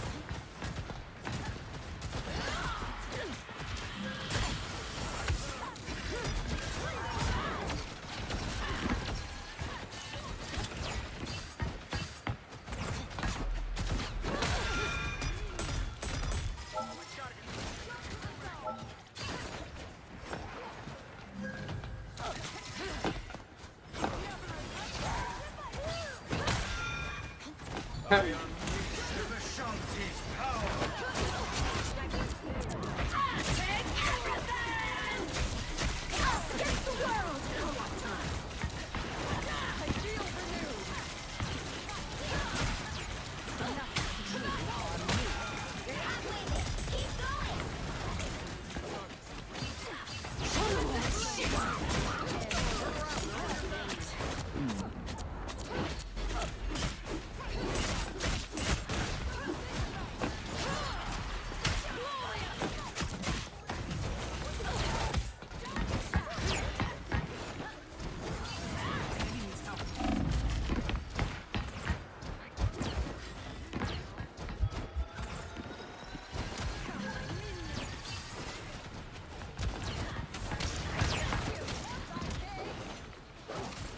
that vehicle moving again!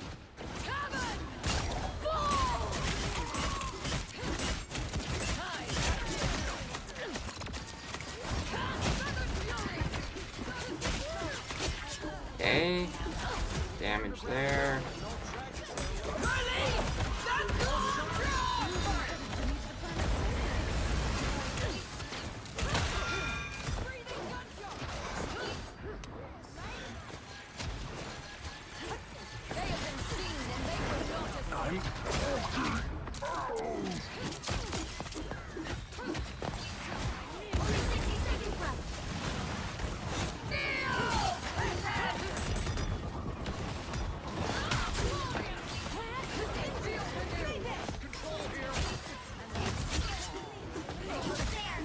Nice.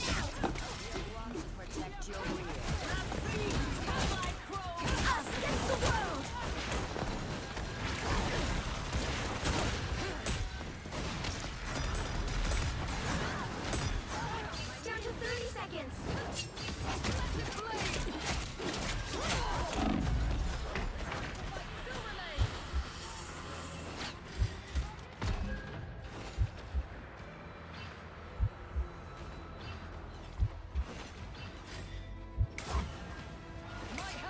Final 10 seconds.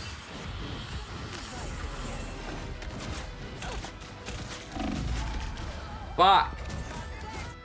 Get that vehicle Oh, moving he's not again. even Doctor Strange anymore. The current score Fuck! is Why didn't anyone 1, teleport? 2, 0. Time to switch things up, including which side you're on. The Down. right heroes could make all the difference. Open your eyes. Reality is but an illusion.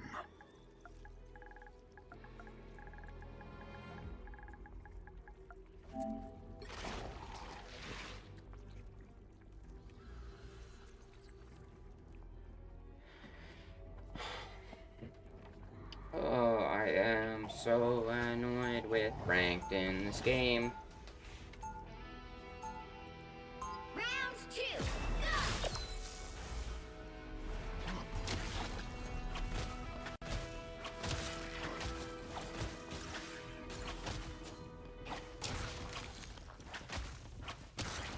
They'll be coming in 30 seconds. Stay strong. Doctor Strange, wow. We're in this together, Tandy Bowen. Get the stars out of your eyes and let us fight. Wow, all business. The fate of many worlds is at stake. Also, I'm back to It's a solo mighty tanking. quest. God, I'm... The Bro, I'm battle about to starts in just turn 5, into a DPS main and just instant lock 3, DPS every game 2, and never play tank or 1. support again. You have to stop them from securing the mission. I don't even like the role. I'm just sick of solo tanking.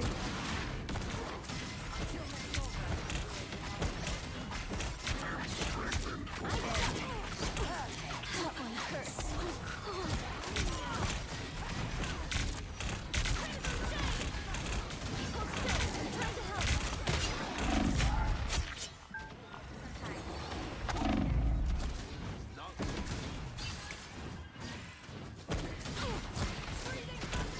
I suck.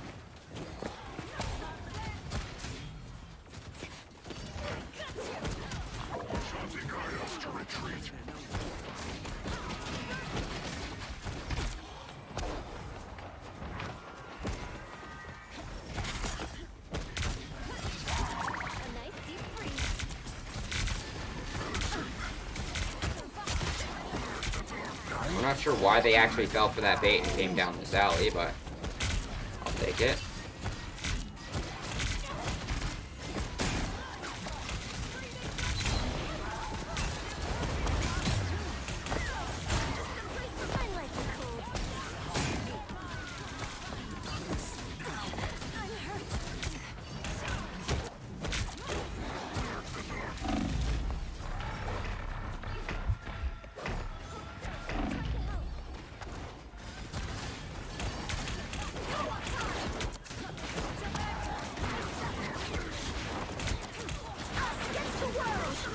Fuck.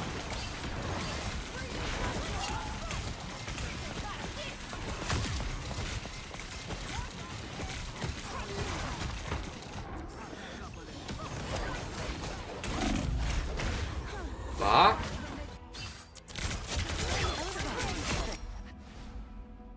My time to shine. No, there's not enough time to portal, I don't think, unless they all stall for a second. Seraphim, I return.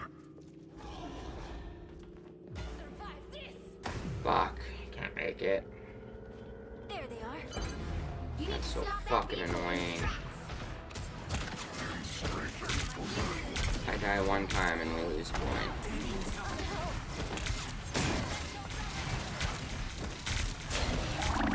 No.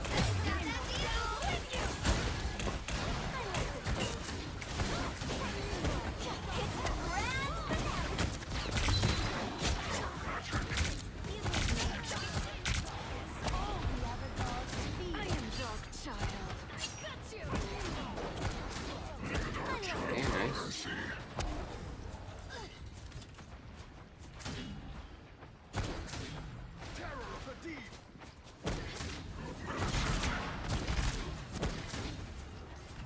Something doesn't feel right. You stop them in their tracks.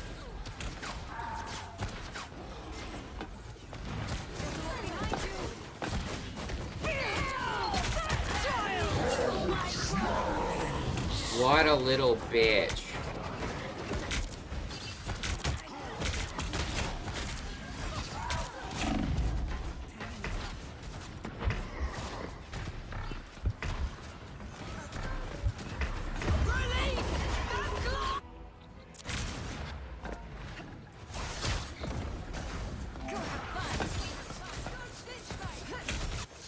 Hunter is in. I'm opening a portal. Sorry, no escaping us now.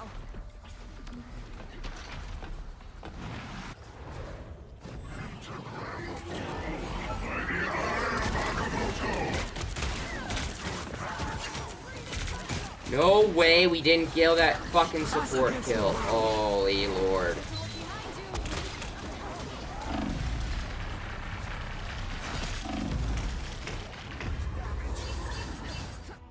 Oh my fucking god. I literally told us we were teleporting. Ready.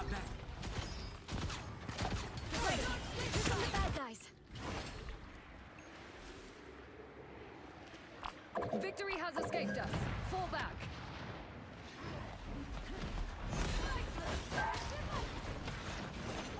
I suck. Come, my minion.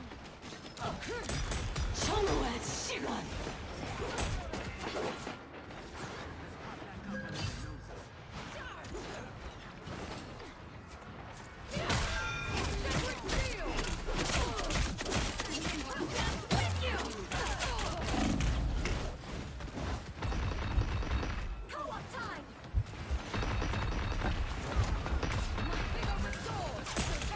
Quick.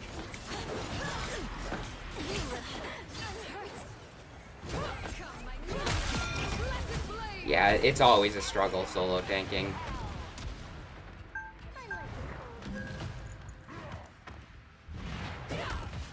At last our enemies show themselves. Only 60 seconds left. He's stopped them in their tracks.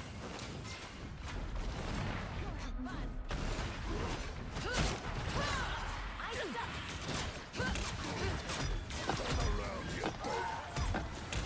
Fury!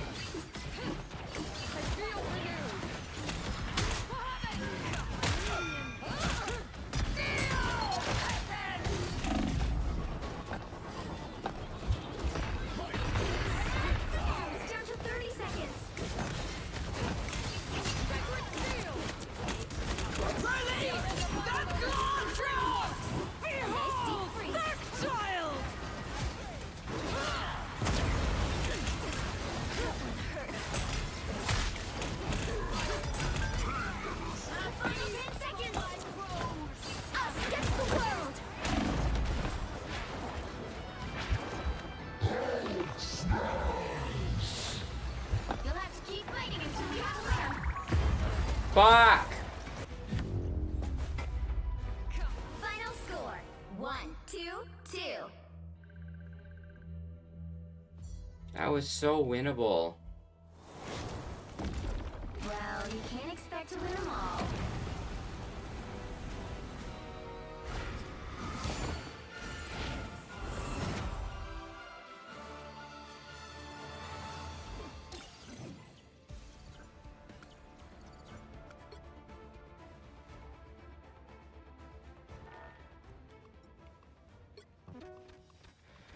I guess I'm done.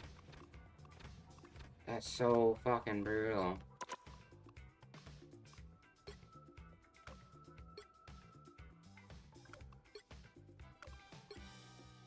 Just did shit the last 3 games. Suck.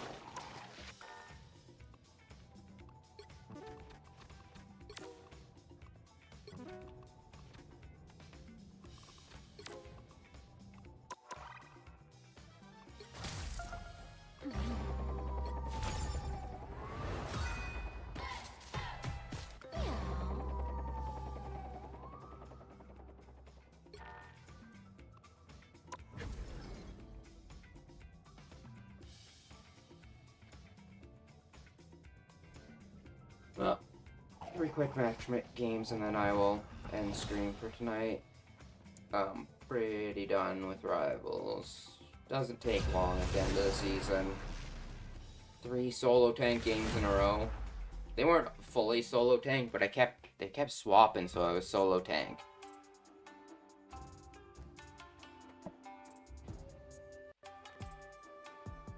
You'll need a top-notch team to win this one. Life energy is a powerful weapon against evil.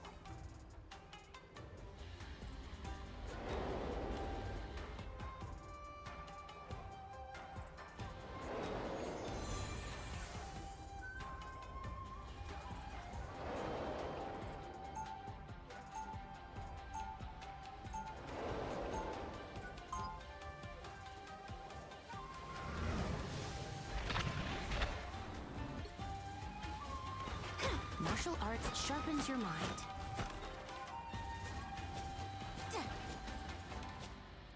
30 seconds before you attack.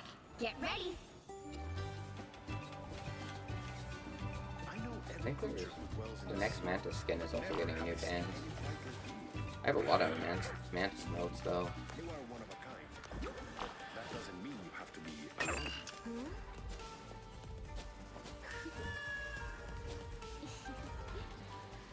The battle starts in 5, 4, 3, 2, go. 1. Feel better, fight better. The fullest Yggdrasil be praised. It was an epic gathering across realms it brought. Help get that vehicle to its destination. Help, friends. Good job, Spiders. You don't have to fight alone. I am healed. Full arsenal prime.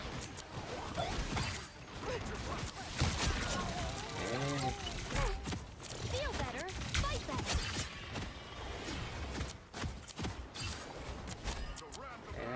You needed some help, didn't you? I am in your debt.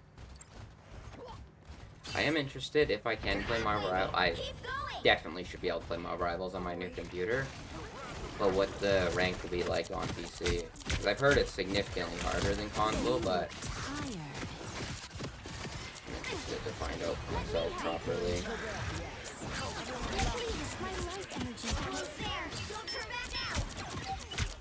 Decades ago, soldier. They all drowned in my way. Their end is nigh. Take a look behind.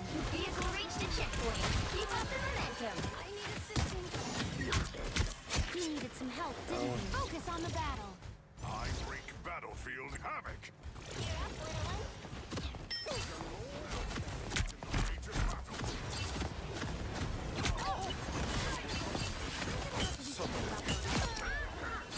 You made me angry. I am fight Asgard's alone. might. Getting one soon. I currently, I have a computer, it's just very shitty. I'm getting a It's kind of high-end. It's like the low end of high-end PCs. It was like a couple of thousand. I think like with taxes and everything about 3,000. I'm also getting some new monitors and stuff because my setup is actually so jank on this desk. I'm using like a Dell monitor from fucking like 2010 or something like that on my like small monitor, and then what I'm playing my PlayStation 4 on right now on my desk is a giant like fucking 20 or I don't know how, might be a 30 something inch TV, but it's just a massive ass TV on my desk. It's so goofy. But I got two somewhat cheap gaming monitors that are like 200 hertz, 60 FPS, and all that jazz. Which would be weird for me because I'm just like a couple of years ago or a year ago or so, I got finally like Ethernet, so like good internet. Ooh. So I've always been used to like watching stuff in lower quality. And then most of my fucking TVs and stuff are like fucking 720p to a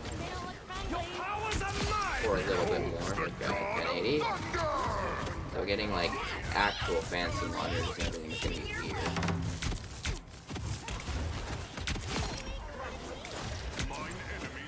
My life energy flows stronger.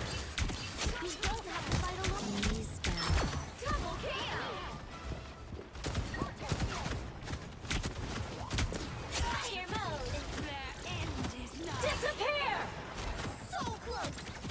So it must have gave me a bot game since I've lost so many ranked games or something, because but this is not real. It cannot be. You don't have to fight alone. Possibly. Is it a free-to-play game or is it paid? Because if it's free-to-play, I'll probably check it out at some point for sure, but I'm also pretty slow to get into games, as you can probably tell, as me playing fucking old-ass games usually. If those were any real their names all look like bots, so it must have been. If not, that was unfortunate for them. Okay. 30, I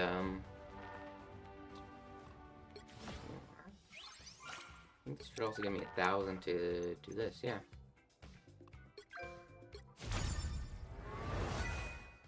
Actually, I have a decent amount of blue units at the moment.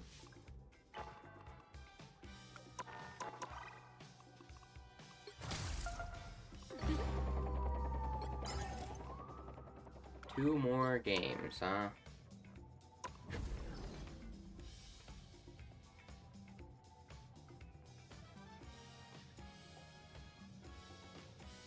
Oh, that's fair. I didn't realize it wasn't, Is it, like, in, like, testing at all? Or is it, like, fully released?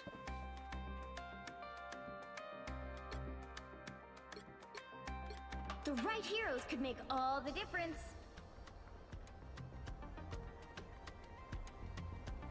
The hand of heaven is here. Show some respect. Oh, a Lord White Fox. I feel like I don't see that very often, to be honest. But cut back in this video, it probably happened multiple times, to be honest.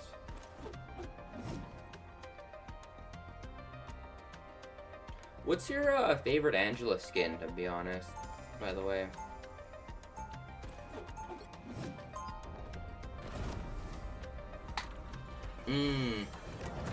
That makes sense. If this is how the universe ends, I shall go down fighting. We'll be coming in 30 seconds. Stay strong. I suppose a shield could help. Guess it's up to us to save the universe. About time I had the chance to show what I can do.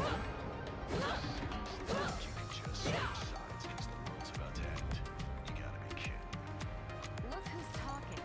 I may be a criminal, Frank, but I'm not a cold-blooded killer like you. The battle starts in 5, 4, 3, 2, 1. Some unwanted guests.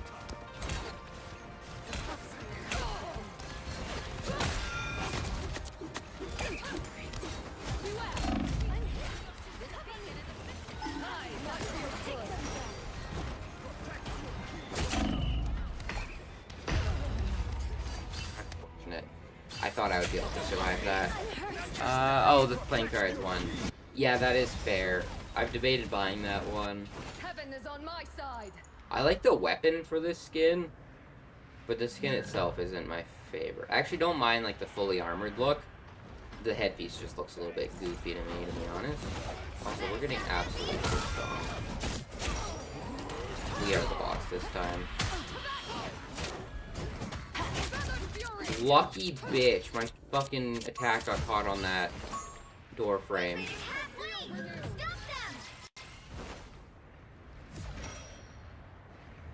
They have been seen and they will not escape.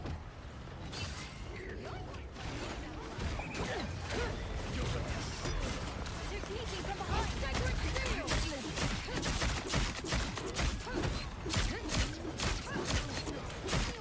I must sustain. Need assistance.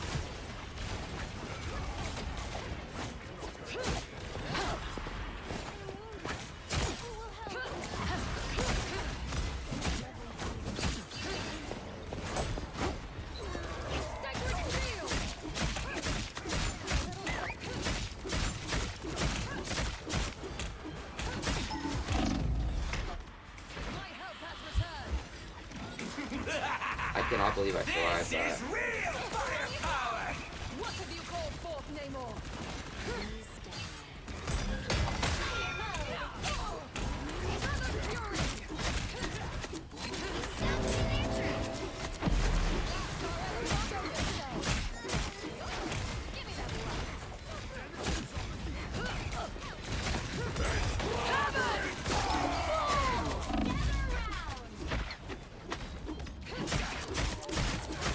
You should have known that, Rocket.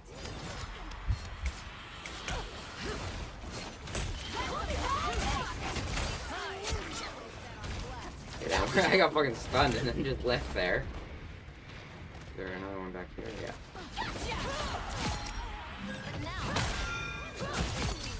Nice little double there. I totally stole those, but I'll take it.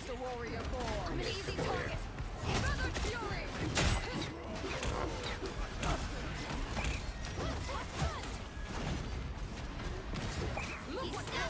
Yeah, I'm pretty sure. I think it, I remember seeing a comic from it. I honestly think the favorite one I own right now is the ranked one, like the red recolor of the base skin. I really like that one, to be honest. Because the base skin for the Andrew is really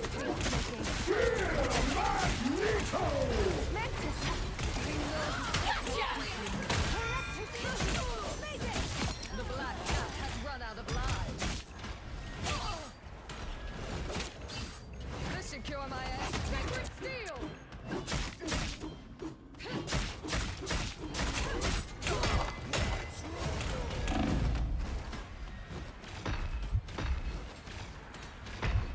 There's still a chance to stop them.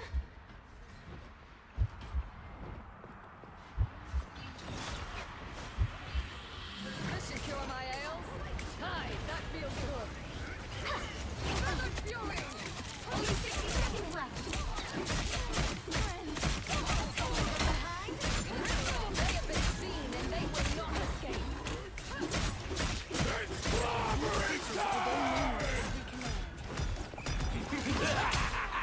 This is real firepower! Spider mode.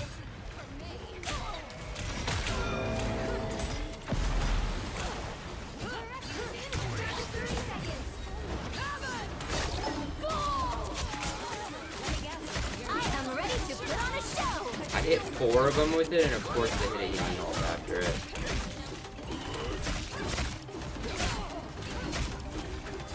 Friends, gather around. Final 10 seconds.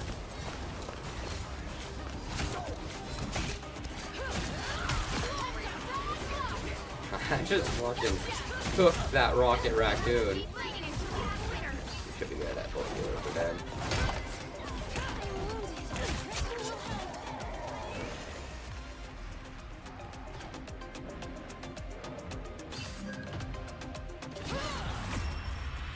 MVP!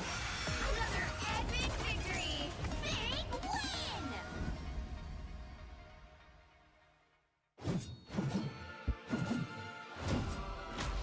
yeah, I guess this one doesn't have a custom MVP.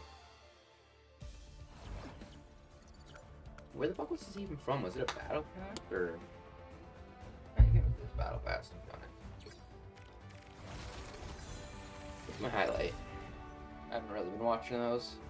I feel like every time when I first got into this game, I would watch all the highlights after every game. I just can't be asked to do it most of the time now. But I think we have one more game to do. Oh, no way, my highlight is my shitty kill against Rocket.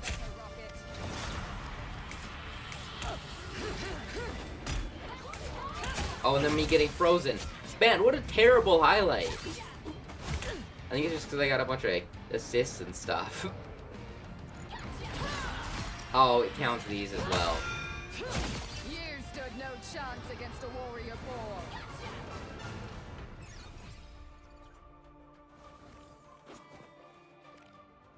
I think just one more battle to do.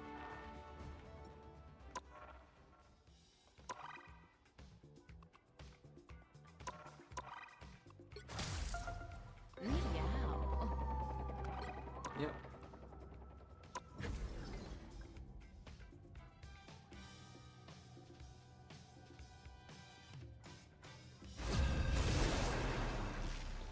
I need to start remembering to charge my wireless headphones more often so I can keep those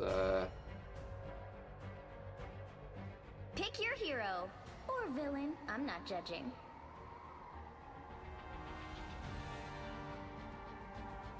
That is fair, that's smart. I just it's usually not my style. I did for a little bit when I first got into ranked. I am the god of thunder and But for the most time I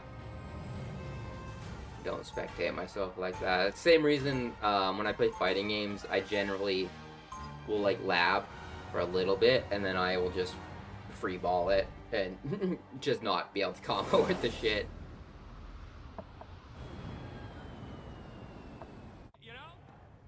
though I be a god. 30 seconds before you attack. Get ready. You know what? I am the god of thunder. Bring up the girl. Her new skin is also kind of diabolical. Didn't have to steal it, sugar. He gave it to me willingly. A thief of his caliber rarely lets their guard down for anyone. I would know. You two must have something really special. The battle starts Oh, in that's cool 5, dialogue between the two of them and the Thieves 3, Guild stuff. 2, I was talking with my friends again about the Thieves Guild because he doesn't really know X-Men like that. And he asked if there's any other prominent characters. And I was like, it's mostly a Gambit thing, but I'm 90% sure Black Cat's been a part of it at one point during the comics. This isn't science, it's torture. Blocking the whole shield thing. Anyone willing to help?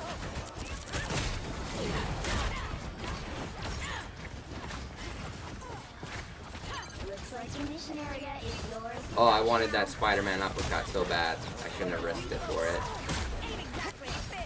Honestly, my two favorite things to steal, even when they aren't the best, is the Hulk. Ooh. The Hulk Thunderclap, because in X-Men 97 she does a Thunderclap, so it just reminds me of that.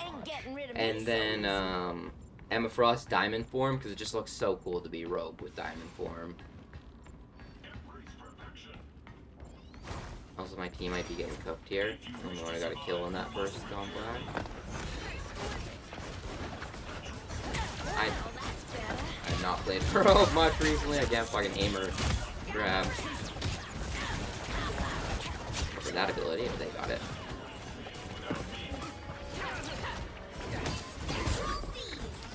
Next time I won't go so easy on you.